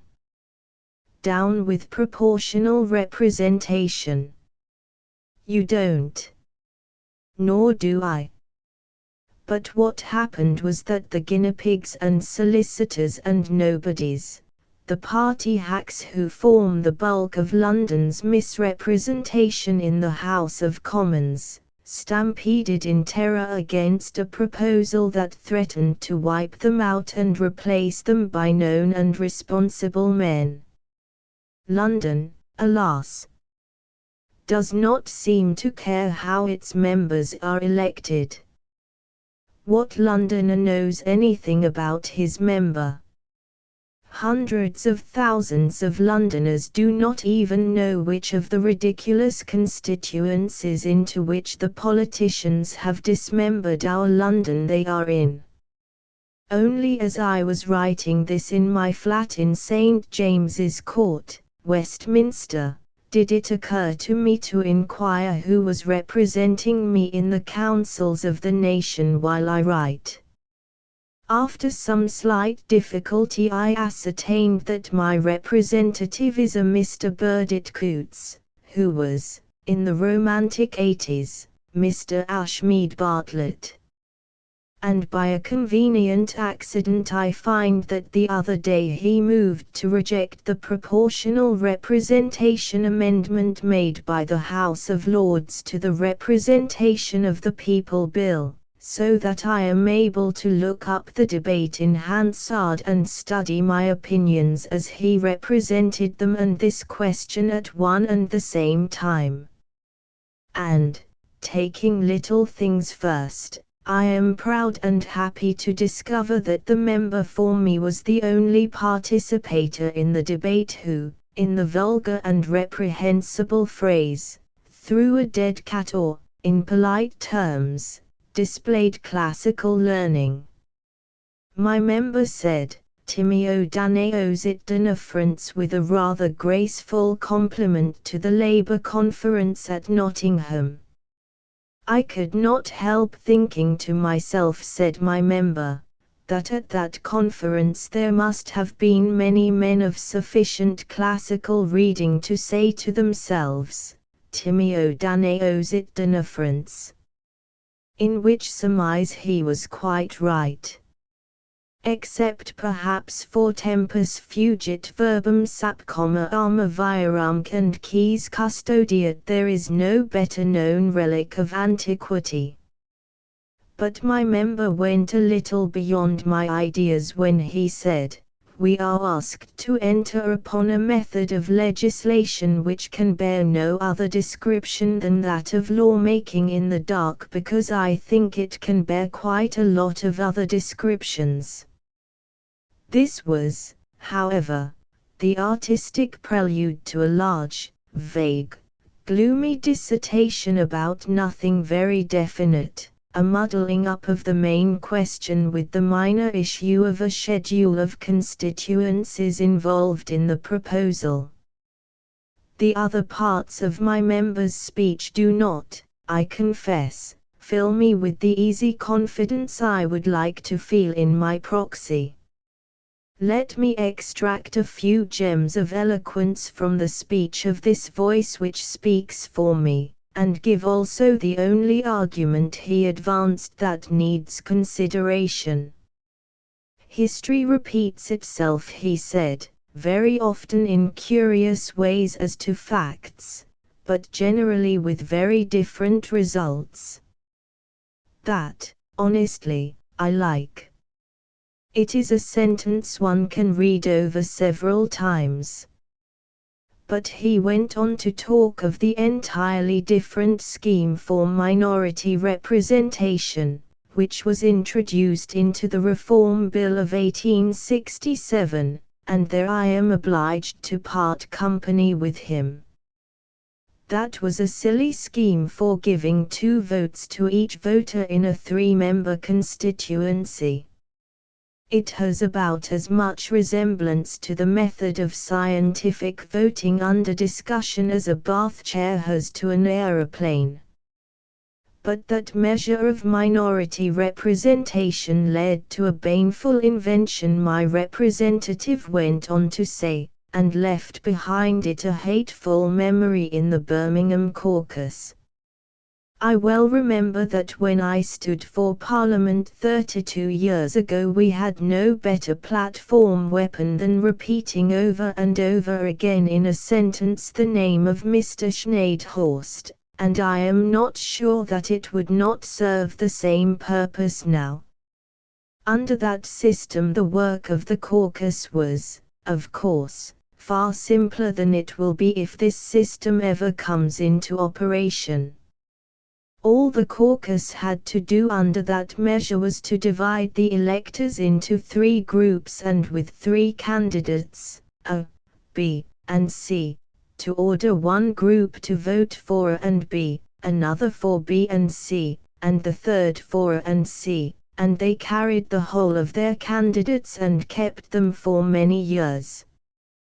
But the multiplicity of ordinal preferences, 2nd, 3rd, 4th, 5th, up to 10th, which the single transferable vote system would involve, will require a more scientific handling in party interests, and neither party will be able to face an election with any hope of success without the assistance of the most drastic form of caucus and without its orders being carried out by the electors. Now, I swear by heaven that, lowly creature as I am, a lost vote, a nothing, voiceless and helpless in public affairs, I am not going to stand the imputation that that sort of reasoning represents the average mental quality of Westminster, outside Parliament, that is. Most of my neighbours in St. James's Court, for example, have quite large pieces of head above their eyebrows. Read these above sentences over and ponder their significance, so far as they have any significance. Never mind my keen personal humiliation at this display of the mental caliber of my representative, but consider what the mental caliber of a house must be that did not break out into loud guffaws at such a passage. The line of argument is about as lucid as if one reasoned that because one can break a window with a stone it is no use buying a telescope. And it remains entirely a matter for speculation whether my member is arguing that a caucus can rig an election carried on under the proportional representation system or that it cannot. At the first blush it seems to read as if he intended the former. But be careful. Did he? Let me suggest that in that last sentence he really expresses the opinion that it cannot. It can be read either way. Electors under modern conditions are not going to obey the orders of even the most drastic caucus, whatever a drastic caucus may be. Why should they? In the Birmingham instance it was only a section of the majority, voting by wards, in an election on purely party lines, which obeyed in order to keep out the minority party candidate. I think myself that my member's mind waggled. Perhaps his real thoughts shone out through an argument not intended to betray them. What he did say as much as he said anything was that under proportional representation, elections are going to be very troublesome and difficult for party candidates. If that was his intention, then, after all, I forgive him much. I think that and more than that. I think that they are going to make party candidates who are merely party candidates impossible. That is exactly what we reformers are after. Then I shall get a representative more to my taste than Mr. Burdett Coutts. But let me turn now to the views of other people's representatives. Perhaps the most damning thing ever said against the present system, damning because of its empty absurdity, was uttered by Sir Thomas Whittaker. He was making the usual exaggerations of the supposed difficulties of the method. He said English people didn't like such complications. They like a straight fight between two men. Think of it. A straight fight. For more than a quarter century I have been a voter, usually with votes in 2 or 3 constituencies, and never in all that long political life have I seen a single straight fight in an election, but only the dismalest sham fights it is possible to conceive. Thrice only in all that time have I cast a vote for a man whom I respected. On all other occasions the election that mocked my citizenship was either an arranged walkover for one party or the other, or I had a choice between 2 unknown persons, mysteriously selected as candidates by obscure busy people with local interests in the constituency. Every intelligent person knows that this is the usual experience of a free and independent voter in England. The fight of an ordinary parliamentary election in England is about as straight as the business of a thimble rigger. And consider just what these complications are of which the opponents of proportional representation chant so loudly. In the sham election of today, which the politicians claim gives them a mandate to muddle up our affairs, the voter puts AX against the name of the least detestable of the 2 candidates that are thrust upon him. Under the proportional representation method there will be a larger constituency, a larger list of candidates, and a larger number of people to be elected, and he will put I against the name of the man he most wants to be elected, 2 against his second choice, and if he likes he may indulge in marking a third, or even a further choice. He may, if he thinks fit, number off the whole list of candidates. That is all he will have to do. That is the stupendous intricacy of the method that flattens out the minds of Lord Harcourt and Sir Thomas Whittaker. And as for the working of it, if you must go into that, all that happens is that if your first choice gets more votes than he needs for his return, he takes only the fraction of your vote that he requires, and the rest of the vote goes on to your number 2. If 2 isn't in need of all of it, the rest goes on to 3. And so on. That is the profound mathematical mystery. That is the riddle beyond the wit of Westminster, which overpowers these fine intelligences and sets them babbling of senior wranglers. Each time there is a debate on this question in the House, member after member hostile to the proposal will play the ignorant fool and pretend to be confused himself, and will try to confuse others by deliberately clumsy statements of these most elementary ideas. Surely if there were no other argument for a change of type in the House, these poor knitted brows, these public perspirations of the gentry who cannot understand P.R. should suffice. But let us be just, it is not all pretense. The inability of Mr. Austen Chamberlain to grasp the simple facts before him was undoubtedly genuine. He followed Mr. Burdett Coutts, in support of Mr. Burdett Coutts, with the most Christian disregard of the nasty things Mr. Burdett Coutts had seemed to be saying about the Birmingham caucus from which he sprang. He had a childish story to tell of how voters would not give their first votes to their real preferences, because they would assume he would get in any case, God knows why.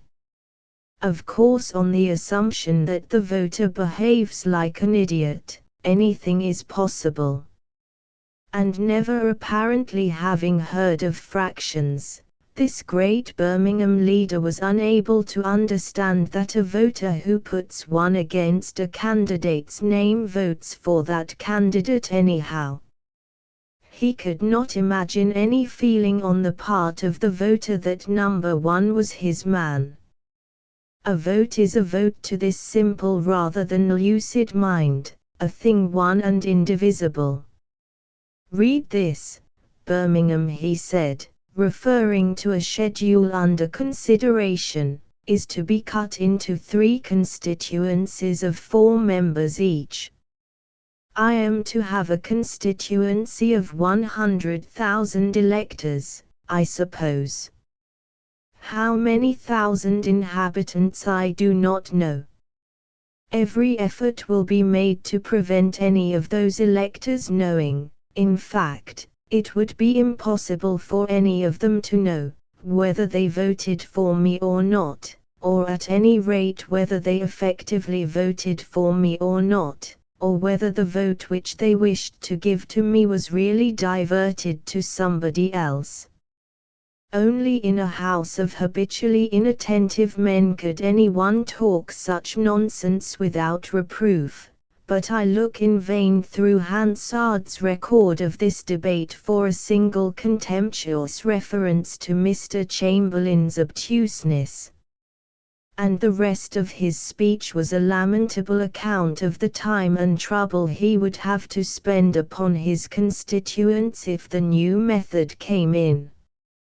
He was the perfect figure of the parochially important person in a state of defensive excitement. No doubt his speech appealed to many in the House.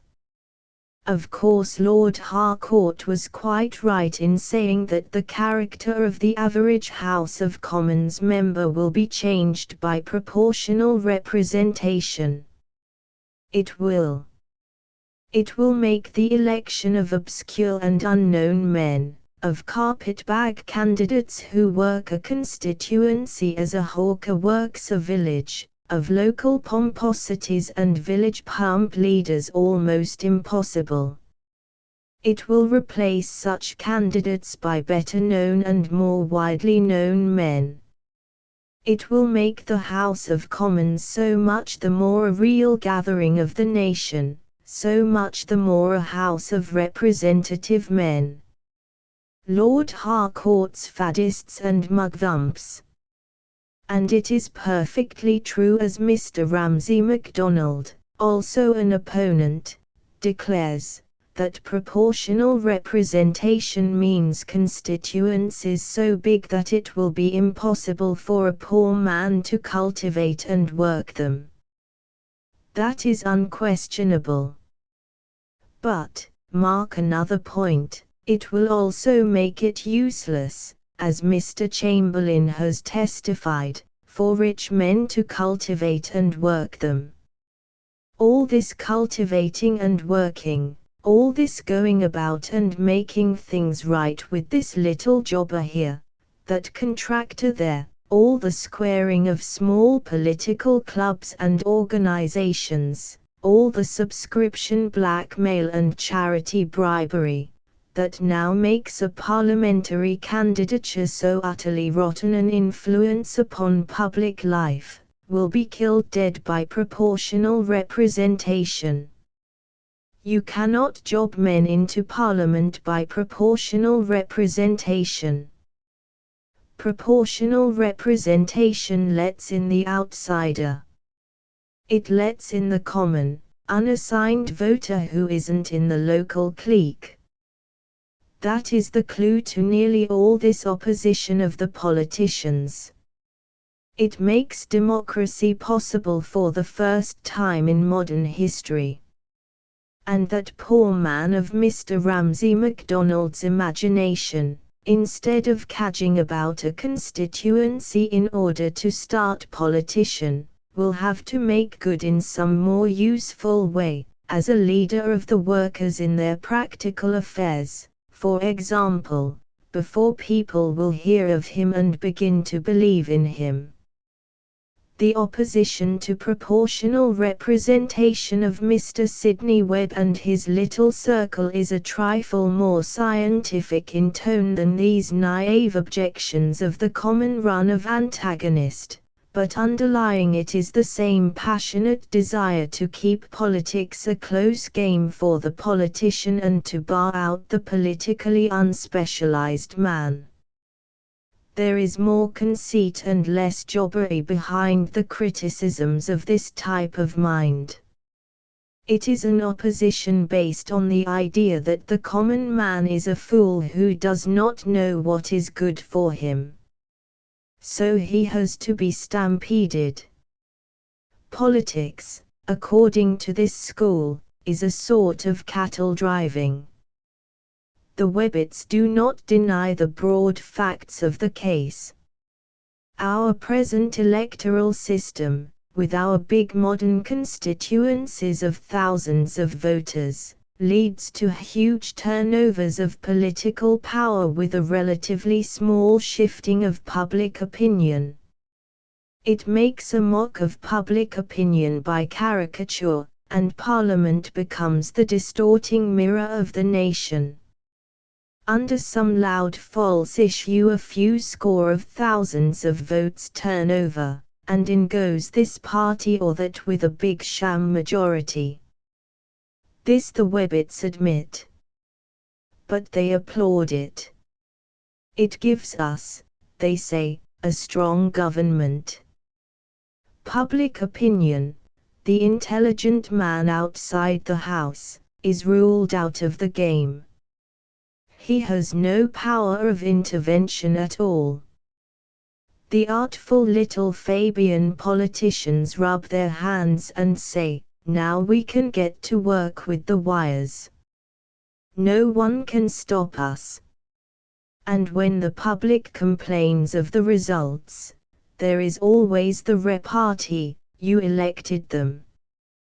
But the Fabian psychology is the psychology of a very small group of pedants who believe that fair ends may be reached by foul means. It is much easier and more natural to serve foul ends by foul means. In practice it is not tricky benevolence but tricky bargaining among the interests that will secure control of the political wires. That is a bad enough state of affairs in ordinary times, but in times of tragic necessity like the present men will not be mocked in this way. Life is going to be very intense in the years ahead of us. If we go right on to another caricature parliament, with perhaps 100 leading men in it and the rest hacks and nobodies, the baffled and discontented outsiders in the streets may presently be driven to rioting and the throwing of bombs. Unless, indeed, the insurrection of the outsiders takes a still graver form, and the press, which has ceased entirely to be a party press in Great Britain, helps some adventurous Prime Minister to flout and set aside the lower house altogether. There is neither much moral nor much physical force behind the House of Commons at the present time.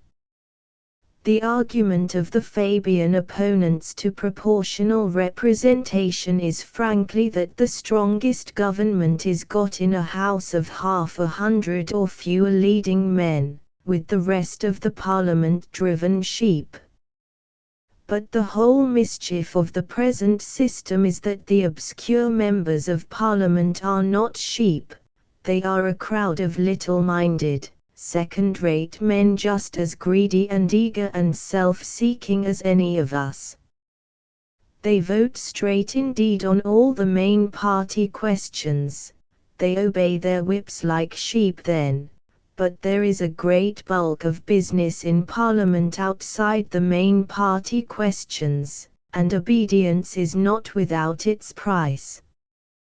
These are matters vitally affecting our railways and ships and communications generally, the food and health of the people, armaments, every sort of employment, the appointment of public servants, the everyday texture of all our lives. Then the nobody becomes somebody, the party hack gets busy, the rat is in the granary. In these recent debates in the House of Commons one can see every stock trick of the wire puller in operation. Particularly we have the old dodge of the man who is in theory quite in sympathy with proportional representation. But, it is, he declares regretfully, too late. It will cause delay. Difficult to make arrangements. Later on perhaps. And so on. It is never too late for a vital issue. Upon the speedy adoption of proportional representation depends, as Mr. Balfour made plain in an admirable speech, whether the great occasions of the peace and after the peace are to be handled by a grand council of all that is best and most leaderlike in the nation, or whether they are to be left to a few leaders, apparently leading, but really profoundly swayed by the obscure crowd of politicians and jobbers behind them. Are the politicians to hamper and stifle us in this supreme crisis of our national destinies, or are we British peoples to have a real control of our own affairs in this momentous time? Are men of light and purpose to have a voice in public affairs or not? Proportional representation is supremely a test question. It is a question that no adverse decision in the House of Commons can stifle. There are too many people now who grasp its importance and significance. Everyone who sets a proper value upon purity in public life and the vitality of democratic institutions will, I am convinced, vote and continue to vote across every other question against the antiquated, foul, and fraudulent electoral methods that have hitherto robbed democracy of 3/4 of its efficiency. 11.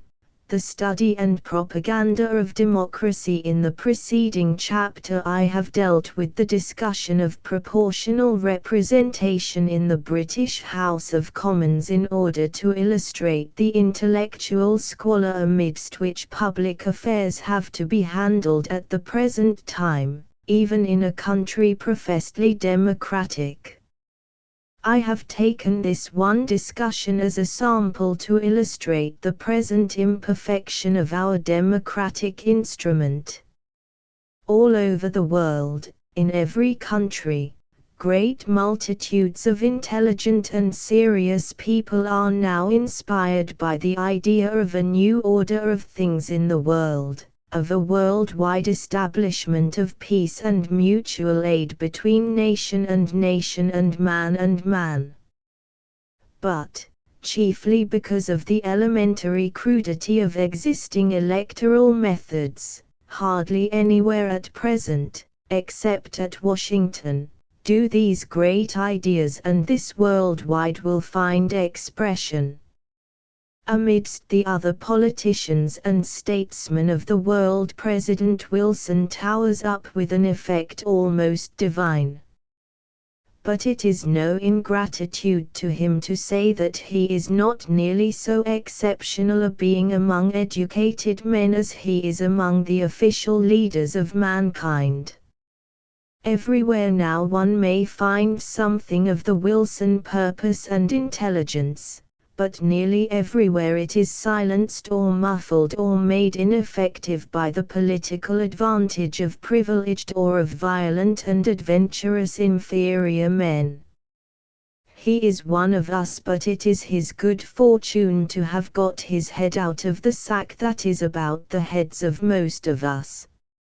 In the official world, in the world of rulers and representatives and statesmen, he almost alone speaks for the modern intelligence. This general stifling of the better intelligence of the world and its possible release to expression and power, seems to me to be the fundamental issue underlying all the present troubles of mankind. We cannot get on while everywhere fools and vulgarians hold the levers that can kill, imprison, silence and starve men. We cannot get on with false government and we cannot get on with mob government, we must have right government. The intellectual people of the world have a duty of cooperation they have too long neglected.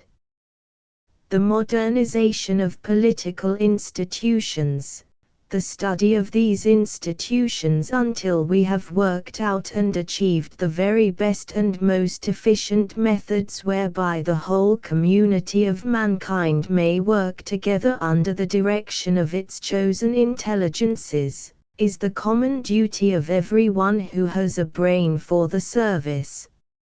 And before everything else we have to realize this crudity and imperfection in what we call democracy at the present time.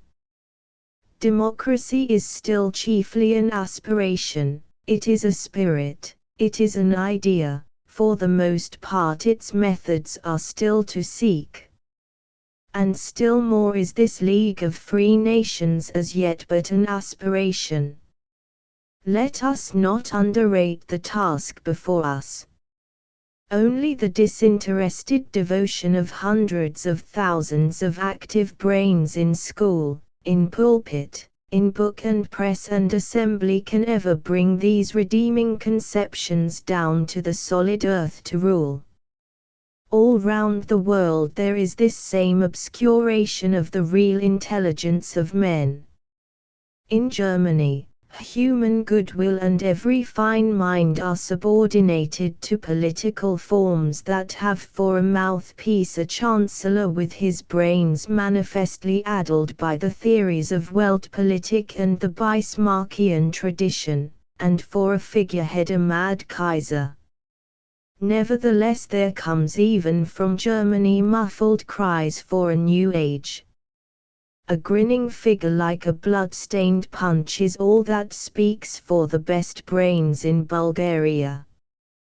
Yes, we Western allies know all that by heart, but, after all, the immediate question for each one of us is, what speaks for me?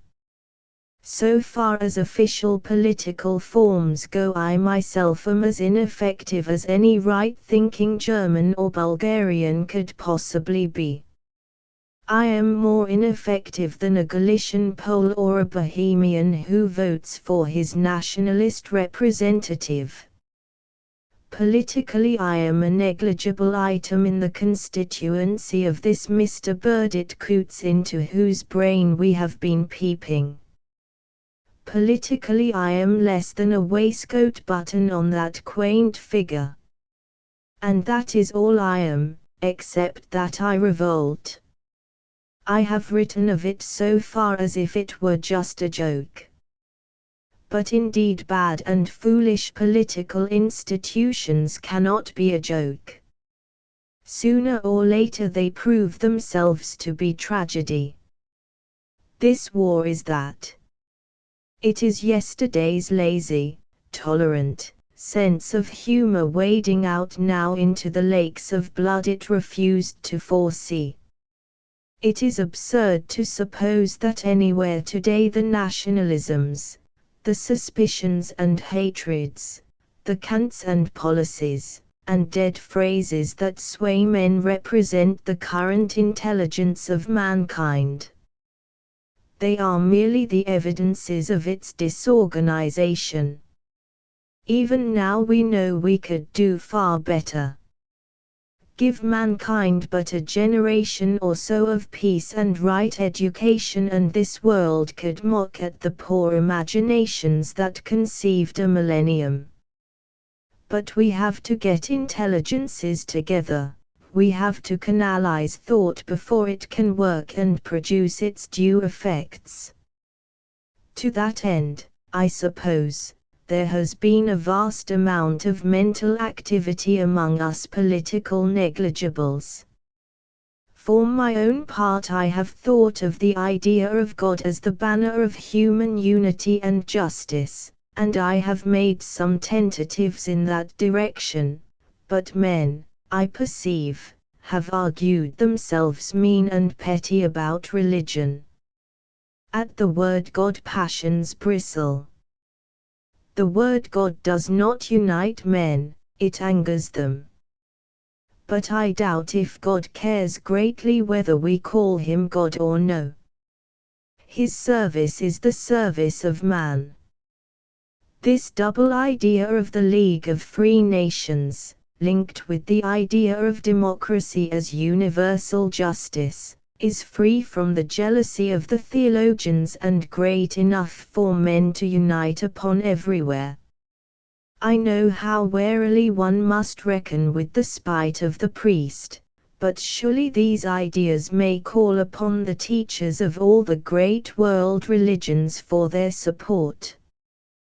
The world is full now of confused propaganda of national ideas, of traditions of hate, of sentimental and degrading loyalties, of every sort of error that divides and tortures and slays mankind. All human institutions are made of propaganda, are sustained by propaganda and perish when it ceases.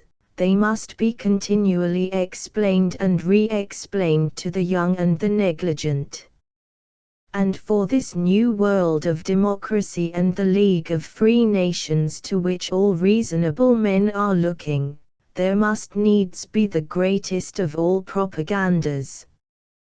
For that cause everyone must become a teacher and a missionary. Persuade to it and make the idea of it and the necessity for it plain. That is the duty of every school teacher, every tutor, every religious teacher, every writer, every lecturer, every parent, every trusted friend throughout the world.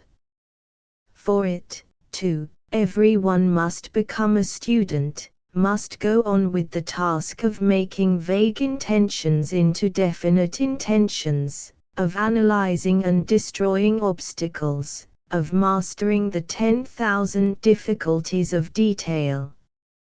I am a man who looks now towards the end of life. 51 years have I scratched off from my calendar, another slips by, and I cannot tell how many more of the sparse remainder of possible years are really mine. I live in days of hardship and privation, when it seems more natural to feel ill than well, without holidays or rest or peace. Friends and the sons of my friends have been killed. Death seems to be feeling always now for those I most love. The newspapers that come into my house tell mostly of blood and disaster, of drownings and slaughterings, of cruelties and base intrigues.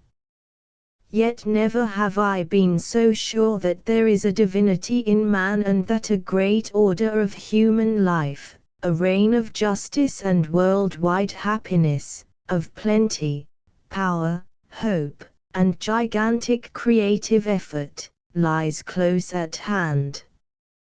Even now we have the science and the ability available for a universal welfare, though it is scattered about the world like a handful of money dropped by a child. Even now there exists all the knowledge that is needed to make mankind universally free and human life sweet and noble. We need but the faith for it, and it is at hand. We need but the courage to lay our hands upon it, and in a little space of years it can be ours. The end. ****** End of the Project Gutenberg ebook in the 4th year. Anticipations of a World Peace ****** Updated editions will replace the previous one, the old editions will be renamed. Creating the works from print editions not protected by U.S. copyright law means that no one owns a United States copyright in these works, so the Foundation, and you, can copy and distribute it in the United States without permission and without paying copyright royalties. Special rules, set forth in the general terms of use part of this license, apply to copying and distributing Project Gutenberg trademark symbol electronic works to protect the Project Gutenberg trademark symbol concept and trademark. Project Gutenberg is a registered trademark, and may not be used if you charge for an ebook, except by following the terms of the trademark license, including paying royalties for use of the Project Gutenberg trademark. If you do not charge anything for copies of this ebook, complying with the trademark license is very easy. You may use this ebook for nearly any purpose, such as creation of derivative works, reports, performances and research. Project Gutenberg ebooks may be modified and printed and given away. You may do practically anything in the United States with ebooks not protected by U.S. copyright law. Redistribution is subject to the trademark license, especially commercial redistribution. Start. Full license. The full Project Gutenberg license. Please read this before you distribute or use this work to protect the Project Gutenberg trademark symbol mission of promoting the free distribution of electronic works. By using or distributing this work, or any other work associated in any way with the phrase Project Gutenberg, you agree to comply with all the terms of the full Project Gutenberg trademark symbol license available with this file or online at www.gutenberg.org/license. Section 1. General Terms of Use and Redistributing Project Gutenberg Trademark Symbol Electronic Works 1.0.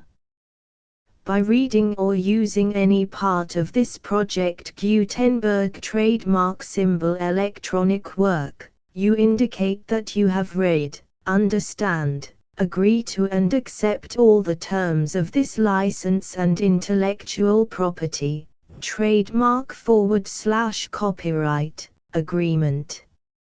If you do not agree to abide by all the terms of this agreement, you must cease using and return or destroy all copies of Project Gutenberg trademark symbol electronic works in your possession. If you paid a fee for obtaining a copy of or access to a Project Gutenberg trademark symbol electronic work and you do not agree to be bound by the terms of this agreement, you may obtain a refund from the person or entity to whom you paid the fee as set forth in paragraph 1.e.8. 1.b. Project Gutenberg is a registered trademark. It may only be used on or associated in any way with an electronic work by people who agree to be bound by the terms of this agreement. There are a few things that you can do with most Project Gutenberg trademark symbol electronic works even without complying with the full terms of this agreement. See paragraph 1.c below. There are a lot of things you can do with Project Gutenberg trademark symbol electronic works if you follow the terms of this agreement and help preserve free future access to Project Gutenberg trademark symbol electronic works. See paragraph 1.e below. 1.c. The Project Gutenberg Literary Archive Foundation, the Foundation or PGLAF, owns a compilation copyright in the collection of Project Gutenberg trademark symbol electronic works. Nearly all the individual works in the collection are in the public domain in the United States. If an individual work is unprotected by copyright law in the United States and you are located in the United States, we do not claim a right to prevent you from copying, distributing, performing, displaying or creating derivative works based on the work as long as all references to Project Gutenberg are removed. Of course, we hope that you will support the Project Gutenberg trademark symbol mission of promoting free access to electronic works by freely sharing Project Gutenberg trademark symbol works in compliance with the terms of this agreement for keeping the Project Gutenberg trademark symbol name associated with the work. You can easily comply with the terms of this agreement by keeping this work in the same format with its attached full Project Gutenberg trademark symbol license when you share it without charge with others. 1.d. The copyright laws of the place where you are located also govern what you can do with this work. Copyright laws in most countries are in a constant state of change. If you are outside the United States, check the laws of your country in addition to the terms of this agreement before downloading, copying, displaying, performing, distributing or creating derivative works based on this work or any other Project Gutenberg trademark symbol work. The Foundation makes no representations concerning the copyright status of any work in any country other than the United States. 1.e Unless you have removed all references to Project Gutenberg. 1.e.1.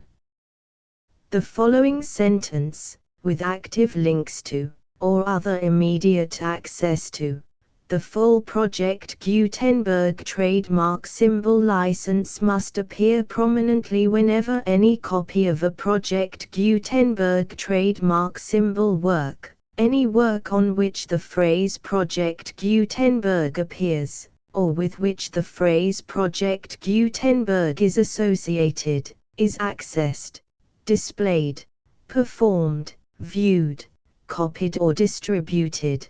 This ebook is for the use of anyone anywhere in the United States and most other parts of the world at no cost and with almost no restrictions whatsoever. You may copy it, give it away or reuse it under the terms of the Project Gutenberg license included with this ebook or online at www.gutenberg.org. If you are not located in the United States, you will have to check the laws of the country where you are located before using this ebook. 1.e.2. If an individual Project Gutenberg trademark symbol electronic work is derived from texts not protected by U.S. copyright law, does not contain a notice indicating that it is posted with permission of the copyright holder, the work can be copied and distributed to anyone in the United States without paying any fees or charges. If you are redistributing or providing access to a work with the phrase Project Gutenberg associated with or appearing on the work, you must comply either with the requirements of paragraphs 1.e.1 through 1.e.7 or obtain permission for the use of the work and the Project Gutenberg trademark symbol trademark as set forth in paragraphs 1.e.8 or 1.e.9. 1.e.3. If an individual Project Gutenberg trademark symbol electronic work is posted with the permission of the copyright holder, your use and distribution must comply with both paragraphs 1.e.1 through 1.e.7 and any additional terms imposed by the copyright holder. Additional terms will be linked to the Project Gutenberg trademark symbol license for all works posted with the permission of the copyright holder found at the beginning of this work. 1.e.4. Do not unlink or detach or remove the full Project Gutenberg trademark symbol license terms from this work, or any files containing a part of this work or any other work associated with Project Gutenberg trademark symbol. 1.e.5. Do not copy, display, perform, distribute or redistribute this electronic work, or any part of this electronic work, without prominently displaying the sentence set forth in paragraph 1.e.1 with active links or immediate access to the full terms of the Project Gutenberg trademark symbol license. 1.e.6. You may convert to and distribute this work in any binary, compressed, marked up, non-proprietary or proprietary form, including any word processing or hypertext form. However, If you provide access to or distribute copies of a Project Gutenberg trademark symbol work in a format other than plain vanilla ASCII or other format used in the official version posted on the official Project Gutenberg trademark symbol website, www.gutenberg.org, you must, at no additional cost, fee or expense to the user, provide a copy, a means of exporting a copy, or a means of obtaining a copy upon request, of the work in its original plain vanilla ASCII or other form. Any alternate format must include the full Project Gutenberg trademark symbol license as specified in paragraph 1.e.1. 1.e.7. Do not charge a fee for access to, viewing, displaying, performing, copying or distributing any Project Gutenberg trademark symbol works unless you comply with paragraph 1.e.8 or 1.e.9. 1.e.8. You may charge a reasonable fee for copies of or providing access to or distributing Project Gutenberg trademark symbol electronic works provided that you pay a royalty fee of 20% of the gross profits you derive from the use of Project Gutenberg trademark symbol works calculated using the method you already use to calculate your applicable taxes. The fee is owed to the owner of the Project Gutenberg trademark symbol trademark, but he has agreed to donate royalties under this paragraph to the Project Gutenberg Literary Archive Foundation. Royalty payments must be paid within 60 days following each date on which you prepare, or are legally required to prepare, your periodic tax returns. Royalty payments should be clearly marked as such and sent to the Project Gutenberg Literary Archive Foundation at the address specified in Section 4, Information about donations to the Project Gutenberg Literary Archive Foundation. You provide a full refund of any money paid by a user who notifies you in writing, or by email, within 30 days of receipt that he does not agree to the terms of the full Project Gutenberg trademark symbol license. You must require such a user to return or destroy all copies of the works possessed in a physical medium and discontinue all use of and all access to other copies of Project Gutenberg trademark symbol works. You provide, in accordance with paragraph 1.f.3, a full refund of any money paid for a work or a replacement copy, if a defect in the electronic work is discovered and reported to you within 90 days of receipt of the work. You comply with all other terms of this agreement for free distribution of Project Gutenberg trademark symbol works. 1.e.9. If you wish to charge a fee or distribute a Project Gutenberg trademark symbol electronic work or group of works on different terms than are set forth in this agreement, you must obtain permission in writing from the Project Gutenberg Literary Archive Foundation, the manager of the Project Gutenberg trademark symbol trademark. Contact the Foundation as set forth in Section 3 below. 1.f1.f.1. Project Gutenberg volunteers and employees expend considerable effort to identify, do copyright research on, transcribe and proofread works not protected by U.S. copyright law in creating the Project Gutenberg trademark symbol collection. Despite these efforts, Project Gutenberg trademark symbol electronic works, and the medium on which they may be stored, may contain defects such as, but not limited to, incomplete, inaccurate or corrupt data, transcription errors, a copyright or other intellectual property infringement, a defective or damaged disk or other medium, a computer virus, or computer codes that damage or cannot be read by your equipment. 1.f.2 Limited warranty.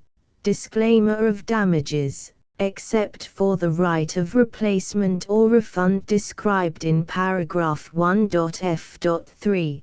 The Project Gutenberg Literary Archive Foundation, the owner of the Project Gutenberg trademark symbol trademark, and any other party distributing a Project Gutenberg trademark symbol electronic work under this agreement, disclaim all liability to you for damages, costs and expenses, including legal fees. You agree that you have no remedies for negligence, strict liability, breach of warranty or breach of contract except those provided in paragraph 1.f.3. You agree that the Foundation, the trademark owner, and any distributor under this agreement will not be liable to you for actual, direct, indirect, consequential, punitive or incidental damages even if you give notice of the possibility of such damage.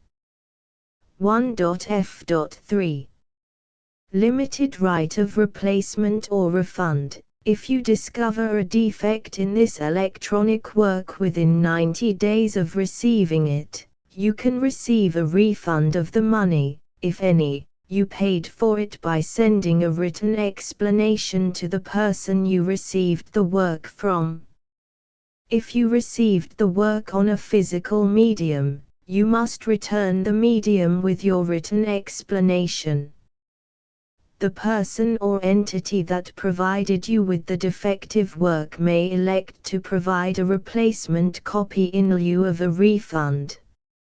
If you received the work electronically, the person or entity providing it to you may choose to give you a second opportunity to receive the work electronically in lieu of a refund. If the second copy is also defective, you may demand a refund in writing without further opportunities to fix the problem.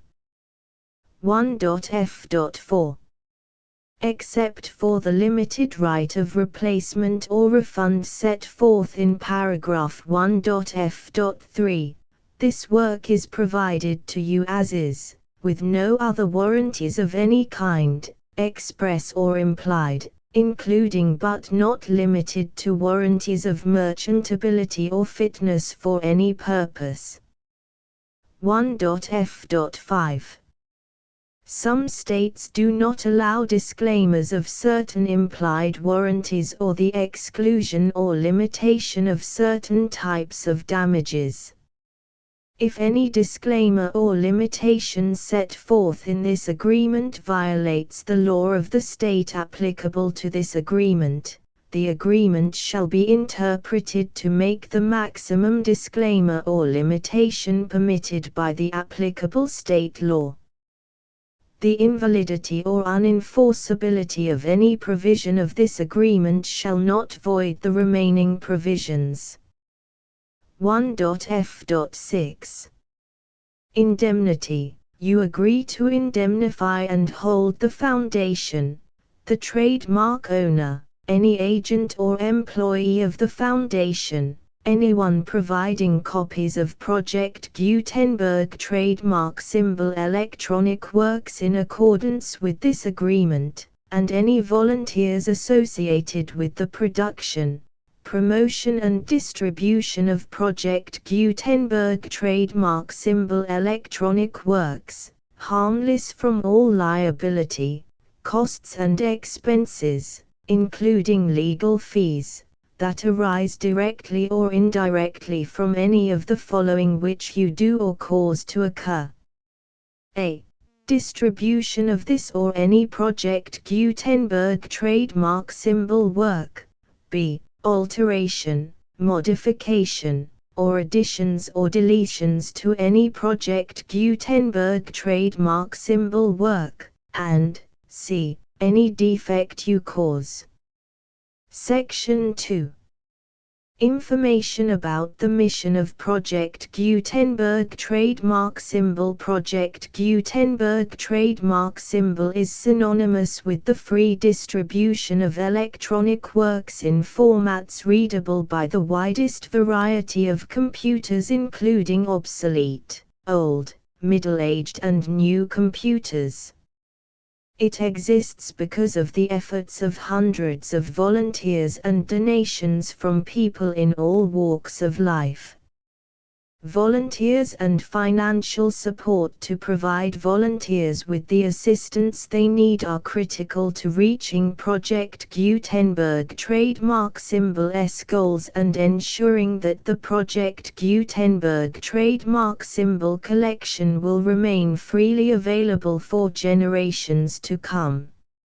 In 2001, the Project Gutenberg Literary Archive Foundation was created to provide a secure and permanent future for Project Gutenberg trademark symbol and future generations. To learn more about the Project Gutenberg Literary Archive Foundation and how your efforts and donations can help, see sections 3 and 4 and the Foundation information page at www.gutenberg.org. Section 3. Information about the Project Gutenberg Literary Archive Foundation. The Project Gutenberg Literary Archive Foundation is a non-profit 501(c)(3) educational corporation organized under the laws of the state of Mississippi and granted tax-exempt status by the Internal Revenue Service. The Foundation's IN or Federal Tax Identification Number is 64-6221541. Contributions to the Project Gutenberg Literary Archive Foundation are tax-deductible to the full extent permitted by U.S. federal laws and your state's laws. The Foundation's business office is located at 809 North 1500 West, Salt Lake City, UT 84116. 801-596-1887. Email contact links and up-to-date contact information can be found at the Foundation's website and official page at www.gutenberg.org/contact. Section 4. Information about donations to the Project Gutenberg Literary Archive Foundation. Project Gutenberg trademark symbol depends upon and cannot survive without widespread public support and donations to carry out its mission of increasing the number of public domain and licensed works that can be freely distributed in machine-readable form accessible by the widest array of equipment, including outdated equipment. Many small donations, $1 to $5,000, are particularly important to maintaining tax-exempt status with the IRS. The Foundation is committed to complying with the laws regulating charities and charitable donations in all 50 states of the United States. Compliance requirements are not uniform and it takes a considerable effort, much paperwork and many fees to meet and keep up with these requirements. We do not solicit donations in locations where we have not received written confirmation of compliance. To send donations or determine the status of compliance for any particular state, visit www.gutenberg.org/donate.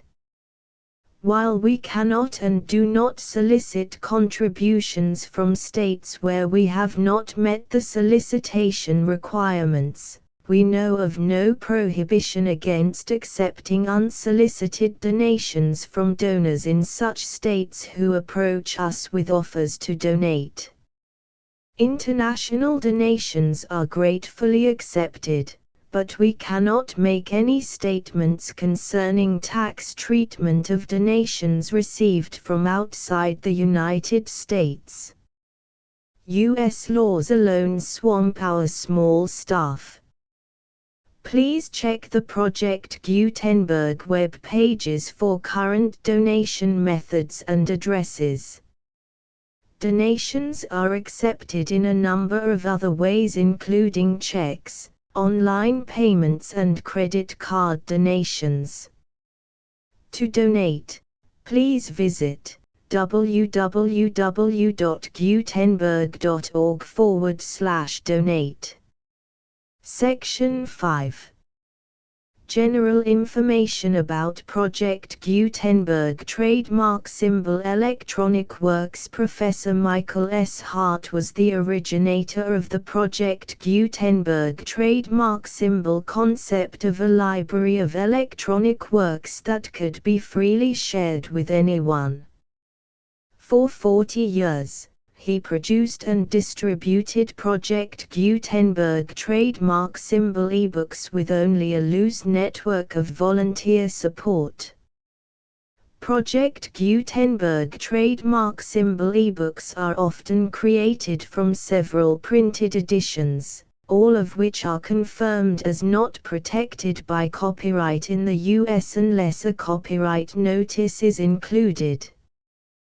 Thus, we do not necessarily keep ebooks in compliance with any particular paper edition. Most people start at our website, which has the main PG search facility, www.gutenberg.org.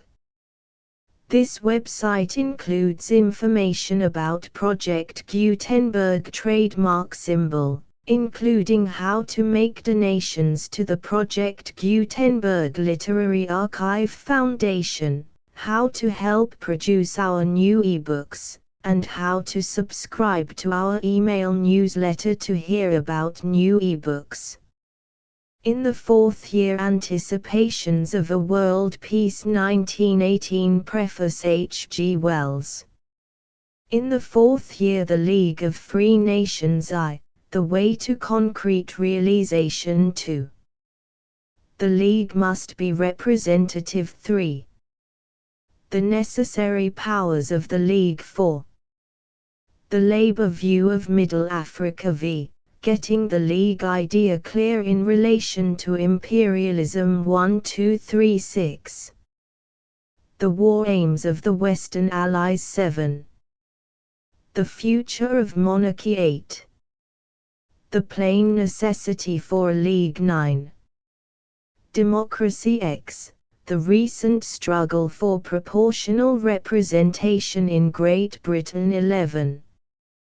The study and propaganda of democracy, the end. The full Project Gutenberg license.